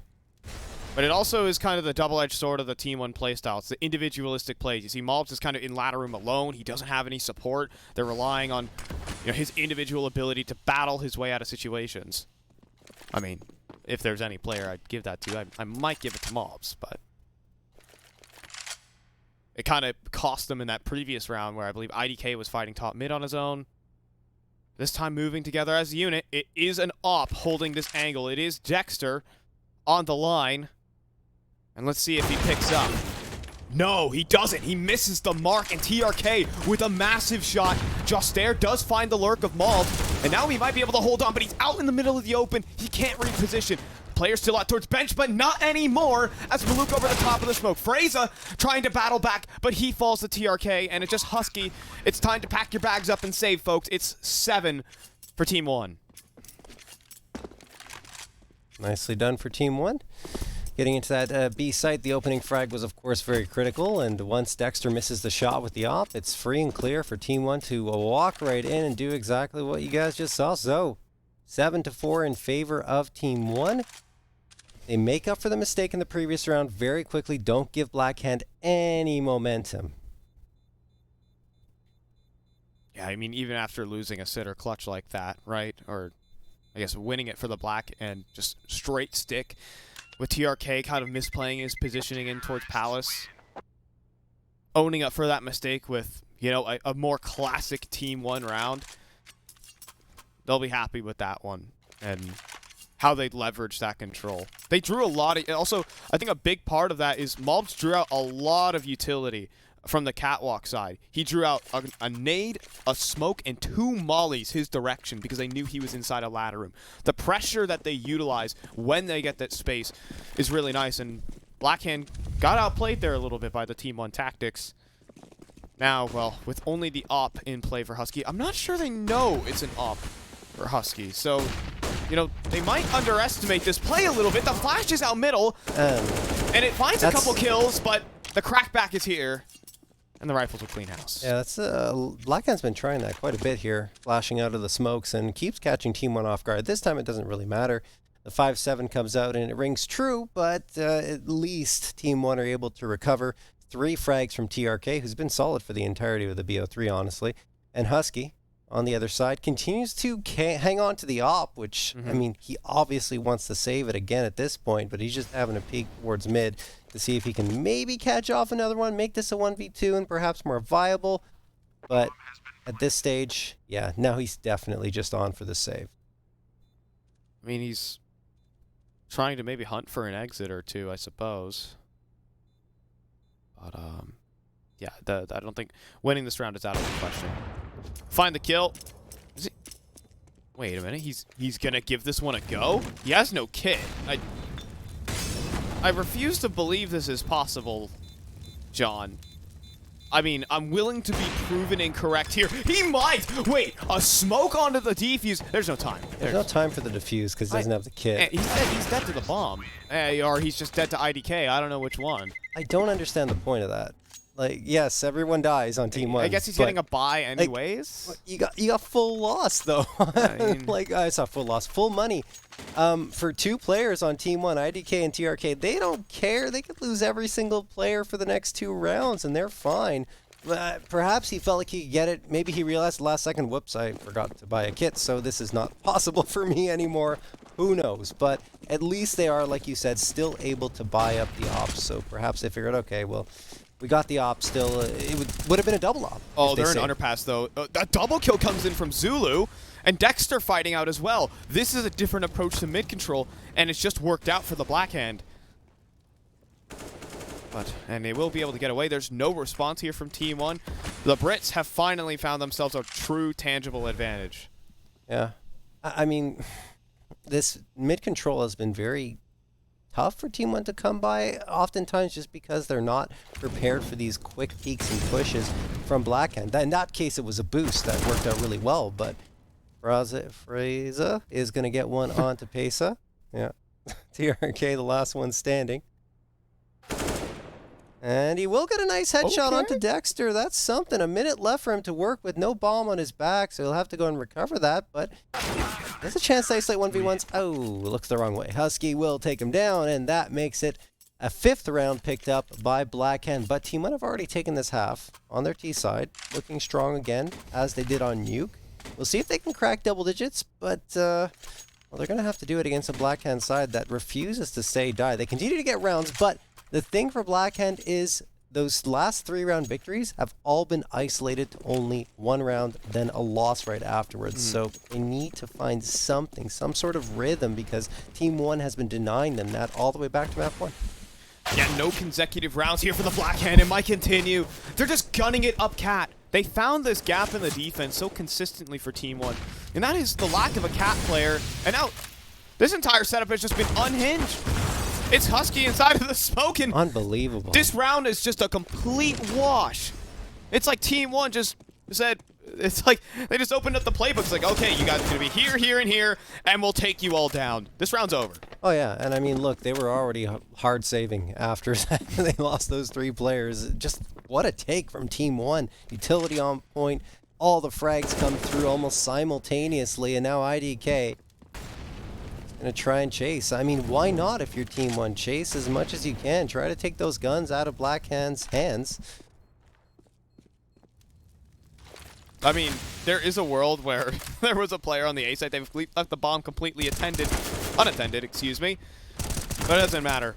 They want the guns. No, they know where they are. A couple nice shots there from Zulu. It's worth it. It's completely worth it.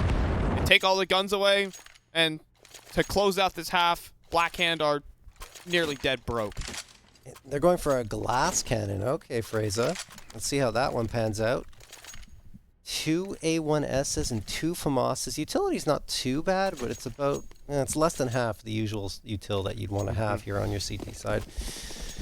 And Team 1, they're sitting pretty. They got everything they could want. 4 AKs, the op, full util, and they're going to charge right on forward. They haven't really gone for a quick play yet, so this could be a good call. It looks like that's what they're setting up here. Flashes are going in. IDK charging on 40. He's already passed the Molotov that was thrown on up, and he will drop right down. Justair is completely blinded, but still gets a frag as he recovers. TRK, the instant trade. They're on this B site, but there's so much presence from Blackhand that it's difficult for them to get a foothold, and Blackhand, to their credit, are hanging on well here. Maluk is in a really bad spot, but Malz and Maluk both make it work. Malz to the smoke gets one, Maluk another one, but it is all up to Malz, and Fraga comes through with the AWP for the last 2 frags. There we go. Blackhand again deny Team 1 those double digits in the first half of action. All right, finally, that's a very big statement round. Just shutting them down at the door. Yeah. Finally, Blackhand post up a confident round in one that they haven't even had anything close to having. Lots of clutches have had to be won here for Blackhand. That's a definite statement. But immediately, the game doesn't stop. There ain't no halftime breaks here. We immediately swap in Team 1 with an identical halftime scoreline, but this time on the map of Mirage, and they get to move over to the CT side. I mean, some would say it's a bit favored on generally most maps, and especially with a team like Team 1 who, if they want to pick and choose the battles that they want, I think the CT side could definitely bode well for them. And we'll see what Blackhand bring to the table to upset that balance. Looking like they bring this one straight to B. Yeah. I mean, definitely there's always that slight CT edge, but I think of all the maps, Mirage is probably one of the most balanced, right, between both sides. So, I mean, we'll see. It's still a very good scoreline for Team 1, but it could easily swing the other way. Cannot discount Blackhand at all. Smoke gonna get tossed on through. That is for Connector. Blackhand are trying to come through. Oh, TRK, wicked headshot, and then a second one, a third!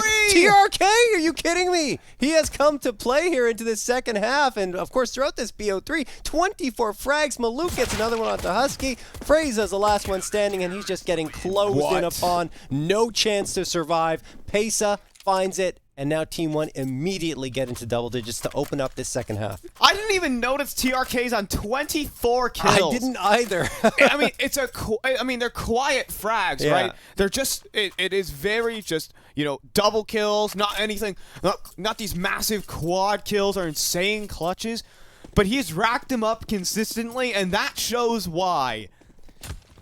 Double digits for Team 1, and they just smack down Blackhand on that pistol. Glocks out, no bomb plants, no fun. One flash to rule them all for Blackhand. I'm not really a Lord of the Rings enjoyer, I'll tell you that, but I at least know that. And Pesa and Maluk. Hey, TRK has also come to take his taxes. He'll collect an eco frag on the way out, and Team 1 will shred through that one, 11-6, and this is the must-win round here for Blackhand. Yeah. I mean, it's still an opportunity. Even if they lose this one, it's possible for them to come back. Still, TRK's having a little bit of fun there. In spawn, eventually, settling down into this one. But yeah, I mean, if Blackhand lose here, yes, it'll be 12-6 for Team 1, but the full loss bonus will kick in eventually, and then you have a chance on T-side in particular to start buying up round after round. If you keep getting bomb plants, then you're in okay shape. But eventually, those rounds will have to come through. You're not wrong. Pesa. Going through here into mid, and Joster could challenge underpass. In fact, no one's going to be in his way. Got to stay confident here if you're Black Hand. Mm-hmm. Mostly about dealing a little bit of damage towards this, at least staying competitive in that one. That's such a nice block, though. He blocked the window smoke and even smoked out the underpass players. It's like a 2-for-1 right there, blocking the window smoke from Maluk. That's a really smart play. I mean, I don't know if it's intentionally blocking out visibility to underpass. Probably just a little bit of luck on the block smoke, but still, what a smart play there from Maluk. Malps waiting on the B side here with the MP9 in hand. There's the information, so he's going to fall back, toss a flashbang, I think, on forward, and 4 players get blinded, so that's great. Gives IDK a chance to get in position, and Malps jumping headshot. Zulu takes down both of them, though. IDK and Malps are dropped. 4v3 nade doesn't connect for the final blow onto Zulu, who's only at 3 HP, and Pace is waiting patiently on the edge of this smoke to strike on forward. Team 1 are definitely going to go for this retake, and that helps a lot. Pace gets a second as well. 3v2, 3v1. Pace is dropping everyone. Looking for the 4K on the round, and it's actually going to be Maluk to take down Fraga. Doesn't matter if the 4K comes through or not for Team 1. That is a fantastic retake, and I think Pace making up for that flank that went awry on Nuke there with that play. Oh, man. And the way that they line up, too, because not only did it take the person in front of him, but he absolutely lit up the person on site as inadvertently as a collateral, too. Pesadilla, sure, it takes a little bit of luck, but that's what they needed to get the retake across the line. And that is a gut-wrenching round for Black Hand to falter in. They'll be able to force back in. You've talked about the loss bonus already, and the bomb plant's rolling on through, but the utility is minimal. They're going to need to win this round in a quick fashion because they won't have the utility to really take map control back from the CT side. Yeah, that's really tough. I mean, look, still have 3 smokes, a couple of Molotovs, a couple of flashes, so it's enough to get an execute going, but you don't have the luxury. I mean, you do have potential luxury of going for a fake, but you have to dedicate most of your util to the fake and then go and dry on the other side. So you're going to have to hope, beyond all hopes, that they bite hard if you choose to fake. But I think that Black Hand are just going to play it straight here and execute towards the A site. Yeah, they're already postured here. Yep. They only got the utility for 1 execute, and it's towards A. TRK from default, it could be a nasty crossfire, especially with the AWP of Maluk arriving inside the CT spawn at the perfect moment. Now TRK draws the contact, and there goes Pesa. There's the flash. It's so perfect here from Team 1. They've practiced against this execute hundreds of times, it feels, and they'll deal with Team 1 easily. Excuse me, they'll deal with Black Hand easily. Team 1, 13-6. Yeah, and eventually, if you don't get that bomb plant on the full loss bonus, then you have to go for an eco, and that is the case for Black Hand. They can still go for a half buy, so they will invest decently, and you can even go beyond the 2K mark with the full loss bonus, but they're not going to do that for the most part. It will be a little bit of utility. 3 Deagles, the P250 and the Tech 9. Team 1, you know, same as it has been. They even have an AK in the mix in Pace's hands still. Maluk watching patiently here with the AWP. Making sure that no one gets past him towards mid. In fact, Black Hand are just going to try and push up into A. TRK gets the first frag. They continue to charge in his direction. Good flashbang thrown again, but Pace is watching. Overlook there at balcony. Eventually goes down, but it's all up to Dexter, whose vision is very much known and not much to work with on his side. So that's it. 14-6 for Team 1. Yeah, 30 for TRK. And I mean, Team 1, they're in full control right now.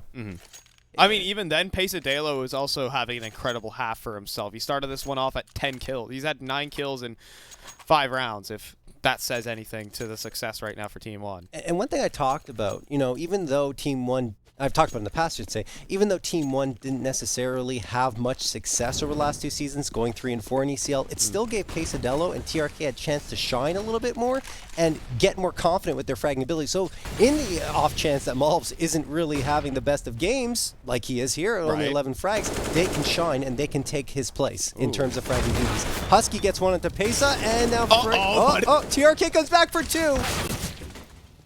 And IDK now. Oh, IDK! You think this round went awry? What is going on? I mean, it's just an absolute brawl out towards middle, and Malbs, the last B player, surprise. You thought that round? What? You thought that round was finished? Yeah. You thought that round was finished when it's a 2v4, and or 3v5, then TRK shows up with a double kill, and kills go left, right, and center, and then somehow bulbs the last guy. It's one of those chaotic rounds where it's like, it doesn't really matter if it's a 3v5 or 2v4. Like, all the frags came in so quickly that it was just like instant trades back and forth, and eventually Team 1 comes out of it with the advantage. So, all right, 15-6, Blackhand are on their last chance, their last leg here to try and make this work. And Pesa just pushes through. He gets 3! Pesa's trying to end this one right here, right now. Zulu and Justair, the last two standing. But what a play from Pesadelo. Zulu gets one, traded out by Maluk with the USP pulled out, and I believe Justair is about to get taken down. And we're going to see Blackhand probably entering in towards this lower bracket. Well, we didn't expect him to stay invincible here at Frag, but this is, you know, kind of the first look at this team. They're not immortal. I mean, they're from EU, yes, and we NA people might think they are, but no. Team 1 come through, and they dominate this map of Mirage. That CT side was flawless. And quite the spectacle to see. Congratulations to Team 1. They can continue up in the upper bracket, and Blackhand will have to fight it out through the lowers. And again, a good thing for Team 1 is that they're showing they're not a one-trick pony. They're not just built around mobs. And he's not the only reason why they're finding success here in their resurgence right over the last couple of months. It's really everyone is playing their part exceptionally well. And, I mean, they continue on in the upper bracket. They're going to be a tough team to take down here. I think they could go a very long way. I think that is, I mean, coming into this tournament, I'm saying Team 1 are in red hot form. Yes. Like, you know, that they had a little RMR blunder, you know, to say, and then, but recent form has said everything is perfect for them. You know, it's funny. I think sometimes you need that, right? You need that loss against a team that you're just not expected to lose to say, hey, whoa, hold on a second. Why did we lose that? We should not have gone down in that. And they can just talk about it and say, okay, here's what we can improve upon. And then you can really propel yourselves forward off of it, which they absolutely have. Yeah, and we're seeing the results of it right here at Frag 17. They're further down the line in towards that upper bracket, and they're looking to get themselves a quick qualification in towards that main event. For the guys over at Blackhand, though, their tournament life is quite literally on the line, as now, well, they've made their way across the Atlantic, and they might be going back home. They're only one loss away from being eliminated in this LCQ. I think that they'll still have a pretty decent chance of continuing on that lower bracket. They certainly showed their stuff in a big way. The ability to stay in the matches in the early going in particular on both Nuke and Mirage, very impressive. Just they could never find their rhythm. I felt like Team 1 were doing a really good job of preventing that from happening in the way that they were playing and really kind of getting in their faces, giving them very little breathing room. But I think they showed enough to say, look, they can perform well against the lower tier of competition that they're probably going to face in the lower bracket, but we'll have to wait and see if that's the case. Yeah, but Blackhand show a little bit of mortality, and Team 1 are looking hot. That's going to do it for this matchup here today. Team 1 moving further down the bracket. And yeah, I think we're going to be wrapping this one up on the stream, except before we head out, we have to give a shout out to our guys over at Mavix, who provide us with the LMAX competitive advantage to keep you guys all cool, well-rested, and comfortable. The LMAX adds to Mavix gaming chairs all that good stuff that keeps you at the top of your game, and you can even get it 50% off when purchased with a gaming chair. An excellent deal for anyone who's looking to upgrade their setups out at home or even get their first gaming chair. Mavix Gaming has brought all the good stuff here to all these Fragadelphia events, so shout-outs to them. Well, before we head on out as well, quick shout out to CS Money, where you can keep upgrading your inventory. You can buy skins easy peasy, millions of skins, and one of the most trusted platforms to trade CSGO skins. So you can go ahead and hit up cs.money for all that good stuff. I think that's on that note, though. JRT, aka John, I know John Retweet. You go by a couple different names, but well, that's going to do it here for us on the Nerdstreet channel. But any final words before this series? This was a statement series, let's be honest. No, yeah. I think it's great to see Team 1 in top form. I mean, you know, a lot of hope for these UK teams coming into Fragadelphia, but I think it shows how much work Team 1 have been putting in as of late, and I think they're going to be formidable, as I mentioned. Yeah, that's going to be Team 1, a formidable opponent. But for now, that's going to do it for us. We'll see you guys in maybe a bit. I'm not sure if it's the end of the day. We'll see how the bracket shakes out. But for now, peace. FTX US. Real gamers. Real stories that actually happened. For real. I wanted to be there for my teammates. For my IGL. but I just had a lot going on. One currency turned into 3, which then turned into 5. It was getting hard to keep track of it all while competing at the same time. Alex, just shoot him! Shoot him! Alex, shoot him! Alex's idea of rotating to objective was walking around his table and checking to see if his Ethereum was up. I spent $450 in air travel and Airbnb to be at this tournament. I hate him. He would just stop doing whatever he was supposed to in game. It was to a point where I was making calls. I was just taking Alex's in-game leader role. I had to either manage my crypto or manage my teammates. I was starting to get a sneaking suspicion that they were going to cut me. We were going to cut him. That's why I asked my local esports specialist about FTX US and the FTX app. Talk to your esports specialist if you've had a history of letting your team down, being blamed for throwing the game, or getting distracted by managing too many currencies. The FTX app may be right for you. Some gamers have reported changes in behavior, such as less anxiety, top fragging, no longer yelling at each other on comms, being a better teammate, and clutching. Do not use the FTX app if you like letting your teammates down, enjoy being overwhelmed and disorganized, or losing. FTX US is one of the largest, most reputable cryptocurrency exchanges in the world. The FTX app is trusted by over 6 million people and is designed to offer you a safe, convenient way to buy, sell, and track your favorite cryptocurrencies within minutes. FTX is 85% cheaper than other exchanges. Use the FTX app to buy crypto and NFTs with 0 fees in minutes. Use a crypto debit card, track your entire crypto portfolio, and get important news updates. Currencies include Bitcoin, Ethereum, Solana, and more. Ask your local esports specialist if the FTX app is right for you.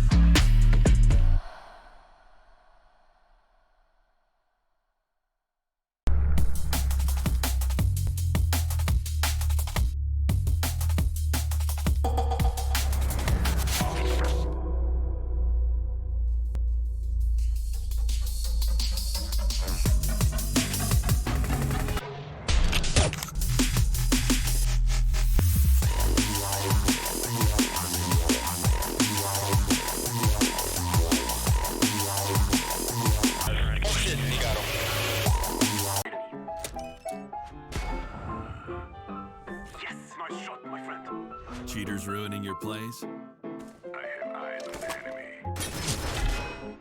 Bad servers stopping your shots? What you need is ESEA. Advanced anti-cheat to stop cheaters. And the best servers around, all with 128 tick rate.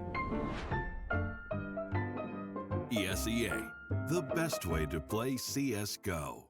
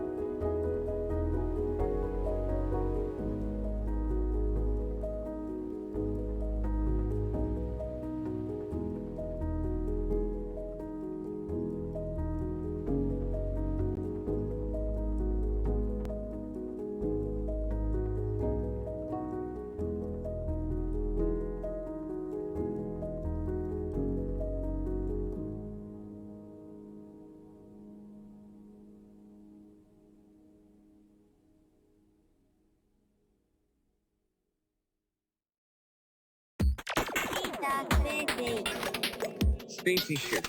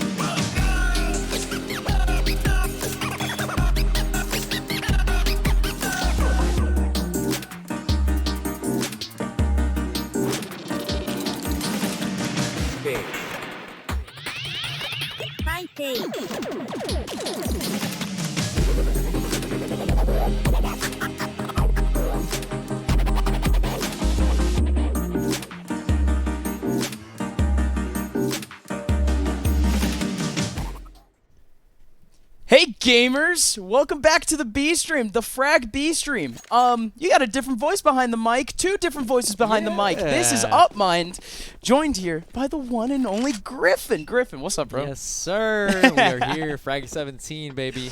B stream vibes. We are jumping into our 4th best of 3 on the day. I am typically behind the scenes, as people may know, but coming in to relieve the dulcet tones of our lovely talent here throughout the day. So dang right. I mean, you've been around. You've heard enough. You might have absorbed I've a thing done or two. Cast reads in my day. I think I know how this goes. Okay, Griffin. But we are jumping into EG Black versus Snake Den. We are into map 1 on Vertigo. I'd missed the veto, but we will pick that up once we're. Yeah, I'll try to HLTV that one up. So our first map is Vertigo. Our second map being Inferno. Decider being Overpass. Pretty standard. We saw EG, I think, actually playing Inferno earlier. So not too bad. EG, been having a stellar day so far. Earlier on the A stream, sweeping past their opponents. But now, of course, not so great of a start. 0-3 start going to Snake Den. We did join this game a bit late. We skipped out in the pistol. Let's get back into it. It's actually, Griffin, it's been a decent time since I've been on the mic for good old Counter-Strike. Yeah, it feels man. good seeing these pixels again. It is great to have you back. Thanks, buddy. You know, we've got our inaugural Mustache Masters project coming up. Yes, we'll definitely sir. bring you back in. Get another yearly cast of Counter-Strike. Dang as right. You know, Dang right. have your return from the old Valorante child game. No, it's just the brain power, really, that you could consider that. But going in now, we have an elaborate game of tug of war happening back over towards the mid side. This is Snake Den, putting up a smoke, getting a free access back over towards A, but you're still gonna have a shot facing around the perimeter of the smoke. Of course, Walco, the only person here on site, only good for one. You still have a 2v4 rush. Good patience, injury, overstretching a couple boundaries. Going down for really no cost, no trade potential. This is tough, though. Still a flash. Double smokes, though. A lot of potential for EG to get deep into sight just by scaling. Oh, wow. Big peek coming out from Wiz. Finds a gap. Still the hard 2v2. This isn't a crossfire, though. Chu alongside Pat. It's going to be Chu with the first contact. Needs to get the first. Indeed he does. And it's just way too tough for Wiz. Good stuff from Chu. And Snake Den actually going up 4-0 on EG. Yeah, man. Tight post plan on the Jenny there. Able to swing and find 2. And that mid lurk, honestly, the full exec, they actually threw out that smoke banking off of sand and let a little one-way through. So as the defender's rotating off of elevator, coming towards that B site, trying to find a cheeky one time, and they get picked up off the rear side of that one-way. So fantastic work to Snake Den. Again, 4-0 here. EG Black on the back foot with a couple deagles in the spy, and they are running down mid. What do we got? What do we got? One player holding it down, and it's dropped just wide swing. There you go. That's all you want to see with the pistols. Get mobile, get wide. It's an infamous strat. Buy deagles, push mid. Works Hold W, every have time. fun. Yeah. Only the real gamers pull stuff off like that, but now, of course, the rest of the rounds, only men can surpass. Pistols, of course, still in the hands of EG. Not a lot of space to go, not a lot of utility. to make this retake possible. You already have Lester actually for the first contact. Big flash coming out, and Lester isn't able to get anything. Huge wide swing coming out from EG, and they actually have the man advantage, covering up the smoke. They don't have a defuse kit, though, so they just have to hold on. Pat, an injury, though, still holding on in a 2v2. Good spray from Injury. They have no idea where Pat is, and Injury is still spraying away. Stanislaw, now in a 1v2, standing tall on top of the boxes, but can't find any pixels. Finally finds Injury, but Pat was laying in the smoke for a long, long time. 5-0 going back towards the side of Snake Den, but that one was, of course, pistols, so you do start to see some economic damage. And the pause comes through. Good. Well timed. Yep, we have witnessed quite a fortuitous T side here coming in off map 1. Snake Den definitely have their execs down pat, and we'll see what they do. Full stack of utility. EG Black, obviously, a couple decisions to make here on the buy. We will see Wiz going full in on the AWP. And, I mean, general thoughts on the map. Tempo CT side, I feel like your opper needs to make work. Yeah. And I don't think that's unique in Counter-Strike. No, right? No, but on Vertigo especially, a lot of long angles. The first contacts are extremely important because, again, Vertigo, once you lose one angle, you lose out on a lot of space. There's not a lot of space for the opper to readjust. You got to hit that first contact, or else, of course, you have to be running for the hills. Snake Den. Going back in now, I was mentioning the economy. Their economy was running real high before the round, or before this round. Pat, of course, still has 9k, so we're chilling. But Snake Den, of course, still has to stay on their toes in a big round here against EG. They are going to spread a little bit wider throughout the map, but this is big. EG making a push down into ramp. That's Rush rushing in and can't get anything. Chew.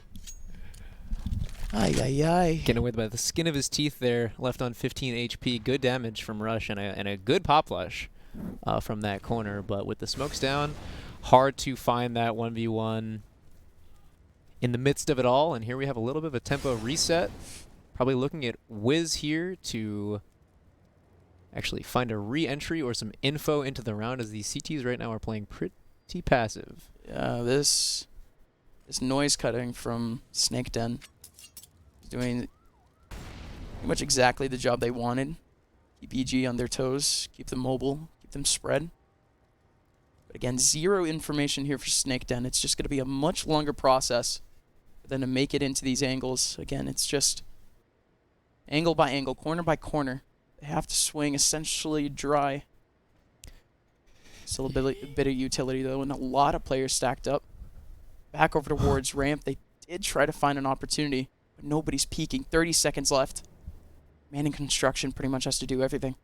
Yeah, Wiz with a tight angle onto construction. He does have a smoke to drop behind him if he's managed to find this first entry. Stan with a molly to follow up and maybe one flash, but this is going to be a tough take.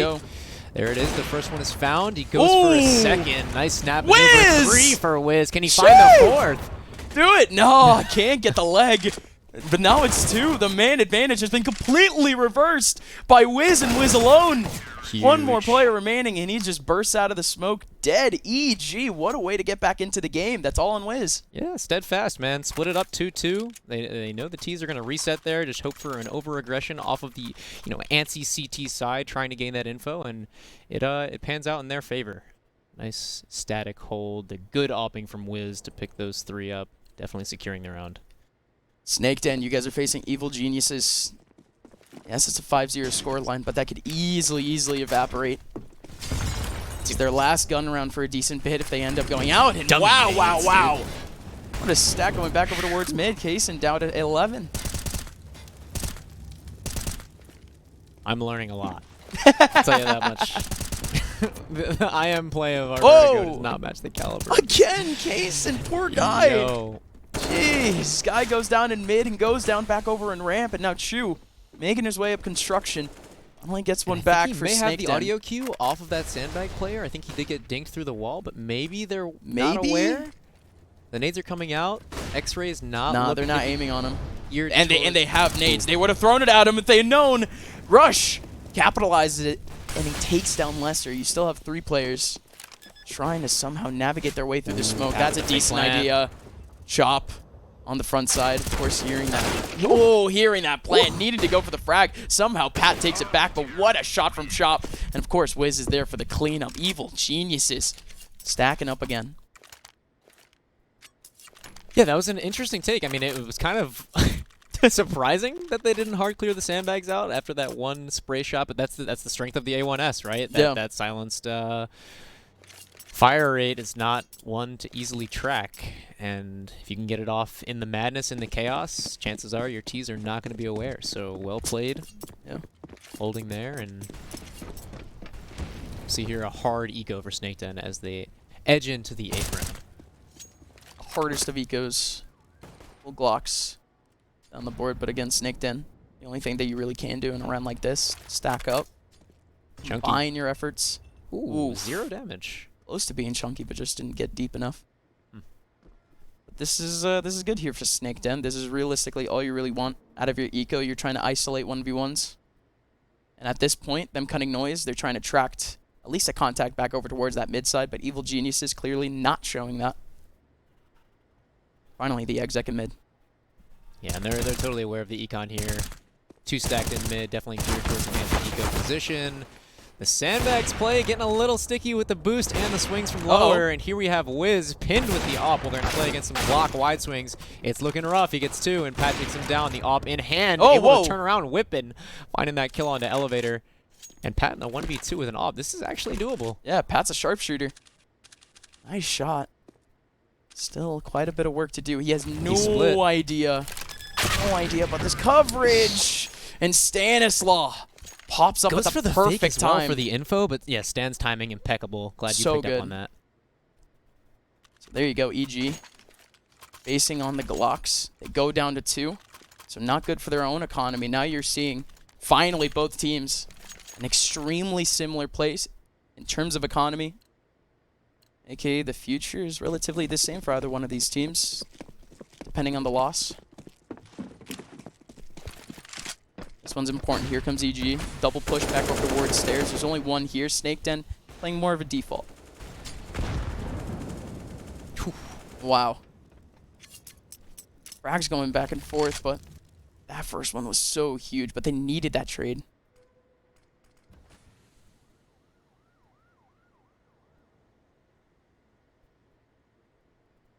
They've regrouped back over towards ramp. And again, this is pretty early on in the round. This is right after they had the contacts back over in mid and in stairs. So Snake Den making decent timing on this pop. And here we'll see it again. Wiz, pointer precision, locking down construction. Maybe the read on a light eco. Ready to fall off this as soon as he takes his first shot. But we do. Oh, wow. Oh my god, the creep up into sight. They were waiting so long for that opportunity in construction, and there you go. Kaysen shocks both players coming out of construction, and that's just the round. You mentioned the situation for these teams just a bit earlier. Chop and Walco. You need to hold up onto these rifles, so there you go. Snake Den on the T side of Vertigo, still extending their lead. Decent adjustments so far from Snake Den in terms of how far they're actually spreading themselves out throughout the map, baiting EG into contacts. So the earlier interactions need to just be a bit cleaner. Yeah. And, I mean, what a story for these two teams as well. Snake Den coming in, I believe, off of an advanced run on the SEA. A couple players heard here and there off a couple LAN. I'm definitely familiar with Pat, Chu, seen Kaysen around. And then, you know, obviously the EG Black roster. Yep. Storied players all coming up throughout amateur tournaments, just like Fragadelphia. A lot of them have played in many of them in years past. Yep. And now under the EG banner, it's fantastic to see the representation here at Frag 17. Yeah, I mean, it's amazing, honestly, because I was talking to Stanislaw earlier in the interview, and Stan, he has never played a Frag, first and foremost. So seeing these young players on this roster for EG Black, ones who have LAN experience, one who have been to Frag, it's pretty interesting. Stan walking into this roster, you would think that these are rookies, but no, these guys are battle-hardened. Yeah, in some contexts, more experienced than Stan. Yeah, right? no, actually. Since Pro-Am lands. Yeah. At least as of recent. Right. Getting back into it, of course, a lot more pressure from the CT side. Going in towards ramp early on, but they've backed out towards site. giving a lot of space for the terrorist to go through that ramp side. But again, a lot of space leads to comfortability. Stanislaw, he tried to punish that. That was a decent idea. Leaving a lot of time for these players just to roam. But Chu, he does the exact same. Reverse spray transfer. Baiting in EG, but what is this now? Chu just runs right into Walco. There was no way they were going to expect Walco anyways. It's still 2-on-2. Rotation has come in strong. Chop takes down Kaysen. Now it's a 1v2. Oof. Injury found his timing into sight as well, but chooses to take the duel towards CT, and players just ready for him. That could have gone any way. Wow. Again, that 2v2, 3v2. Had to get shut down by the very, very, very early rotations from both Walco and Chop. If Walco wasn't there in construction, don't get that 2v2. Chop comes in at the perfect time in the back of sight, takes away the last two. EG now, standing real tall. You see the economy, you see the guns, lack thereof for Snake Den. Most of the players, again, would have liked to think that they were doing a stack this round, but not so much. I mean, we'll see what these Deagles can find. Four Deags, 1 P250. Little default on T-side Vertigo. Could find you some success. Classic. Just trying to get picks. But again, it's what they've realistically been doing throughout this entire half, playing at least slower setups. Not exactly going to say defaults, but really leading EG into enemy lines. But it's been really 50-50 on that success rate. EG, they've been getting more and more patient as the rounds go. Haircuts. And there you go, Walco. Whack-a-mole real quick onto injury. Was giving him out for free all day. I'm down to the barbershop. Wiz for some free haircuts back over towards that mid side, but instead smacks him down with some body shots. Everyone else on the T side going back over towards ramp. And it's just the rifles just trying to keep things clean. Still yet another reminder of the economy. EG, not clean. Just about $1,000 in the bank. These Deagles could still do a lot of work going into the end of this half, but still. It's very important for EG Black to hold on to their guns here and rush. Finding himself a nice 2K there from Sandbag's going to enable that. Only one gun down on Sand. He had a FAMAS at the end of the day, so should be able to buy back in on a similar level. I do want to praise him for that, too. I feel like in my history of watching Stan, he's got a very powerful FAMAS. Yeah. Very specifically underrated FAMAS. Weapon. Yeah. Maybe not. Maybe not underrated. I mean, it's I think it's rated. The Galil is right. underrated, I think. Yeah, for the amount of bullets, I guess. 35 in the mag, the pen, the damage. Yeah, you're right. Underrated. It's just the spray is a little. What a shocking start. The entirety of the map, right? Walco finding the pick onto Pat into mid, and Wiz, excuse me, going for that early aggro down ramp, finding success. And maybe knowing player tendencies too. I mean that pre-fire there was pretty pixel perfect. So well done. It's been more or less the same approach for Snake Den. Quite a few of these rounds. Again, different timings, of course. More or less the same approach in terms of that patience. We have yet another situation. Snake Den isolated in a 1v1. Goes down. Injury and Basin trying to make their way into B, but of course they're getting denied. Chop in the front door. Shuts it down. 6-6. We're tied up now. EG had to come back from a 5-1 start. No, just a 5-0 start. Snake Den, I was just saying earlier. Again, a team like this, you can't be really throwing away opportunities like they just had. And my, oh my, they've only really afforded themselves an equalizer going into the next half, if anything. So again, we'll see a bit of a mixed buy here. A little bit of a kitchen sink grab from Snake Den. A little bit of util, one pop flash, and it seems that they're already making contact. Yep. Chop into mid, though. I think the one man was a decoy, but 4 through mid. Chop is able. Oh, nice shots from injury. Not good for 4, but 3. Yeah. For 3.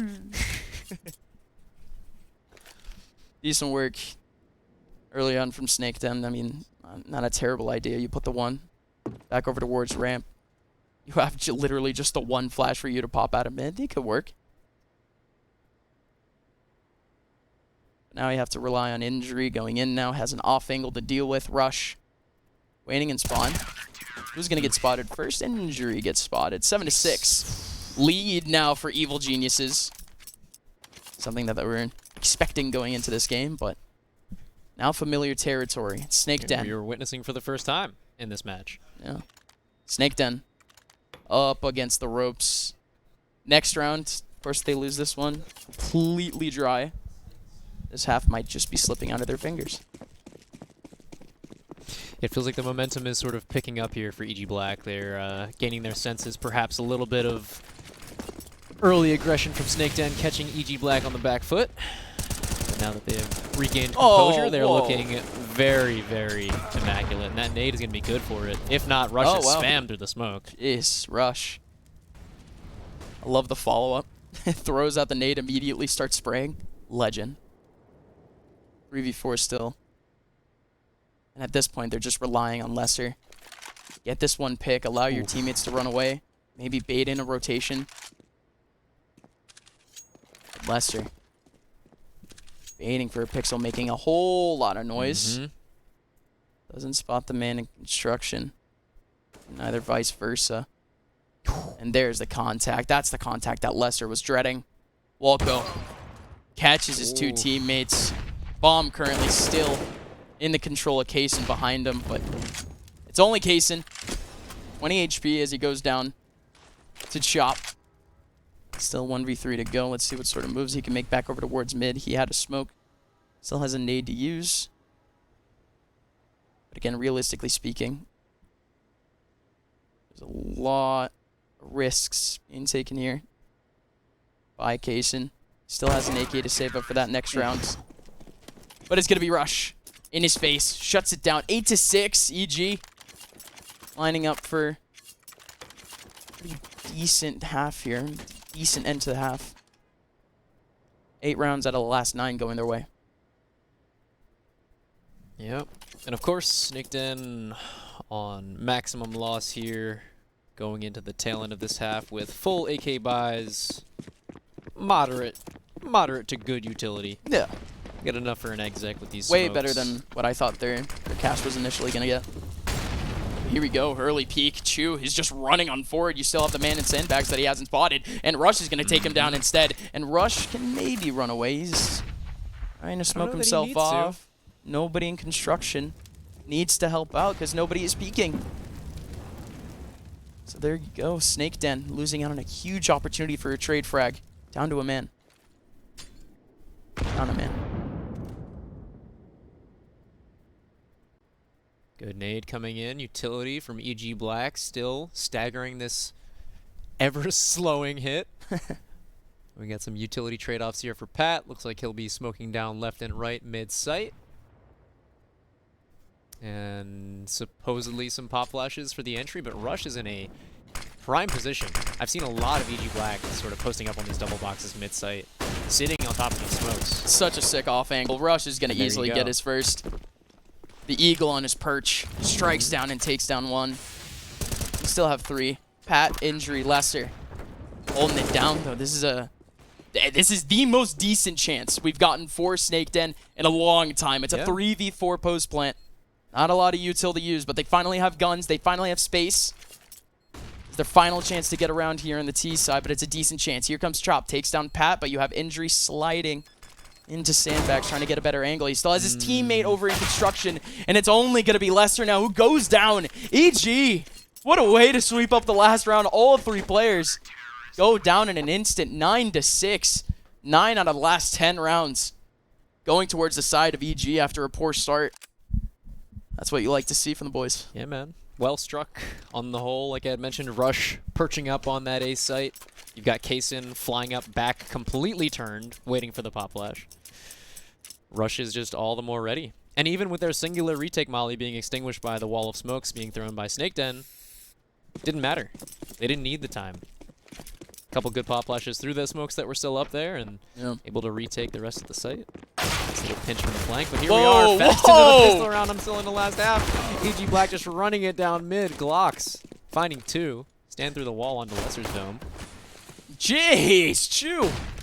Just gets doinked immediately. Poor guy. That early gush deep into mid elevator is exactly what you need, right? The USPs coming from elevator, coming from CT, it makes the mid push without utility all that more intimidating. And now that it's down, now that the gush has come there, CTs are extremely hesitant to peek. Yeah, they're forced to put up this crossfire here. Injury has to help out Chu. No, injury. Stan outstretching to check his angle, and Stan doesn't care. Walco on the other side, of course, getting the last, but Stan with a huge round. 4 kills in the round. And EG starting off on the right foot. Potentially close out the rest of this half. Sheesh. That's what I'm saying. Yeah, man. I always knew Stan, you know, he's calling the pistols. He's got the massive brain pistol strats, but the dude is just clicking heads right now. He's definitely feeling the land buff. Meanwhile, Walco, big chillin'. 60 ADR. But you know the R-dubs is through the roof. Of course. The contribution is impactful, baby. Yep. And we do see a mixed buy from the CTs here, hoping to get a couple guns off of the Ts, stifle a bit of their economy as they are in a very good position to keep it rolling. Yeah, this is actually a decent buy here in all things considered for the CTs. Yeah, solid positioning as well. Equals up on mid boost. We got the scout to play with. Pat. I think Rush saw him. He walks on by. Rush takes him down easily with a MAC-10. But that's the whole goal for Rush there. Rush scaling down the space with a MAC-10. Yeah, thanks. I appreciate that. Just getting as close as possible. Making the most out of that MAC-10. Very smart. Early move. But you still have, of course, a lot of work to be done by the 2 players still here on site. Surprisingly, only 2. The Lesser, of course, still has a scout, and he's boosted up, but a good smoke. That's going to cover up all of his chances, and Chu had no chance in a 1v1 against Stanislaw. Again, just look at that smoke. So much coverage, and he has no chance of getting the wall bangs. They got 2-man on the boost. Mid-sight. Telling you, man. It's the wave. Just drop some smokes and just jump up. The vultures, man, from above. Looking for their chances. Injured, about to play some whack-a-mole. Oh, okay. Encasing. Unlucky. Just goes X Games mode for a second. Oh, I love Counter-Strike. Parkour. What seems so simple in real life. Oh, I'll just grab onto the slider. You're just walking into a hard-clipped wall. Oh, Source Engine, we love you. Gaming. Snake Den. This is an all too familiar sight, at least for what has been the last 12 rounds, essentially.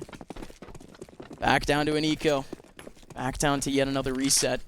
Of course, they forced up quite a bit in the last round, so can't take that away from them. But still, EG.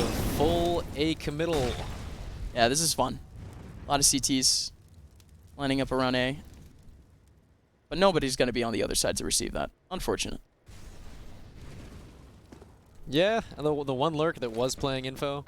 He's gone. He's got the info. They're taking it to B ever so precariously. And they will soon realize that the jig is up. Time to rotate. Our time is now to find these double doinks with these USPs, but they are just actually sitting on A. There is no rotate. That's right. Snake Den, your time is up. My time is now. You cannot see me. My time is now. Yo, I'm Snake Den. Is EG Black? You guys sneaky link under mid? I'm sorry, man. Truly sneaky. I'm being exposed to all the Zoomer lingo. It's LAN weekend. Yeah, you're just letting it out all at once. I get it. It's like I'm a You got the kids watching, man. Yeah, of course. Yeah, you're appealing to the right demographic. Of course, the USPs is just a formality. Rotating all the way over towards site. Stanislaw getting a whole lot of cash for those kills. It's actually a really nice pad for Stan, too. Jesus, 6.5K. Stacking it up for EG. Most of the players, of course, thinking about the upgrades, and indeed they're going to go for it. But this is it now, Snake Den. Lose out in this round, and it's a real long road for them on a comeback if they attempt it. Yeah, man. And then, you know, if this gun round does go EG's way, morale looking a little low. Heading into map 2, Inferno being EG Black's pick. depending on side select there, side start.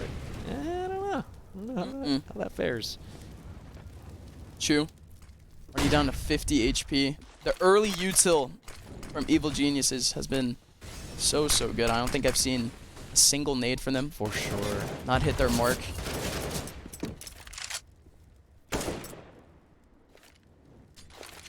And the coordination too. It's not just the lineups, but if they have the lineup, they'll throw 2 at once. Yeah. Oh yeah. It's you just well planned. You don't planned. expect that from I would say diligent, but it really is just well planned. Yeah, well regimented. You know, practice. You can tell this is a team. Yep. Put some respect on the name. For sure. Even though they've only played like 1 official, I think, outside of this tournament. But here we go. Lester with the op. Aiming down mid. That is so unfortunate. Oh, Lester goes down and out for the count, but still injury in Kaysen. Taking back the round, and they still have the bomb in sight. Right in front of him, injury. With a huge opportunity to push Snake Den forward. Finally, has to be this coordinated push. Coming back for EG. They decide to split, and it does work out to at least give the team the bomb once again. They're coming back towards site. Do they have any idea about Shu? Surely they're going to be diligent. Surely they're at least going to check. But the bomb just goes down immediately. No fake, no nothing. They don't care about ramp. They just do it. 2v3 though. And Wiz is closing down the space. This is great. Yeah, really liking the postman plays here. Obviously, massive weight on these individual plays here. Look at this from Injury, though. Injury so patient. And he wins his battle against Wiz. So well done, Injury. Wow. The patience. Just compensating for anyone that could be on the lurk. And the op is retrieved. Snake Den. Finally, a round right when they need it. Yeah, a tough win, honestly. I was not expecting that round to go their way. The way it started, Lester full up on the op, you know, looking for impact. 6-16 currently. CT side op, you need to make impact. And that first shot being a wall, probably the worst feeling as the Deddy opper. No. Like, you were that close, and then you just got gunned down. But they survive and bring it into the next. Gets a second opportunity. Lester. Haha. Lester. Casters. Thanks. I do it. I do the thing. Oh, casters. Lester's no lesser man. Stepping up for the 1v1. Can't. I love you guys. Love you too, Griffin. So nice to see you, you know that? Yeah. Same to you, man.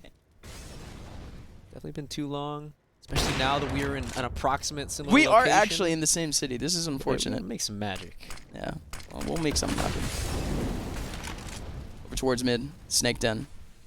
Doing a pretty good job holding it down, but haven't come into too many interactions just of yet. They had the 1 contact in EG. Have not recommitted. Back down to A. Oh. Are they still gonna care about that? I feel like I cursed them a little bit in my head. I was gonna say, oh, they're going for the silent boost, gonna go for that info on A. The second in my head I said silent boost, the noise cue was made.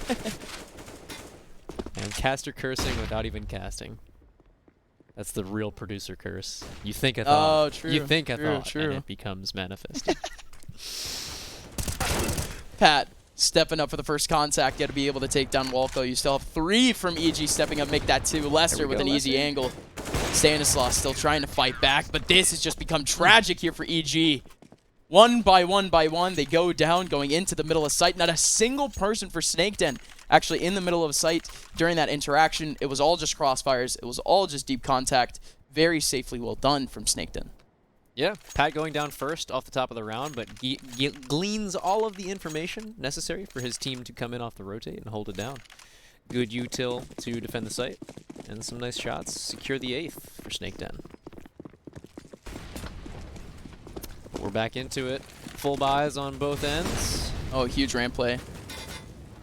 There goes a big push. They get the position they want. Noise cue. feels like this smoke's gonna rotate in just a second. Maybe he catches both. It's gonna dissipate very, The very info's soon. there, They're but just he doesn't walking wanna through. roll. Pat's not looking. Pat's not looking. Oh, Pat! How do you not see this? Are you kidding me? It's a 4x3 moment. What? It's a 4x3 moment. But he just And they're lets it already pass. well past. What? Wiz is like, guys, what the hell? This is unreal. Pat is just getting wallbanged. Oh, No, no how does shot. he get the kill? What? 17 HP left on Pat, and does he survive this? Does he make it back to safe territory? The terrorists have just played a game of Ring Around the Rosie with Pat. 1v1. Kaysen's about to run into a very nasty surprise. Oh, no. Walco around the corner takes him down. Jeez, I thought the cheekiness was reserved for Snake Den this round, but not so much Walco. The big contact. 2 players remaining here for Snake Den, and it's a tall, tall task. What was that, dude? 2022. Might as well call him Matt. It's like he's got a mat on the sides of his monitors. Just kind of horse blockers, blinders, I don't know. That No, you're not wrong. You're not wrong. You can't make He it does up, have that coverage on the side of his screen. That's unfortunate. It's a magical moment, though. You hate to see it, truly. On No, all but it sides, happens like but it happens once every few games, to be honest. That's a common-ish occurrence. Yeah. But not like that. Not like that, where he lets 2 walk by.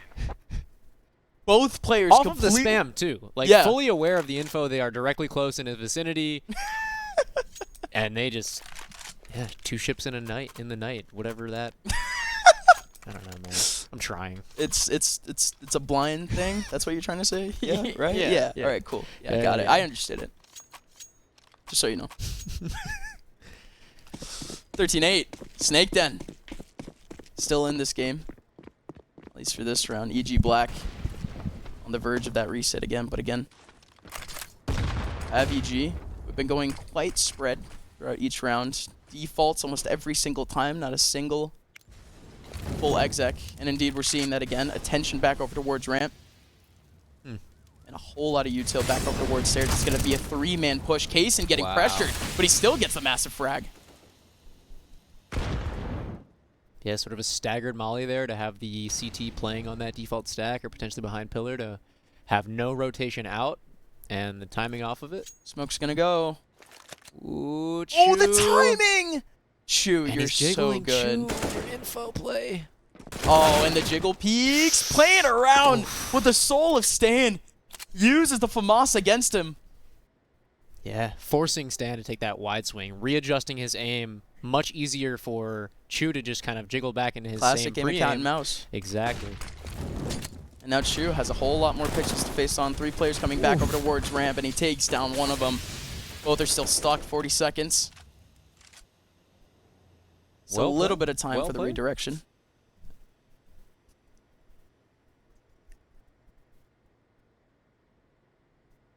There's a dry round though, because again, EG, nowhere to go, no util to use. It's just gonna be the easy frags going back for most of the players from Snake Den, but hello Wiz. Wiz with a double. Injury takes him down. 13-9. Snake Den keeps themselves alive for at least another 2 rounds.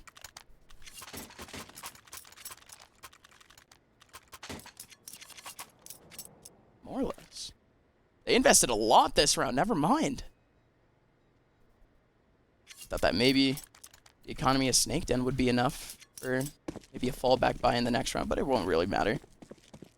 EG on the pistols, finally going to be doing that dynamic that I mentioned earlier. Just rushing, going all together. Going to be Walco on the front side, of course, Snake Den. A whole lot of rifles ready, and we're going to go over towards the B side. It's going to be the first. Injury takes down 1 at least, but you still have 4 to go. Again, it is just Glocks. Long-range interactions won't go in their favor, but Injury's still looking to play a game of whack-a-mole. He's down to 70 HP, but he's still fragging away. Well done, Injury. 2 players remaining. Stanislaw alongside Chop. Now it's only Chop. This is easy stuff. Just what Snake Den needed to at least keep the future of their game alive.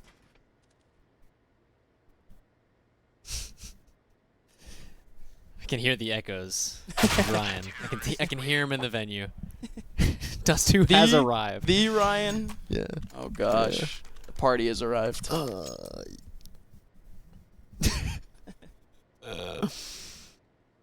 We've had a couple decent reps here in the venue already for day one. We have Adice in the venue, or Addis. What is it? Adice? Addis? Addis? Addis? I think I've said Addis for most of my career. Yeah, I'll stick to that. So you got Addis in the building. You got ESCA in the building. A lot of orgs from different regions and countries. It's not bad representation. It's one of the more diverse frags I've seen in a while. Is it the same like Addis that is the retailer? Yeah, the peripherals. Okay, awesome. Yeah. Yeah, little boys. Zowie partner, quote unquote. Good old Daniel from over at Addis. If you're listening, Daniel, shout out you. Damn, Daniel. Yeah, literally. He was always in the white vans, too. Nice. It's like a 40-year-old man. No, don't roast him like that. No, Christ. Come on, I'm sorry. I mean that sort of roast like 5 years ago would have been New Balances, and geez, I would have been pissed. Yeah, dude. Nowadays it's like, yeah, tripped out. In the newbies? In the dad shoes? Hold on. Hey, yo. All right, not so much action happening here for EG. Putting up a contact back over towards stairs, but we're just about a minute in. Snake Den. Not making too much ground of their own, but again, they've expended a lot of utility already into this round. Their retake potential has been stunted. Of course, all 5 alive for both teams. Lots of opportunities for the first contact, and there goes the first contact. Rush slaps down injury, and now it's only one. Kaysen getting trapped. How many can he get out of this? Only one. Play. And Rush continues to go in, taking down Lester around the corner and still swinging. Chu had no chance, and now a 1v1 against Pat. Pat trying to rotate around, trying to find a gap for this 1v4, but really don't think it's going to happen here, Pat. EG. Off the back of a rush from Rush. You'd love to see that, and he gets yet another frag of the round. 4 kills 4K. from Rush. And now this is it. Snake Den. No loss bonus, barely any. And their cash is going to be dwindling all the way down to the hundreds. In a round where EG can convert 15. And of course, off that 15, they're going to be facing SMGs, pistols. It's an easy 16. EG can close up the first map, but just a win here in this round. Snake Den in a position where they are missing out on those final steps of utility, just picking up the pieces with a couple smokes and mollies to deter the initial T presence. But as you can see, full kits on everyone but Stan. Oh, Chu? Watch out. I guess he knows Is what that he's an doing. ang? Like, yeah, he's trying to get a headshot ang. just right behind the little cone, the little traffic cone there? I really don't understand why the traffic cone specifically, but I guess it just hides the rest of his body. Also ricochets, so it might block a bullet. I'm with it. I get it. I'm with it. It's cool. It's epic. Any play where you're a pixel off from just killing yourself, that's I'm enthused. Optimal. It's the blood pumping. Big push coming out from mid side. DG. 4 players. Needing to face on Lester. Lester just running away. Good cleared from EG. Okay. Wow. The first shot from Lester. Lester had more opportunities there, but Kaysen, he just jumps into the fire. 3 people in mid, and he just jumps on in, but there goes Pat alongside injury, retaking the mid side, and it's a sweep. Stanislaw and Wiz had no idea. Now it's Chop in a 1v1, and Chop does win, but it's 15 HP remaining, and Chu has the flank. Snake Den are going to stay alive here in regulation. Wow. All off the back of Lester there. I mean, only getting 1, but at the same time, staggering enough of the hit, putting that molly down, making sure that they can't get up on a construction as fast as they initially would have. They had to depend on that pressure. Snake Den had 3 people off of Lester, pushing into mid. Yeah, off of his straight into CT. Chop jumping straight up on that plank there. Again, I mean, I was confused what Kaysen was doing, but like he was totally like the perfect decoy. Well done. I feel like it's the evolution of Vertigo, and it's not a surprise. Is the verticality. you gotta jump up to make it work. Sure. Wow, so here we are. Full mid push. Tech 9's out for EG Black. Oh, Kaysen. Oh, wow, Kaysen. Alongside injury, they can have a lot of fun here, and indeed they are. The SMG alongside the A1S. Getting all that damage, and on the other side, actually, Molly kill going onto Wiz, apparently. 1G for Wiz. He might have been stuck in a corner. And now a big pause. Both of these teams really need this pause. It's well timed no matter what. EG, Snake Den. Who would have thought that this game would be going the distance? We're about to hit 27 rounds already in this game. Snake Den, though. Not a team that we've seen with a lot of experience against the upper echelon of North America. But this is, I like to say, their best opportunity to get a statement win in NA. Because, I mean, you just look at the situation as of recent for this EG Black roster. I mean, they just introduced 2 new members. They've only recently been playing again. As soon as last week, they played their first official. Snake Den. Being together for a decent minute. This is a big opportunity for their team. Let's see how they capitalize. EG, again, off the pause and off of a big buy, just throwing all of their eggs into one basket. Look at these players coming up ramp. Already scaling up with smoke. They get denied.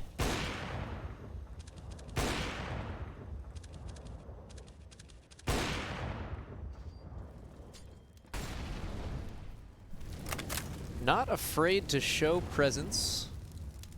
Of course, the strength of that position Chop is in the mid lurk, obviously drawing and garnering as much attention towards that A ramp as possible. It is going to move to a pinch, and Chop with his delayed hit into mid, ideally picking up 1 to 2 frags off of the rotate. But here we have Lesser posted up behind sandbags, finding an insane flick headshot to pick up 2 in the round. And now we just have Chop on that mid lurk, never actually executing, never actually pushing forward. Back down ladder, straight up ramp in a 1v3 situation. Lesser on 7 HP. But good utility and strong firearms on the side of Injury and Kaysen. Chop's going to have to make some magic. There is some info, though, however. Lesser, ooh, maybe a little more patience could have been beneficial for him there. Definitely not catching the read. Injury right behind that opper, and fantastic trade, saving the op into the next round. As simple as that, they would have no idea about that second person. But they had to swing out pretty early on. Yeah, it's tough to get that patience, that level of patience, right? And just assume that you're not going to get peeked from another angle. Like, tuck yourself under the sandbag, see who else might peer around.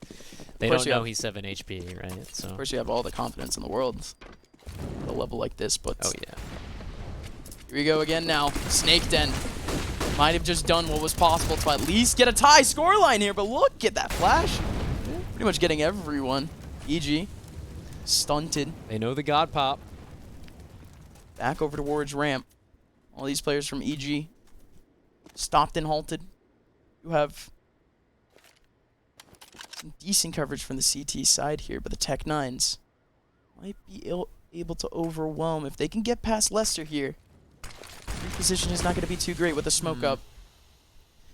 And Stan is left with the utility and bomb, as well as 11 HP. Oh, huge smoke coverage. Double smoke into the back of sight. Ooh. But Lesser trying to find a pixel on top of the smoke, and indeed he gets it. That's the huge kill, leaving the bomb on the ground, but you still need to pay attention to the rest of the T's here, trying to make their way up mid. And Injury ready for the second.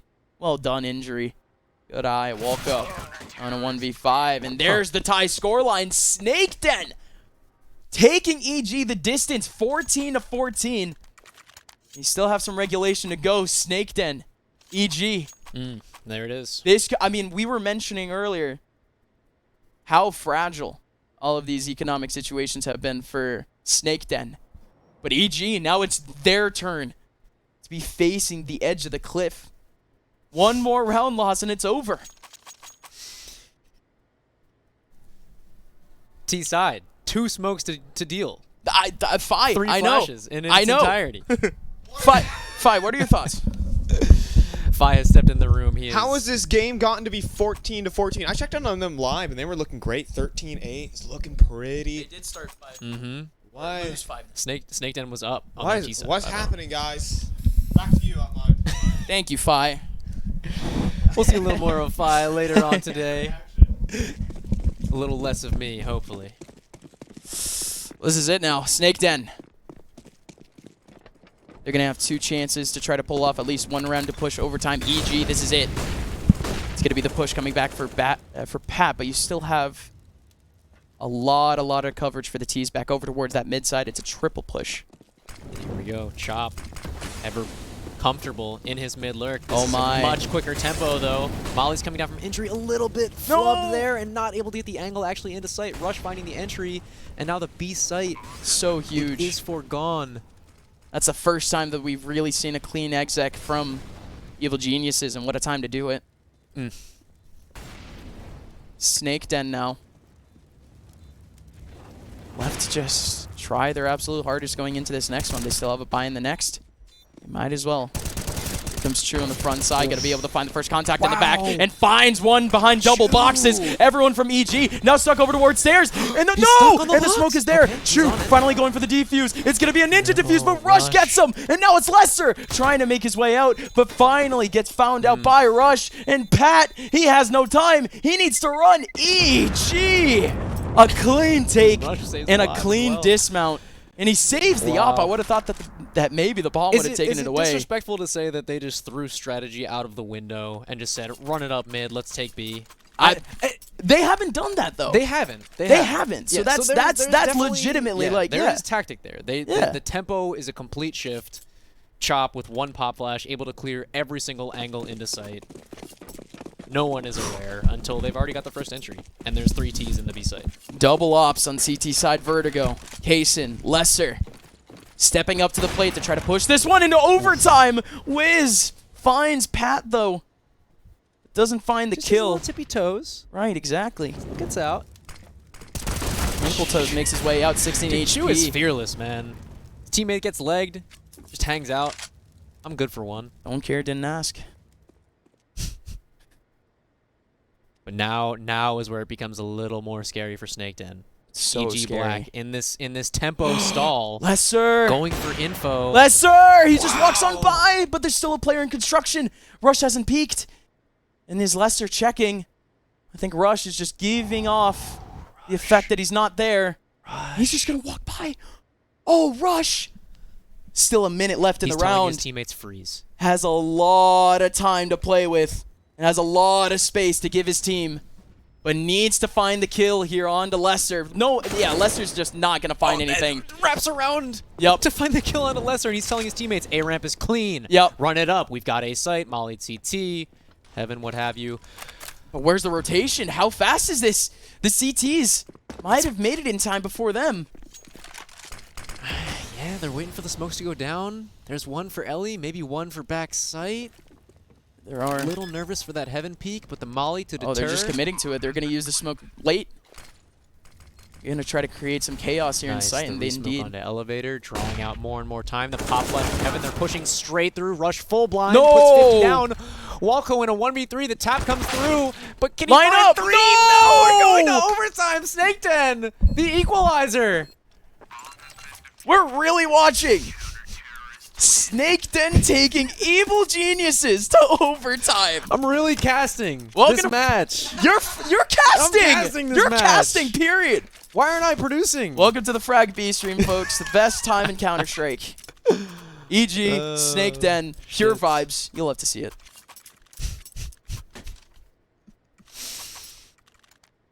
Let's have fun with it. Unbelievable. Please. I'm having fun already, man. I don't know how much better this can get. We're in an OT here. Snake Den, the underdogs. Double ops and a clawing 10K back. OT, by the way. Yeah. This is very scary. EG is switching up the tempo again. A lot of pressure coming back over towards that ramp side, but it's Snake Den shutting it all the way down. Look how much util they're using here. Not going to happen to Pat again. Surely not. We saw this Surely happen not. earlier. The black bars. Just wait for it. Stan's going to pop a few shots. Oh, here we go. Here we go, Pat. He does not falter. Finds his opportunity, finds the 2. And this time they were actually on his screen. The horse blinders have been toggled off. Crosshair is true. It aims just. Nice. Decent timing there for entry. The drop off gets the info. Going for a wide swing, a little bit coordinated with his elevator player, but I'm so glad that I'm not the only one that misinputs right click. on the suppressor. I do it all the time. Hey, sometimes it's intentional, man. Mid spray, I just start unscrewing. There's a hidden power that lies in the unsuppressed A1. I will say that much. It's pretty alpha, for sure. Absolutely. For sure. No, I could see that. You Snake get Den. the 2013 beta like sound cue, the audio that was just never treated. You remember when the AK sounded like super tinny and terrible? Yeah. They retooled all the gun audio. Oh, but the I actually unsuppressed miss the A1 old has up. stayed the same. I do miss agree, the agree. I like the yeah, old up. even though it makes like literally every single time makes my ears bleed, but you know, it is what it is. Getting back into it, Snake Den have the lead here in overtime over Evil Geniuses, one of NA's finest. EG stacked up 4 back over towards ramp again. Yet another change. Pat with a little reverse ramp smoke and a molly for construction. Oh, here we go. Pop flash re-exec back into ramp just to try to take away some of these terrorists, but it's just not going to happen. Stanislaw on the front side might be able to play whack-a-mole with one more, and indeed he does. 48 HP left on Stanislaw after the first interaction, and after the second, the exact same. Well done from Stan. Double op still around, though. Lester at an angle into the middle of ramp. He loses it. Both ops are here. All 3 players are here.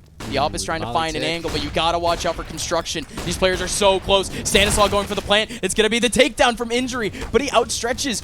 Rush takes him down. Still a 2-on-3 and a lot of time to go, and more than enough time for Chop to potentially make this flank. He hears one go by, and he finds Lester, and he knows exactly where the last one is. Wiz takes him down, and it's 16-16.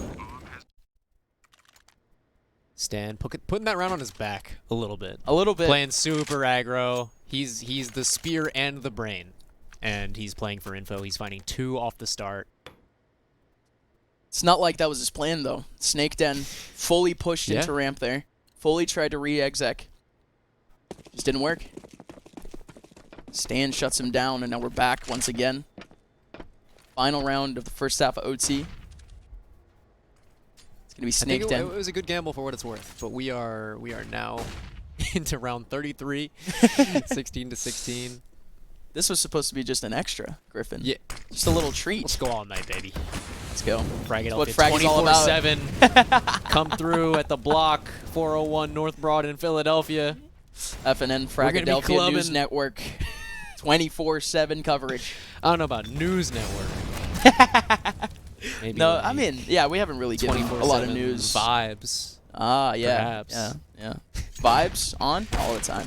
Anyone in the chat vibing right now? Any vibers? Lester not having a chillin' time. I'm going to chill on that one. 2v4. After the mid-interaction goes awry, 2 players go down. In EG, they found a lot of free real estate on this map. They've isolated the 2 CTs. Back over towards A. This has become a very slippery scenario. The players of Snake Den, but you still have to watch out for the fact that EG simply haven't taken up the map control that they wanted just yet, but they're making their way up. And they're choosing the right side. 3 seconds on the clock here.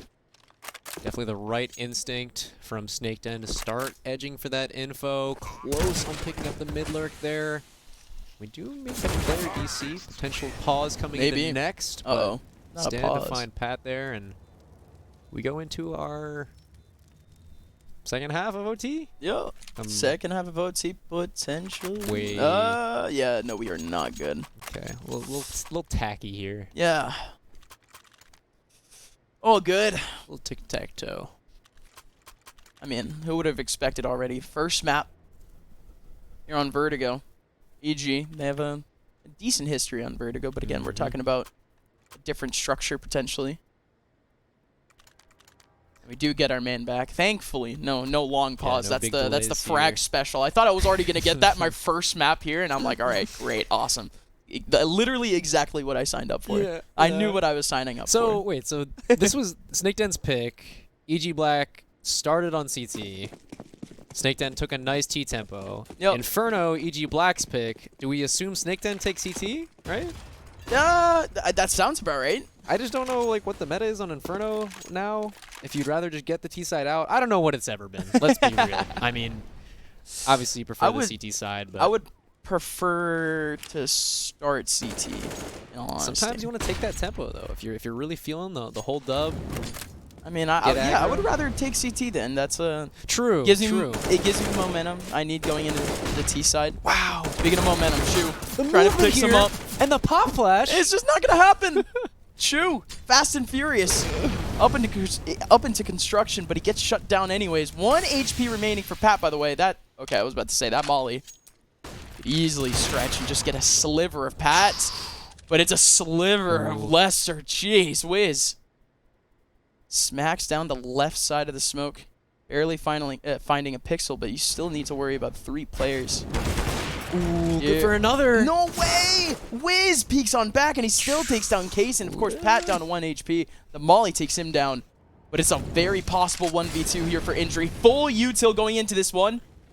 Has no idea where these 2 players are, still waiting in for the rotation. Both players coming in from boost. Injury is going to plant very safe. Very, very safe plant. Nobody jumping on top. He has some space to work with. Might be able to find a gap, but it was Chop that finds a gap instead. The smoke just starting to rotate around the default box. Able to pick up the double dink off of the slide left. I like what he was doing. The slow play off of that plant could have been an easy way into a 1-on-2. But here we are. 18-16, EG Black find their way, find their footing. Finally. It's been quite the journey here for Snake Den, but one step away from having big upset map slip out of their hands. One step away indeed. As you can see, the upper graphic there illustrating the next round for EG Black will be the victory. On G. On G. Fantastic observing kit provided by Ches Puff. Dang right. Shoutouts, Ches Puff. Shoutouts to Ches. The young goat. How young is he? He's a little old.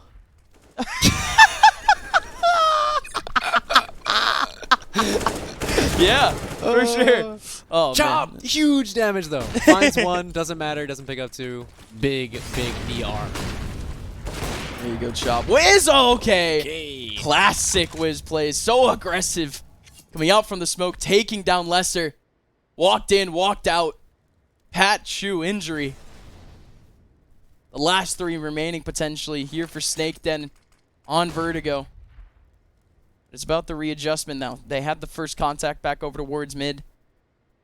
They put out a flash over on the A side. Looking to pull some rotations. Ooh. Oh, whoa. That might have made it. Might have made some noise. Cue, yeah.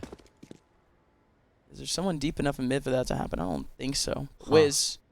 Waiting for his chance, not calling any rotations. I feel like this preferred method of entry, this boost up, is like, exactly. Like, everyone's reading it at this point. Like, maybe just pop flash, run up the steps. I don't know. But they should have just pop flash, period. He went out, dry peek. There it Wiz, is. okay, Wiz on the front side. There goes the big flash. Are they actually going to be able to take down Wiz? Wiz is playing around, but not able to find at least an angle onto these players. But here's the flank. There goes Rush, and there goes Stanislaw. There it is. 19-16, finally going under the belt of Evil Geniuses. But I say finally because, man, what a time it was for us to finally make it there. Way too long. Absolutely, Gus. It was a banger OT, a banger game 1 for us. Yours truly. The Bring it gamers. in. The gamers, indeed. The production, the commentator duo. We're all just gamers here, right? And we indeed. love to cast some games. We like to talk about Counter-Strike. We like to throw images of Pepe on an ottoman above. I don't know what to say. Appreciate Ferme on the 1s and 2s in remote land. No, this is great. That was a slapper. What was he cooking? What was he thinking? Bro, relax. Relax. Just chill. Oh, true. You gotta let the chicken chill. So we were looking at vetoes there for a second. We all know going to map 2, Inferno, it is EG Black's pick. I imagine we'll go to a little break. I think Fi's probably going to jump in for me. I got some producing duties is the word. Please, yeah, it's time for me to go. I can no longer say words. We're watching Gus floss. And you know what? I'll do the throw. Do the break thing. Commercial. You wouldn't trust your clumsy best friend with your brand new i9 3090 GPU DDR5 memory, 4TB, M.2 PC? And you shouldn't just trust anyone managing your cryptocurrencies either. Sign up with FTX and start managing your crypto on a safe and secure platform trusted by over 6 million users worldwide. Download the FTX app today. Use referral code NERD, that's NERD, and earn free crypto on every trade over $10.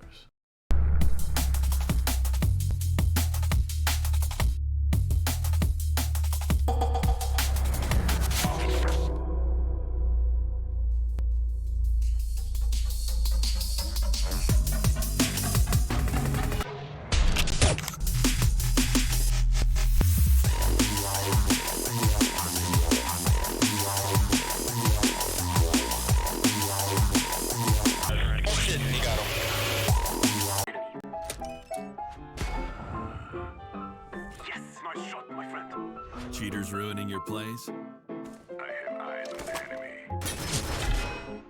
Bad servers stopping your shots? What you need is ESEA. Advanced anti-cheat to stop cheaters. And the best servers around, all with 128 tick rate. ESEA, the best way to play CSGO.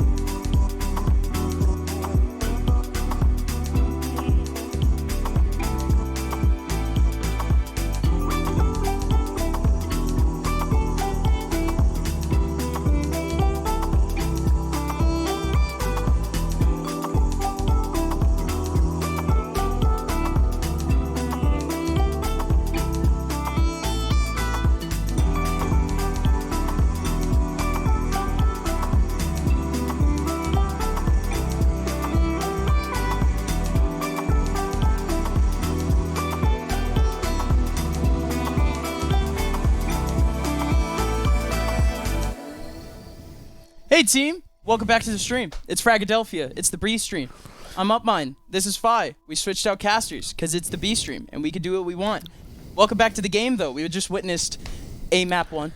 That was, yeah, sure. That was a map 1. Map doesn't really matter. Score doesn't matter. Or maybe it does, because that was like a 1916 barely win for EG Black, which is a super big surprise considering they're coming into this event probably wanting to make playoffs at a minimum and make a deep run.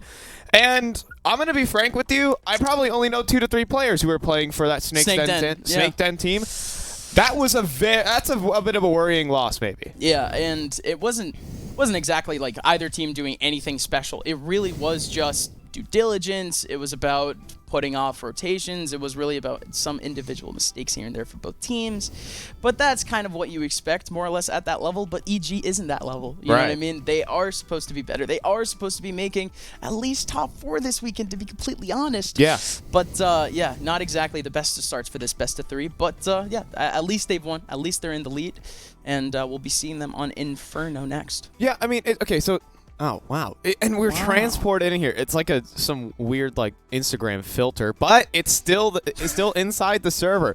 So, I mean, the one thing I do want to actually like kind of bring up, it's a little historical thing that's kind of come with like through RBG, Carpe Diem, and even I guess now it's at the EG team.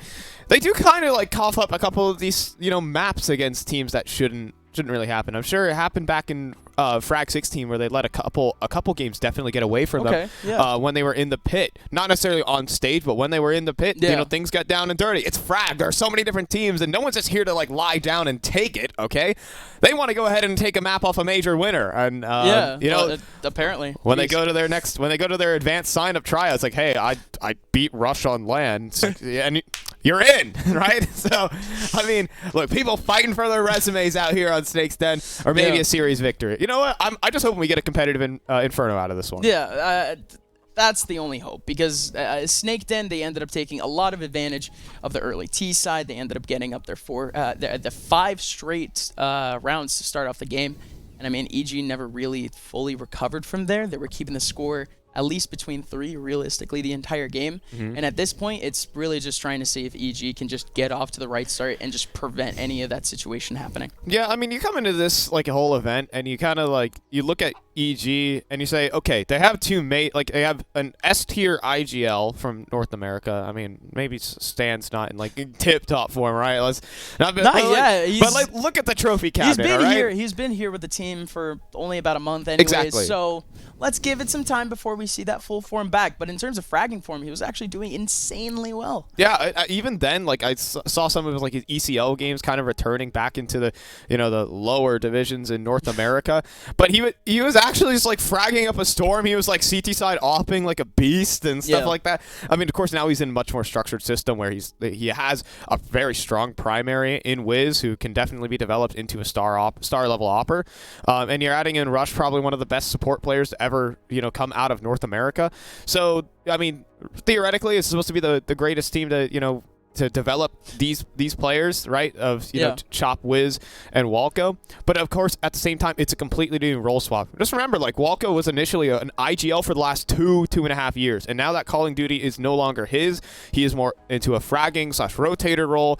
Things have changed for this team, for considering they had this structure for so long. So I mean, I'm gonna give all the caveats and asterisks I want, all the cope. Let that one fly through. I don't know, man. It's like. Yeah, why not? Yeah, why not? I mean, but we should just be keeping things realistic for this game. It should just be EG making their way by this one. Right, easily. yeah. I was expecting Snake Den to stay to their single digits, but that's not the case. Snake Den, even though I've been gone from competitive CS for about 1.5 years, and I've been gone from LANs for about 1 year.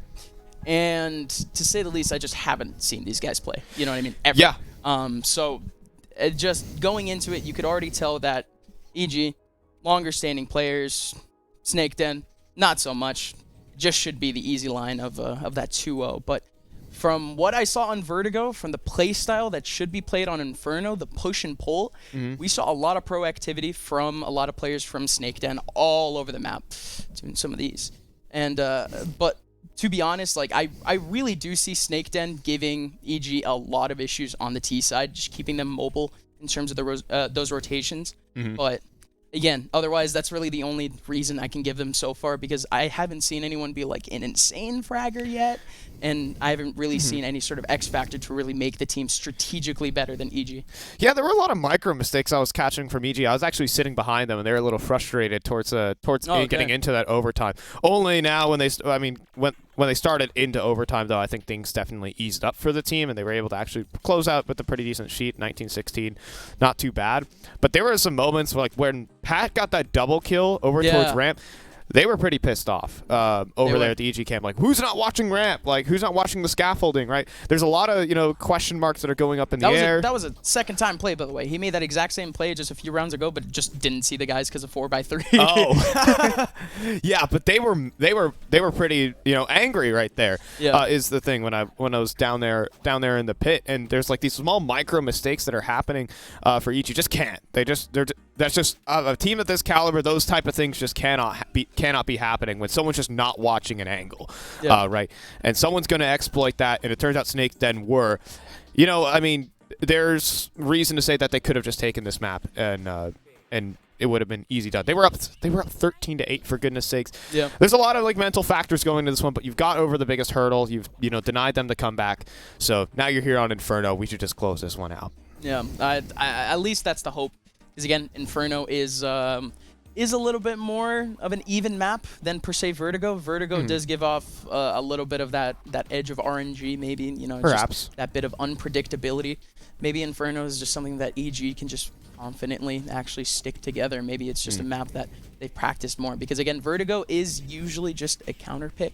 It's a pick that a lot of teams just try to throw out, just trying to counter another team or just trying to see what maps they just don't play.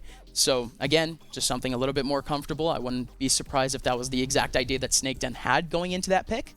So again, I'm just trying to see if EG Black can just stay clean. They could just stay clean and just not make the obvious mistakes. Yeah, even as a team, the core of this, EG Black lineup, as like Carpe Diem, they were one of the best Vertigo teams in North America, like just straight up.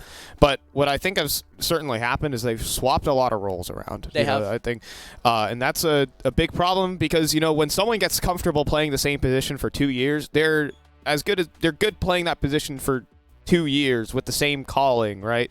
And the dry run strats that you've done hundreds and hundreds of times in a practice server. I know these guys grinded while they were under the RVG and Carpe Diem tags. Absolutely. Inside, they were known for just the proficiency of their executes.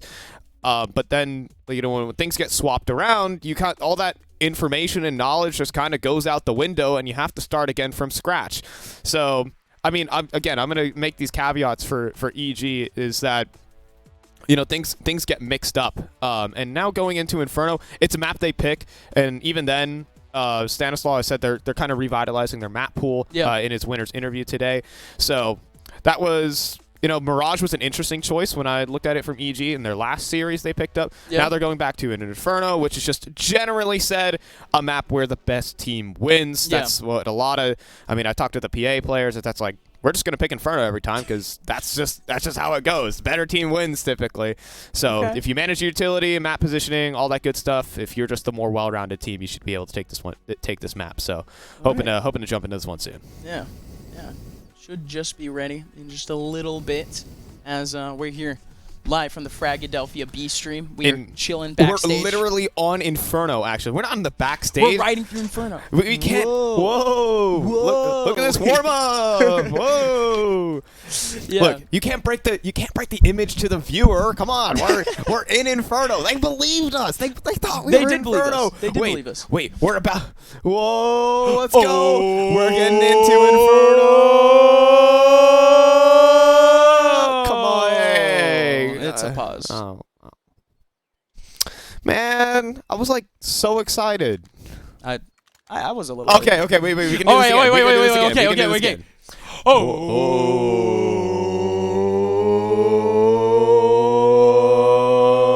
don't know how much higher I can go. We gotta keep it up until they actually unpause because that's just how it works. We're making a lot almost get for like no the- reason. yeah! Let's go! Let's go! All right, gamers, welcome back to what is gaming. Counter-Strike, Evil Geniuses, Snake Den, Fragadelphia B-Stream. You'll have to see it. EG taking the first map of Vertigo, and it was, well fought to say the very least from Snake Den, but on a more comfortable map like Inferno, EG looking for something a lot cleaner. I am so sorry for that opening of part of the map, guys, for those who like we just do it for every round now? All right. Yes. Kicking off Inferno, every good team's favorite map. Not to say that's, hey, maybe it's Snake Den's favorite map. You don't, I'm not judging. I like this map, for sure. It's a cool map. Yeah. There are a couple maps. Just played it a lot, so. Have you tried out like Tuscan, by the way? Have you seen any of that? Long time ago, yeah. Gosh, before my time, probably. Yes. Yeah. New Tuscan looks cool. You youngin. But I've not seen New Tuscan, actually. It looks. It looks like old. It has the same layout as old Tuscan. Oh. Okay. All right. Sick. I'm down with that. Let's get it. B play. Let's game. Pat on the front side. Gonna be able to find absolutely nothing. Just some damage. Walco going back in.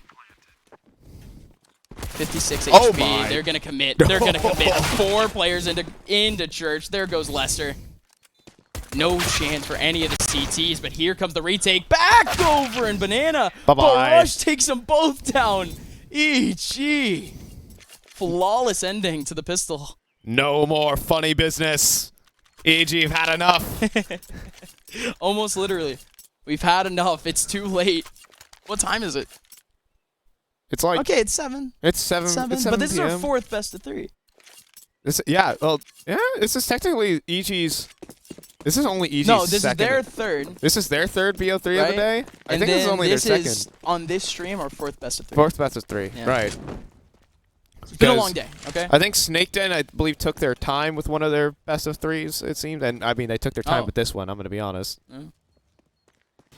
But it does say group round 3 in the top right, so. I'm pretty sure it said group round 3 for the last game. I'm not gonna lie. Oh my god. Okay. Never mind. Sorry to break the image. We'll see this one here from Chop. He'll deal with the pistols. It's in the apartments. We got one more batter at the plate. 3 strikes and you're out. We're on to the next inning. Oh jeez, Chop. Leaving Pat and Chew. Last 2 remaining. It's a decent chance, at least for the one. Okay, I was about to say there is no way. If he lost that fight, that would have been quite sad. But at the end of the day, he will. Of course, Rush will wrap him up, and we're seeing Pat in a cool 1v4. Very sick and epic 1v4. Yeah, no kit. Has a cool smoke. Cool smoke. Nice smoke. Nice smoke, bro. Oh, is he gonna go for the glue? No. Oh no, because absolutely he's dead. not. He's dead. Yeah, that's right. Mine. Very astute assumption. Thank you. I appreciate that. I try. EG is winning. EG. Yeah. Would you like to compliment me on my astute observation? Yeah, that is an incredible observation. We are on the map of Inferno. This is a Counter-Strike is a 5 versus 5 multiplayer shooter created by the Valve Corporation based out of Irvine, California. Really? Irvine, California. Didn't know that. I thought they were based out of like Seattle or something. I think they're like, I know they have like their I'm pretty sure they had actually like offices in Irvine. I'm pretty sure. Hold on, let me pull up the Wikipedia page really quickly. We have much more important things to research, okay? Oh, they're doing the Astralis stack. More or less. One flash in this whole setup just goes up in smoke. One singular flash. But instead, I think Walko's going to run into this setup and get nuked. What's your bet? Place your bets now, folks. I believe that... Mods, can you run a poll really quickly? I believe that gaming happens. Gaming is happening right now. As we speak. There's so much gaming. As you can see, look at this. The inspecting, the default Look at the gameplay. Look at the... Oh, I actually appreciate that stack You know a lot, what? actually. the low high that they have going on. Ty, observer, don't even move off this. The bomb plant doesn't matter. No, it doesn't matter. Keep it. Oh, they're leaving. No, come they're on. coming out from their hidey holes, and they're going. And Wolko's just been there waiting this entire is time. so- Oh, come on. Mamma mia. And he's still holding on to 6 bullets. He just wants the one taps. Ay, Wolko gets the ace. Come on, Wolko. All right. He's all loving right. these new role swaps, man. This is like the best thing that's happened to his career. He's been let go. No, Wolko has, of course, historically been an insane rifler in NA, but he's always been sort of anchored back, playing more as a support, just playing along with the team. All right, so I'm going to go ahead and... So, yeah. Valve Corporation is an American video game developer, publisher, digital distribution company. It is headquartered in Bellevue, Washington, but I know they have offices in Irvine or something like that. Irvine, California. I was right about the Washington part. You were. Wow. Kills going back and forth, eh? There's a lot of information in that big head of hair. No, indeed. Thank you. I appreciate that. I mean, I wouldn't say a lot, but I mean, a little bit at least. It truly is an extension of the brain. Anyhow. We have gaming. 4v4. It is EG. Big contacts back over towards Banana. It doesn't pull any rotations, though. You still get the 2. Back over on A. Ready? 3, 2. Oh. Ready, replay, rolling? Sure. Yeah, ready, replay, rolling. Sorry. That's only for production. That's a production meme. You wouldn't get this production reference. Griffin would die laughing at that reference. No, he would. He's a producer. 45 seconds left. EG made no space back over towards A instead. Force backing. No counter util. Right into Injury's crosshair. Injury is going to be able to find the first pick in the second. Rush and Stanislaus still trying to make their way out, completely trying. They had no idea where Pat is. Huge. Nice from Rush. Rush, 42 HP. Stanislaus, 68. They stay alive in a 2v2. Up in the hands of Lester. Lester going to close in the gap back over towards construction, Shadow but advantage. it's a 1v1. Pop Flash going in, and he actually wins the 1v1. Stanislaus around the corner has the better angle onto Lester. Now with a Galil. 1v1 against Kaysen! Slaps him down with a headshot, and Stanislaus stands tall, putting EG at 4. What an opportunity there for Stanislaus to say, I'm not going to wait for the fight. I'm going to swing him, take the different elevation. I love that play. He made the sound cue even that he dropped in. And so the swing is coming through from Snake Den, thinking, he's down low. I'll have this isolated fight. No, he takes the elevated duel, and the crosshair's no way it's going to be in the right position. Very well played in that clutch. And we're going to bring this one back. 4-0 for EG. This is a different one. This is going to be a different game, I feel. Maybe. It was a very similar start in the last one, but just for a different team. Now EG have put Snake Den firmly up against the ropes. I mean, look how scrappy of a buy they have in a round like this. Just a little bit of a lane setup. Player jump spotting towards top banana. I mean, it is a death sentence if you try to walk out middle.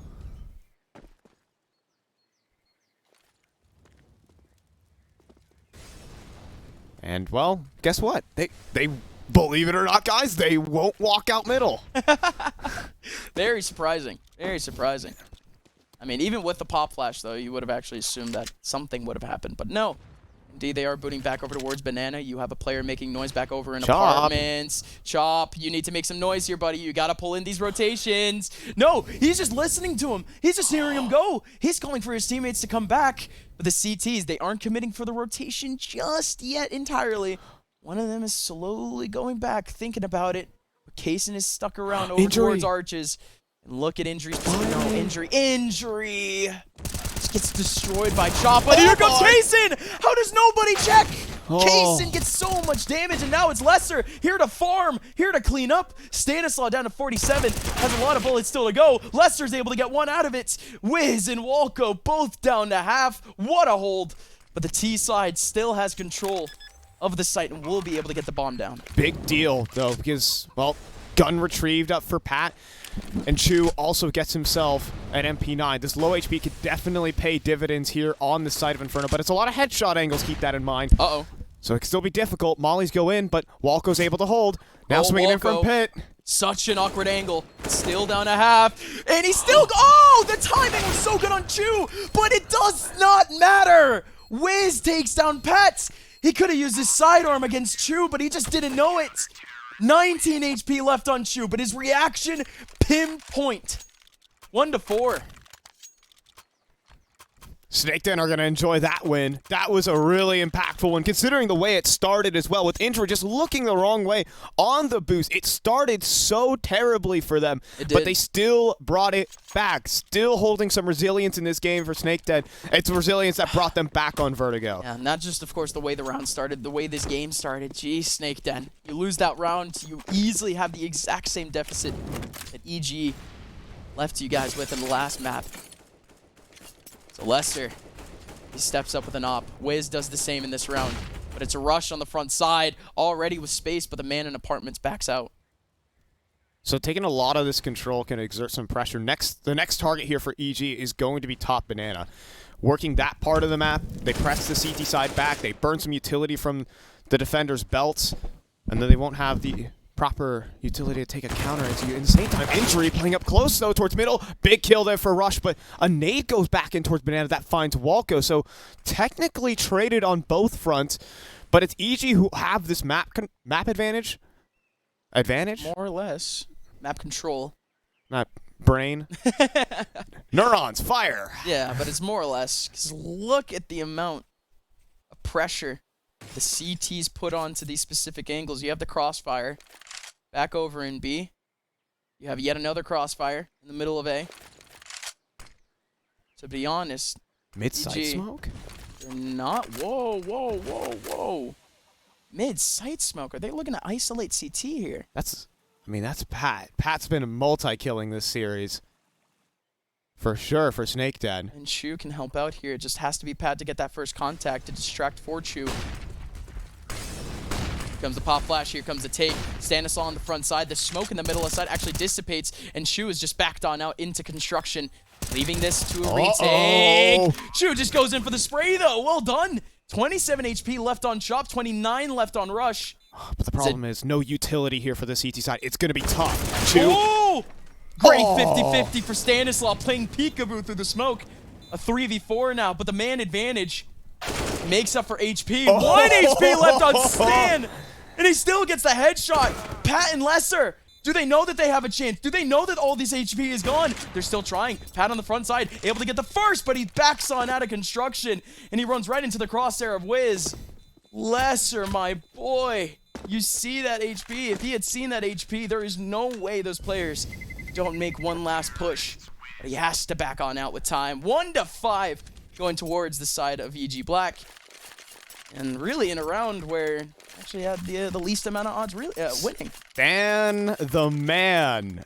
I mean, starting off in that one, first of all, I want to go back to that mid-site smoke that they threw in. They use it in a really interesting way. They use it to sneak up on the Coffins player and then smoking CT and Coffins. So they get up close to the site and then they pop instantly. It's a really cool tactic thrown in there by EG. Maybe for some of the players watching this, you can go ahead and tag along to that one. Not every time you have to split in a CT spawn. Not everyone is Furia. No, don't do that. Not everyone's Furia. No, yeah, that is. If I see that in any pug, I would actually molt. There is a gun. It shoots electricity. It's up close. Oh, no. Oh, no. No, just as he pulls out the USP. It's tragedy. Tragic, really. Lester, you got to save. And indeed he is. It's going to be 5 players most likely surviving for EG, finally stacking up their cash. Tough that Lester's never really finding himself in a position to have the impact in these rounds. Same thing in the last map, too. Lesser not finding impact with the op, especially on the CT side. Was not able to find mileage on Vertigo with the long angles on Inferno. Actually funny, Pat just stole some T-side nades that are left in spawn. Nice, well done. Was he about to shoot the chicken there? Nah, don't do it. He thought about it. He thought about it. But, he thought about it.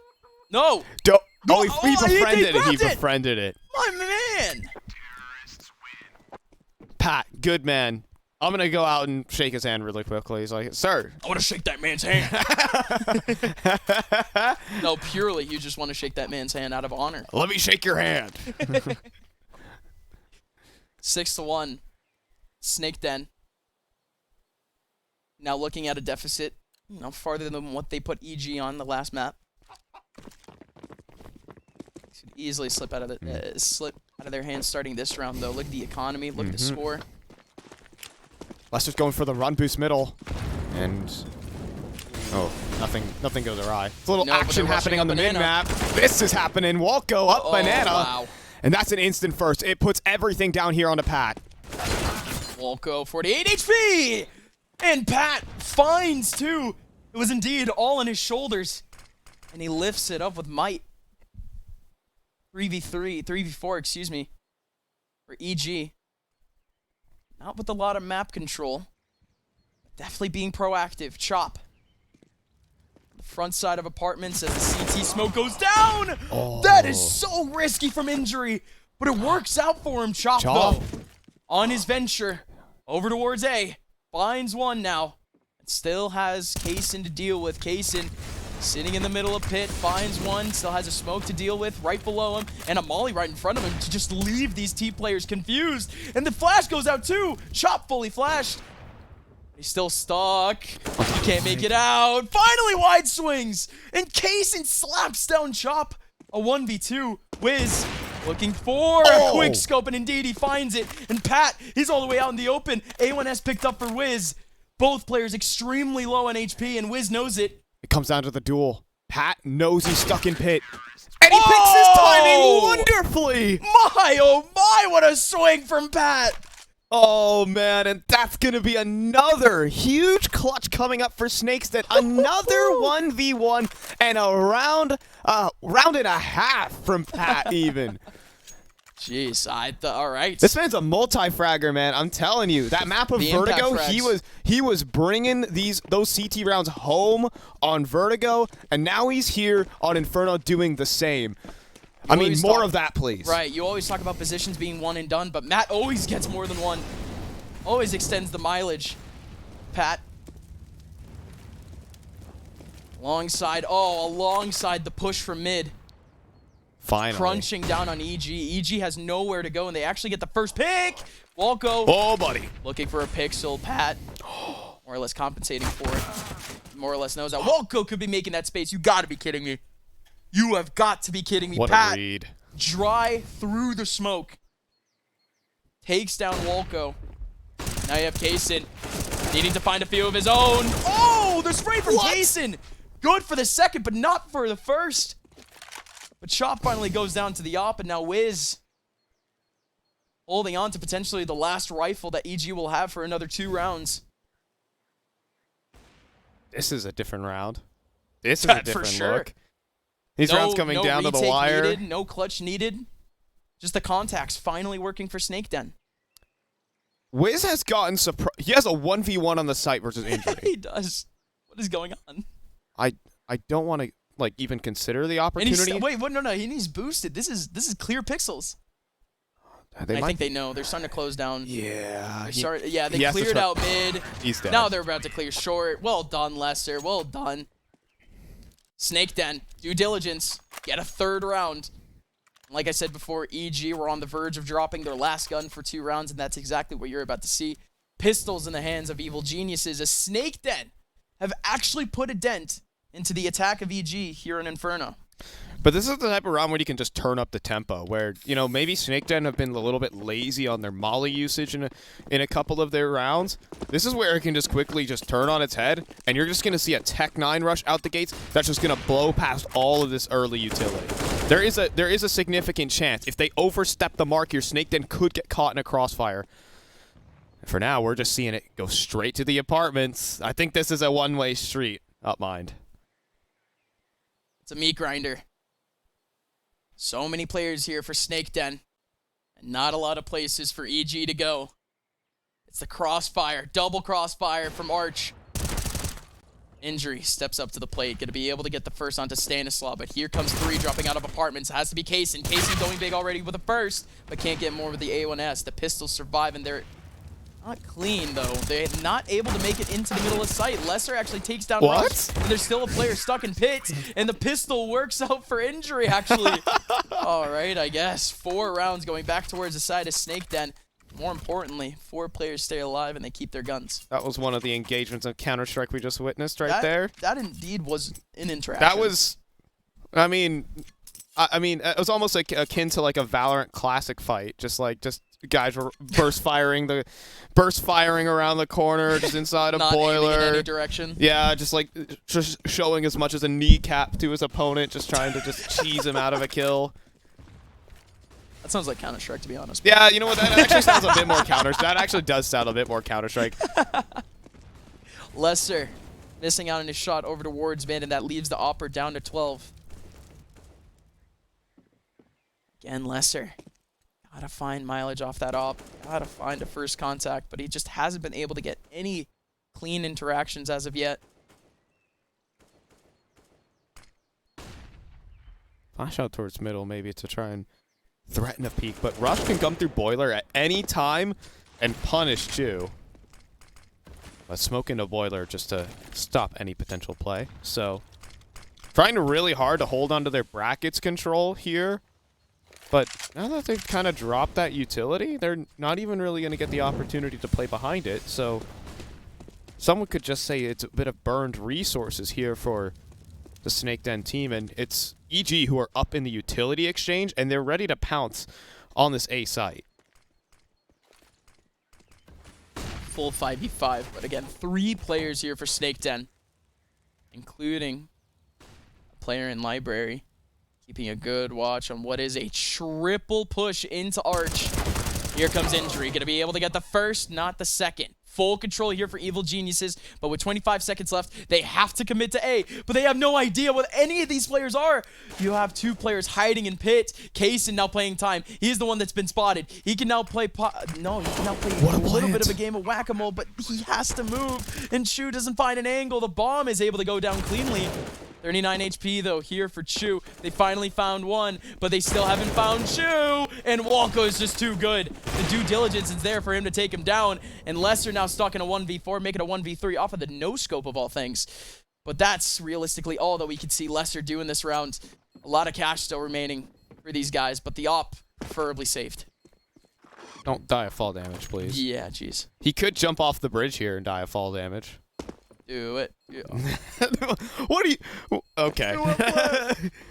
Do it for the vine. He ain't gonna do it. He ain't gonna do it. I want to actually commend EG on that round for just completely recognizing it's a double pit setup and just completely playing around it perfectly. Yeah. Stanislaw not planting out in the open. He's like, all right, I see one person in mini pit and there's still 4 alive. It's probably the second person who's also in pit. I'm just going to plant where they just can't see me. They isolated it entirely. They had to smoke down, and they were waiting for really any sort of contact. They knew that any unchecked space was a chance for someone to be around the corner. So that's, again, all you like to see from a team of the caliber of EG. Back over towards that mid side, you do have Lesser back on the AWP, but more importantly, you have EG spreading throughout the map. A little bit of control back over towards Banana, but when I say a little bit, it's only a little bit. That's a little owie at the start of the round. Lots of utility damage. Sad face. Frowny emoji. I would use like the crying, like sad cat emoji, you know. I usually use the one that's like it's like the new puppy eye emoji. Oh yeah, Yeah, that one. Yeah, I usually use What that a shot, okay. What a shot from Chop. I also just use like the empty shocked expression, just the you know what that? I mean. Yeah, that I know what that one is. With the little dot eyes, no eyebrows. Yeah. That one's my favorite. That one's my favorite. Don't all emoji? I mean, there are a couple emojis that have eyebrows. Eyebrows are but that one didn't have eyebrows. That's the big part about rare emojis. Yeah. We're on Twitch. Why don't we talk about like Twitch emoticons or something like that? Hello, Anyways, gamers, welcome to Twitch.television. We're watching gaming. And there's about to be some gaming emotes on this B site right here. Look at this. Look at that gamer flash. 30 seconds left. good time for this exec to happen, but no space being made. The chicken! Chew! He could have hit here. I mean, but of course, they didn't know that the stack was coming from somewhere. Chew trying to play some space, but it just doesn't happen. And Rush gets a big kill on the injury. Now it's just Lesser in a 1v3, and he pulls out the op, pulls out the scope. Rush hears it and takes him down. 8-4 going towards the side of EG. They've won the half, and they can take it further. The real tragedy about that round is that the chicken died in the new box, Molly. Unbelievable. Yeah, that was also just a pretty nice B execute. That was pretty good. Dang right. Yeah. That was clean. That was a clean round. Yeah. Rush also just spinning around and just doming the person inside a CT spawn. Like, tough luck. That's the type of stuff that just makes you lean back in your Mavix gaming chair. Even though we're not sitting in Mavix gaming chairs right now. They are. They are. The fans indeed are. We can only wish we were sitting in a Mavix gaming chair. Of course. Unlike all of our fellow comrades over in the pit. I see. No for May. This is not an ad read. Don't pull up the graphic. 8-4 rolling for EG. For May, our producer, of course. Everyone type heart for May in chat if you heart for May. I had a Twitter interaction earlier today with Ferme about racing sim rigs. Okay. To be honest, I saw his tweet about that. Actually. I was more thinking like, is Ferme about to make like a pedal, like a pedal macro set? Is he about to buy like 5 different pedals and just have his feet be his? He has like 30 screens surrounded him. His house is made of monitors. He needs more say. inputs. He needs more ways to run this stream eloquently. He has active camouflage on his house. It has so many monitors.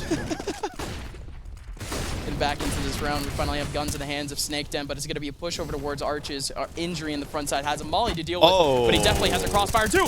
Injury, this is genius. Walks right through the molly and gets a whole lot of damage. Hold on. Rush down to 12 HP, and he's done. A big risk from Injury, but it pays off in spades.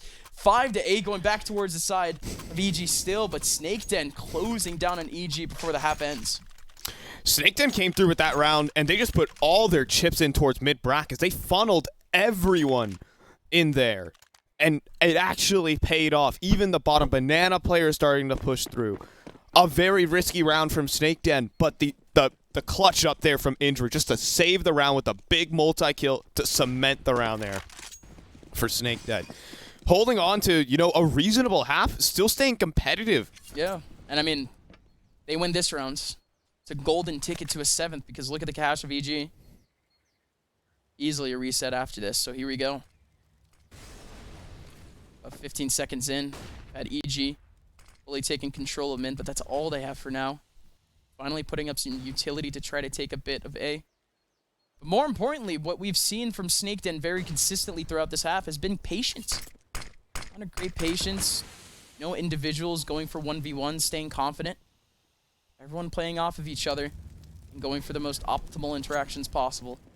I just heard a chicken immolate itself. Oh. Second time this game. Chickens, fire is no good. That's true. That's true. Fire cook you. Mm-hmm. Nice. Delivery. I just imagine like an actual player bot just getting hit in the face with a bunch of nades, just like getting domed. Yeah. Getting domed. Well, the utility's being used for this A play. Let's take it away, Online. Yep. Big play already from Leicester. Pulling out the molly, stopping the push. 30 seconds left. You have EG. Stopping the track, 68 HP, and oh my word, he's just done for. Big flash from Wiz, but now Kaysen has to somehow make something out of this, but it just won't happen. All 3 players go down in an instant for Snake Den. And EG, once again, are going to be able to stand tall in this half. Extends now their lead going into the second half. Actually, Snake Den just didn't expect this sort of cash situation going into this round, especially, of course, because of the win that they just had. But, again, the reinvestments has left them completely in the dirt, so you see the reasoning for Pat and Chu saving here. These executes from EG are awkward for the CTs to even deal with, because The CT side puts in their counter utility. The molly starts to fade. But all that does is it like makes you lean in closer to your screen if you're like the CT side, and then there's just one flash, pop, everyone's full of white, and they're all dead. So it's like... I guess it is just more time for you to just chill and wait. Yeah, you just chill, wait. It's like, oh, wait, demise. I have flashes as a piece of utility. Why don't I just... wait for the molly. But it's such a well-timed flash, and everyone's so coordinated from EG. I mean, it shows the, what the power was of the old Carpe Diem team. And that was just their dry run executes were just so pristine. Better reactions from the CTs on that retake would have been more appreciated, of course, with a reflash, but EG doing a good job on the exec, and now this time they're facing on a lot of pressure. Bye-bye. Pressure over in apartments and pressure over in a banana. Injury has let one go by. Chop, no idea. Who's let behind who him. go by? Now. Oh, right. Did Chop let injury go by, or did injury let Chop go by? This is tough. I'm starting to think that injury let them go by, but maybe. Maybe the info is there. Oh, three players are going to be in his crosshair. Going to be able to get one. The 5-7 goes out, but the AK is there for the trade. Damage was done onto Wiz, but it's not the kill. But the rotation has been made. You do have Kaysen getting a better position in the back of A through that kill back over in mid. And not only that, but it's going to be the full rotation. 2 players here to give them a better chance. What is this from Kaysen? Kaysen loses out on patience and just holds W. And now Wiz, 12 HP remaining. Wolko, 75. Needing to walk in with 35 seconds left into the middle of this A site, but they have a perfect smoke. The smoke that leads them directly into the back of site, and Lesser finds one on the Wiz. Can he find the second? Yes, he can. Snake Den makes something out of nothing after going down 6-1 at the beginning of the half. 6-9 is our scoreline going into the second, and EG, they're not exactly out of the woods yet, but it's a better scoreline than what we saw in the first map. Absolutely nice. Nice. But that was, I mean, I love the decision-making there from Kaysen saying, I got some backup on the way. I'm just going to make an unexpected play. Yeah. You know, when they have, if they're just like priming utility sets to try and execute on A, I might have an opportunity. And I mean, we've had plenty of times where, that big early molly comes in to try to stop the rush. So, I mean, they just never, ever anticipated it. It was about that conditioning, Vi. Towards Banana, here we go. Onto the B site, 2 to lead the charge, and Stanislaw to hit the floor. Walko, the last man on the site, but he has the power position. It is New Box, but he does drop. Rush, though, on the flank. No shot, he got this 1v3. The dual Berettas are a gun in the game. Indeed, they are. A pistol in the game. Oh, getting very specific now, are we on mind? I mean, yeah, pistols are guns, right? I guess. Yeah. I mean, we could say a $300 gun. We could say there's characteristics of the dual Berettas. I always wonder. Sorry, this is a side thought. Oh, sure. For the dual Berettas, why doesn't the guy just like shoot both of them at once? Why does he have to go 1-2, 1-2, 1-2? Wouldn't it just be faster? That's too much for me. That's too much. Common sense with 5 casts. No, I guess you're right. That blew my mind. Sorry. Yeah, this is... Many people have theorized, but little have actually come to a full conclusion. That's a nice flashback in here for EG. At least they get themselves a 1-for-1 here on the Force Buy. They're going to need a lot more than that, though. Whoa. Yeah, here comes the reinvestment. Here from Snake Den. Lesser. One that gets the trade, but he's down to 6 HP, and he needs his teammate to come up big. And he did. He does. Kaysen takes down Wolko, but Wiz takes down Injury on his own. A 2v2 out of nowhere. Smoke to CT. No. He's going to run through. No. Oh, Stan! Oh! Stanislaw just rushes in with a heart of gold, takes down both. EG now in double digits, but man, they didn't need to do him like that. Oh, man, and that, folks, is what makes you lean back in your Mavix gaming chair. I would be mauling that. Yeah, it's like, I smoke spawn. He's going to wait for his teammate to come through. We'll have ourselves a nice 2 versus 2 post plan. But how about we skip the middleman and get right to the main course here? So what a play there from Stan. And it brings Snake Den down to the exact same financial situation EG we're in. Tech 9s and a couple of Deegs. And out mid. And they're looking to take brackets control. Or the apartments. Yeah, the poor man's Petri dish. Nice. That was supposed to be the silent boost up into the apartments, guys. Why? Yeah. That was, I mean. That was like the loud variant of the apartments boost. Here we go, up lane. Hello lane. Hello Wiz. Ouch. Hello Rush. Hello kills. Injury. Lester. Last 2 remaining. After 3 go down in an instant. Still have Molly in front to stop the rush. And Wiz with a big nade. Why are nade kills in this game just so comical? Like, they're just like, boom. It's like... A lot of things in Counter-Strike are very, very, Zeus, very humorous like, to me. They've, I don't know, it really is just like a comedic element to just like, No, boom, boom. Does he have the bomb? Wait, no, he doesn't. Okay, just... Oh. Well, that stinks. That would have been cool. All right, this is where he stops. He says 1v1 knife fight spawn, and we go. I'm ready for it. 30 seconds.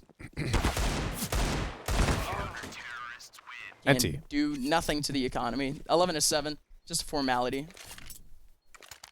And now we're back. We're back where? Because apparently Snake didn't have no guns after saving. How does? Oh, that was a force buy. That was a force. Why did they force? Why did they force? They kind of has. Snake, They're no, like they on didn't. double. No, They're on double. they forced the round before. Up mine, we can take What this did off. they need to We force can take this one off the air and find about why Snake then decided to force buy despite being But on. why did they force buy pistols of all things then? That makes no sense. They had $1,400 a player. They were on double. They were kind of like on double ego. Well, now this round they're also suck. Yeah. Is it not? I mean, all in all, what we can take away from this moment up mind is that Snake Den are not in a very good position in this game of Counter-Strike. You know what? I can concur. That is something I can agree with you with. We just have to accept that fact here, not mind. This is the intervention. Trying really hard to get up into the apartment. Very silently, clearly. Yeah. The most silent apartment. See, what you do is you silent and deadly. You knife your teammates so they very so they quietly. scream so they cover the footsteps. All right, guys. Right. What? You know what would be a crazy tactic on LAN if you just started shouting really loudly while you're jumping up apartments so they couldn't hear the footsteps? They're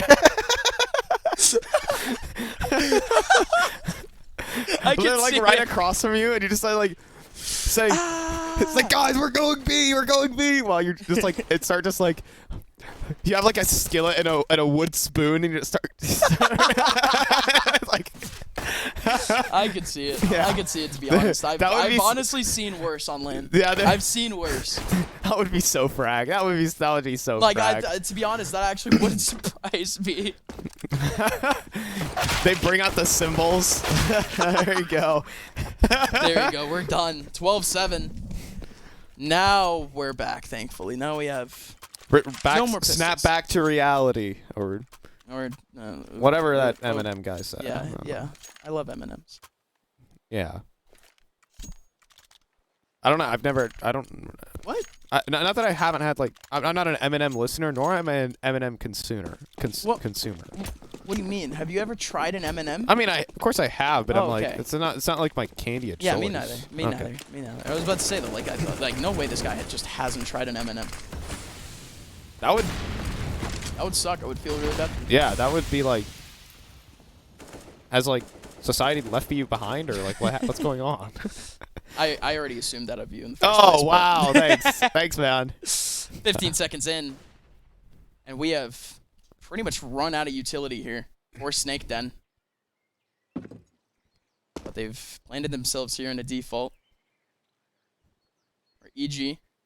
Not stretching too many boundaries. You did see a bit of a pushback over towards Banana, but they backed up immediately back into sight. And it's the same dynamic back over towards A. No one making any outstretching peaks back over towards the mid side. Same thing over in apartments. It's purely a sight hold here for both teams. See, this is where you break out the cymbals and break the silence. Bang, bang, bang! Just start running up apartments. Yes. You don't need to throw utility. You just need to just. That's how you break the silence in the round. Like, you just startle them and then you hit the execute. You're right, actually. Imagine dead silent, then all of a sudden. Just a college band starts playing right behind. Sorry to the audio listeners, as everyone is. Yeah. All right, guys, let's go ahead and Sorry hop to into this literally one. everyone watching for that. Alrighty, 2 kills for Chop. Yeah. How about a third, folks? Can we get a third? Yes, we can get a Yes, we third. can. And we can get 2 for Wiz. That's gonna be EG Black making their way to 13-7. Howdy doody. Howdy. Look, I'm trying to go for like the auctioneer tone. Yeah. Can we get a third? Can we get a fourth? How about a fifth? How about a fifth for Chop? Can any fifth? Any takers? No, unfortunately, that's gonna be sold. 4K for Chop. Nice. That's probably how I got like started with casting. Is just like emulating like the troll voices and stuff like that. Yeah, that's probably. Really? That's how we got here. Yeah, I used to like fake a radio announcer voice when like reading the school newspaper. Oh. So. Let's see, wow. Okay. Wait, what do you mean reading the school newspaper? Like you did the announcements in the morning? No, I would just go to lunch table and just kind of read it as like a joke. Ah, okay, as a bit, as a funny. Yeah, as a funny. Your friends thought that you were. Yeah, hilarious. they thought I was so hilarious that. Well, we'll leave my high school stories to another day. Anyways, Chop. Speaking of tragic things. Yeah. Push from Snake Den into I wouldn't say this is tragic. This is just more expected. I'm gonna be honest. No, with you. yeah, but this is This is a Chop farm, This has dude. been I think like, he's gotten like a couple 3Ks now. It's been like a car crash for the last like 6 rounds. Like it's big. It's loud. You can't look away. It's ugly. It also can help you obscure your jump into the T apartments. A car crash would indeed obscure someone's listening of footsteps in mid. Yeah. Grit your teeth through that one, folks. Listen, this is Frag B stream, folks. I don't know what y'all expected coming into this because we're vibing and freaking out. We're having a great time. Like Fragadelphia, the mainstream just finished up and they tuned into this. Ooh, okay. Wait, did it actually finish? Oh, my bad. I thought A stream. We're supposed to act a little bit more professional here online. I guess so. 3v3. Now here for Wiz. As he stands alone here on A, but his teammates are fast rotating. What is this? Pushing the chips forward, but it might work out. They're going to smoke out lane, and they're going to walk into a 2-man stack. It's actually going to work here. Chop in the front line, and Wallcoats, who are you? They bamboozled them. It just works. It's like the puppeteers, man. It's like, yes, they're going to think that there's only one person on the A side. He's probably stuck inside the pit. They'll never be Arch. And... double arch. I'm going to be honest. If I'm IGLing my open team, I'm saying into 3v3, we're going to go smoke lane, go up arch. Yep. I'm in. What else do you do? I'm not comparing Snake Den to my IGLing, but, I mean, that's just a... No, literally peak IGLing is calling smoke arch. Or smoke lane, go arch. Smoke short, go arch, yes. Well, peak level IGLing wasn't enough to break EG Black in that round. It's 15-7. Your local advanced team, Snake Den, who had taken EG Black to a deep overtime 16-19, has now found themselves looking down the barrel. I'm saying 2-0 loss. This is already. If I'm Snake Den, look, you lost a couple frustrating rounds, but I am so happy with how they I would be so happy with how they performed. Absolutely. I mean, coming into this, it was all EG in terms of the Preds. But now the 15-7. You need to see 8 rounds back in a row from Snake Den, and they already start off the trade back over towards that mid side. I feel bad for Griffin. He had to cast such a long game. Yeah, right. And now he's back. He's checked back in at 15. Griffin, you want to cast one more round? No. Cast with 5. Oh, man. Yeah, you don't want to do it. Yeah, you wanna. We've been having a ball out here on the B stream so far. We're looking at potentially the last round of the day. I hope I'm correct about that. I hate me when I I wouldn't say purposefully spread information on the internet, but no, me when I purposefully spread misinformation on the internet. Yeah. But here we go. It's gonna be 4 players for now. On the T side, trying to make their exec into A. They have barely any utility to do this, though. They have to cross past Chop and then go into the site. There's a lot of hurdles they have to cover with 2 smokes and 2 flashes. They're just using the flashes first. No smokes out just yet. Here we go. Chop is going to be able to get the first. Surely, can he get the second? The sprint just keeps going. It's easy for Chop. Chop takes down 3 and puts EG in prime position to take this BO3 as now Chu in a 1v3. 25 seconds left. Nowhere to go. As a flank in mid. Needs to check pit. Is actually going to be able to get the headshot. But an even better peek from Wiz is going to give Evil Geniuses Black the best of 3 victory and move them on to tomorrow. Yeah, well, it was a series that probably should have been a lot shorter than EG Black wanted it to be. Yeah. I mean, this series went on an overtime affair. They let a comeback slip through their fingers. I won't say it's the happiest of victories for EG Black, but I'm sure the guys over at the squad are just happy they got it across the line. They're here to stay in the upper bracket. They'll have an extra lifeline going into this, but it wasn't pretty, and the bracket only gets harder from here.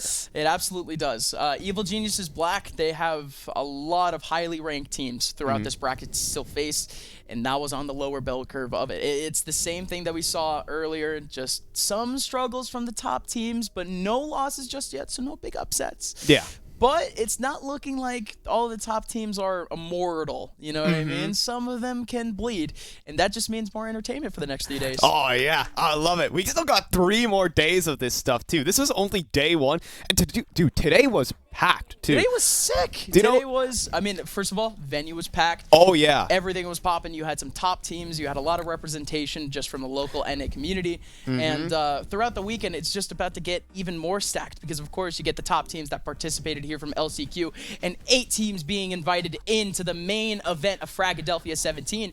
But we're not done with our last chance qualifier. We do not have all 8 spots confirmed. But for today, we are done. Day 1 of 4 has been concluded. Please check in with us tomorrow to see who else makes it through from the LCQ into Fragadelphia 17. But live from Philadelphia, Pennsylvania, this is Fragadelphia 17. We'll see you guys tomorrow.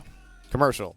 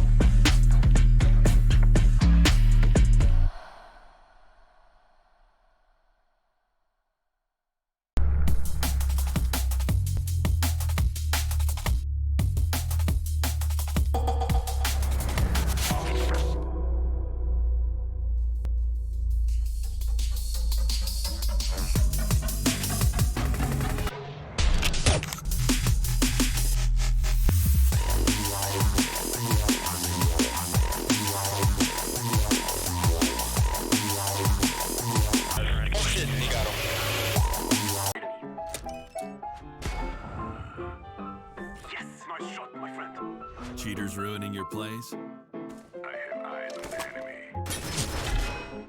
Bad servers stopping your shots? What you need is ESEA. Advanced anti-cheat to stop cheaters. And the best servers around, all with 128 tick rate. ESEA, the best way to play CSGO.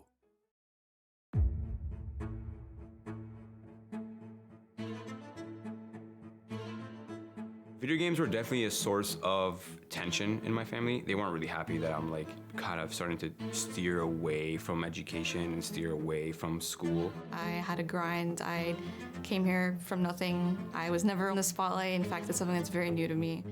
Esports isn't for now. Esports is for 100 years from now. Just like the NFL 100 years ago when the NFL was starting up, like what is this? People hitting each other for fun, and look at it now. Anything worth doing in life is always going to be hard. So I knew that this was going to be difficult. I just didn't know to what extent. 27 seconds to go. This round is I was dealing with all these things, and I had to keep a facade of everything is fine. And there came a point where the facade just cracked. Quitting esports was the easiest option. That year was probably like the worst year in like a very long time. There was like a huge falling out with like gaming in general. Everything was going great, and one day I had gotten a call from my sister, and she was crying, and she was just saying, "Mom can't walk. Like, get over here. Like, Mom's not walking. Like, she can't walk." I'm sorry. Yeah, And then my dad asked me, he says, so what are you gonna do about it? Why do you gotta tell me that? Why can't you just tell me to give up? But he didn't, so I didn't. Through all like the lows, it's knowing like this is something I've always wanted since I was young, and I've been a gamer my whole life. I've been in esports since I was like 15, and knowing that everything I do now is like culminating to like this person that I've kind of always wanted to become, it makes everything worth it. Esports. Esports. Esports is home. It's everything I've ever known.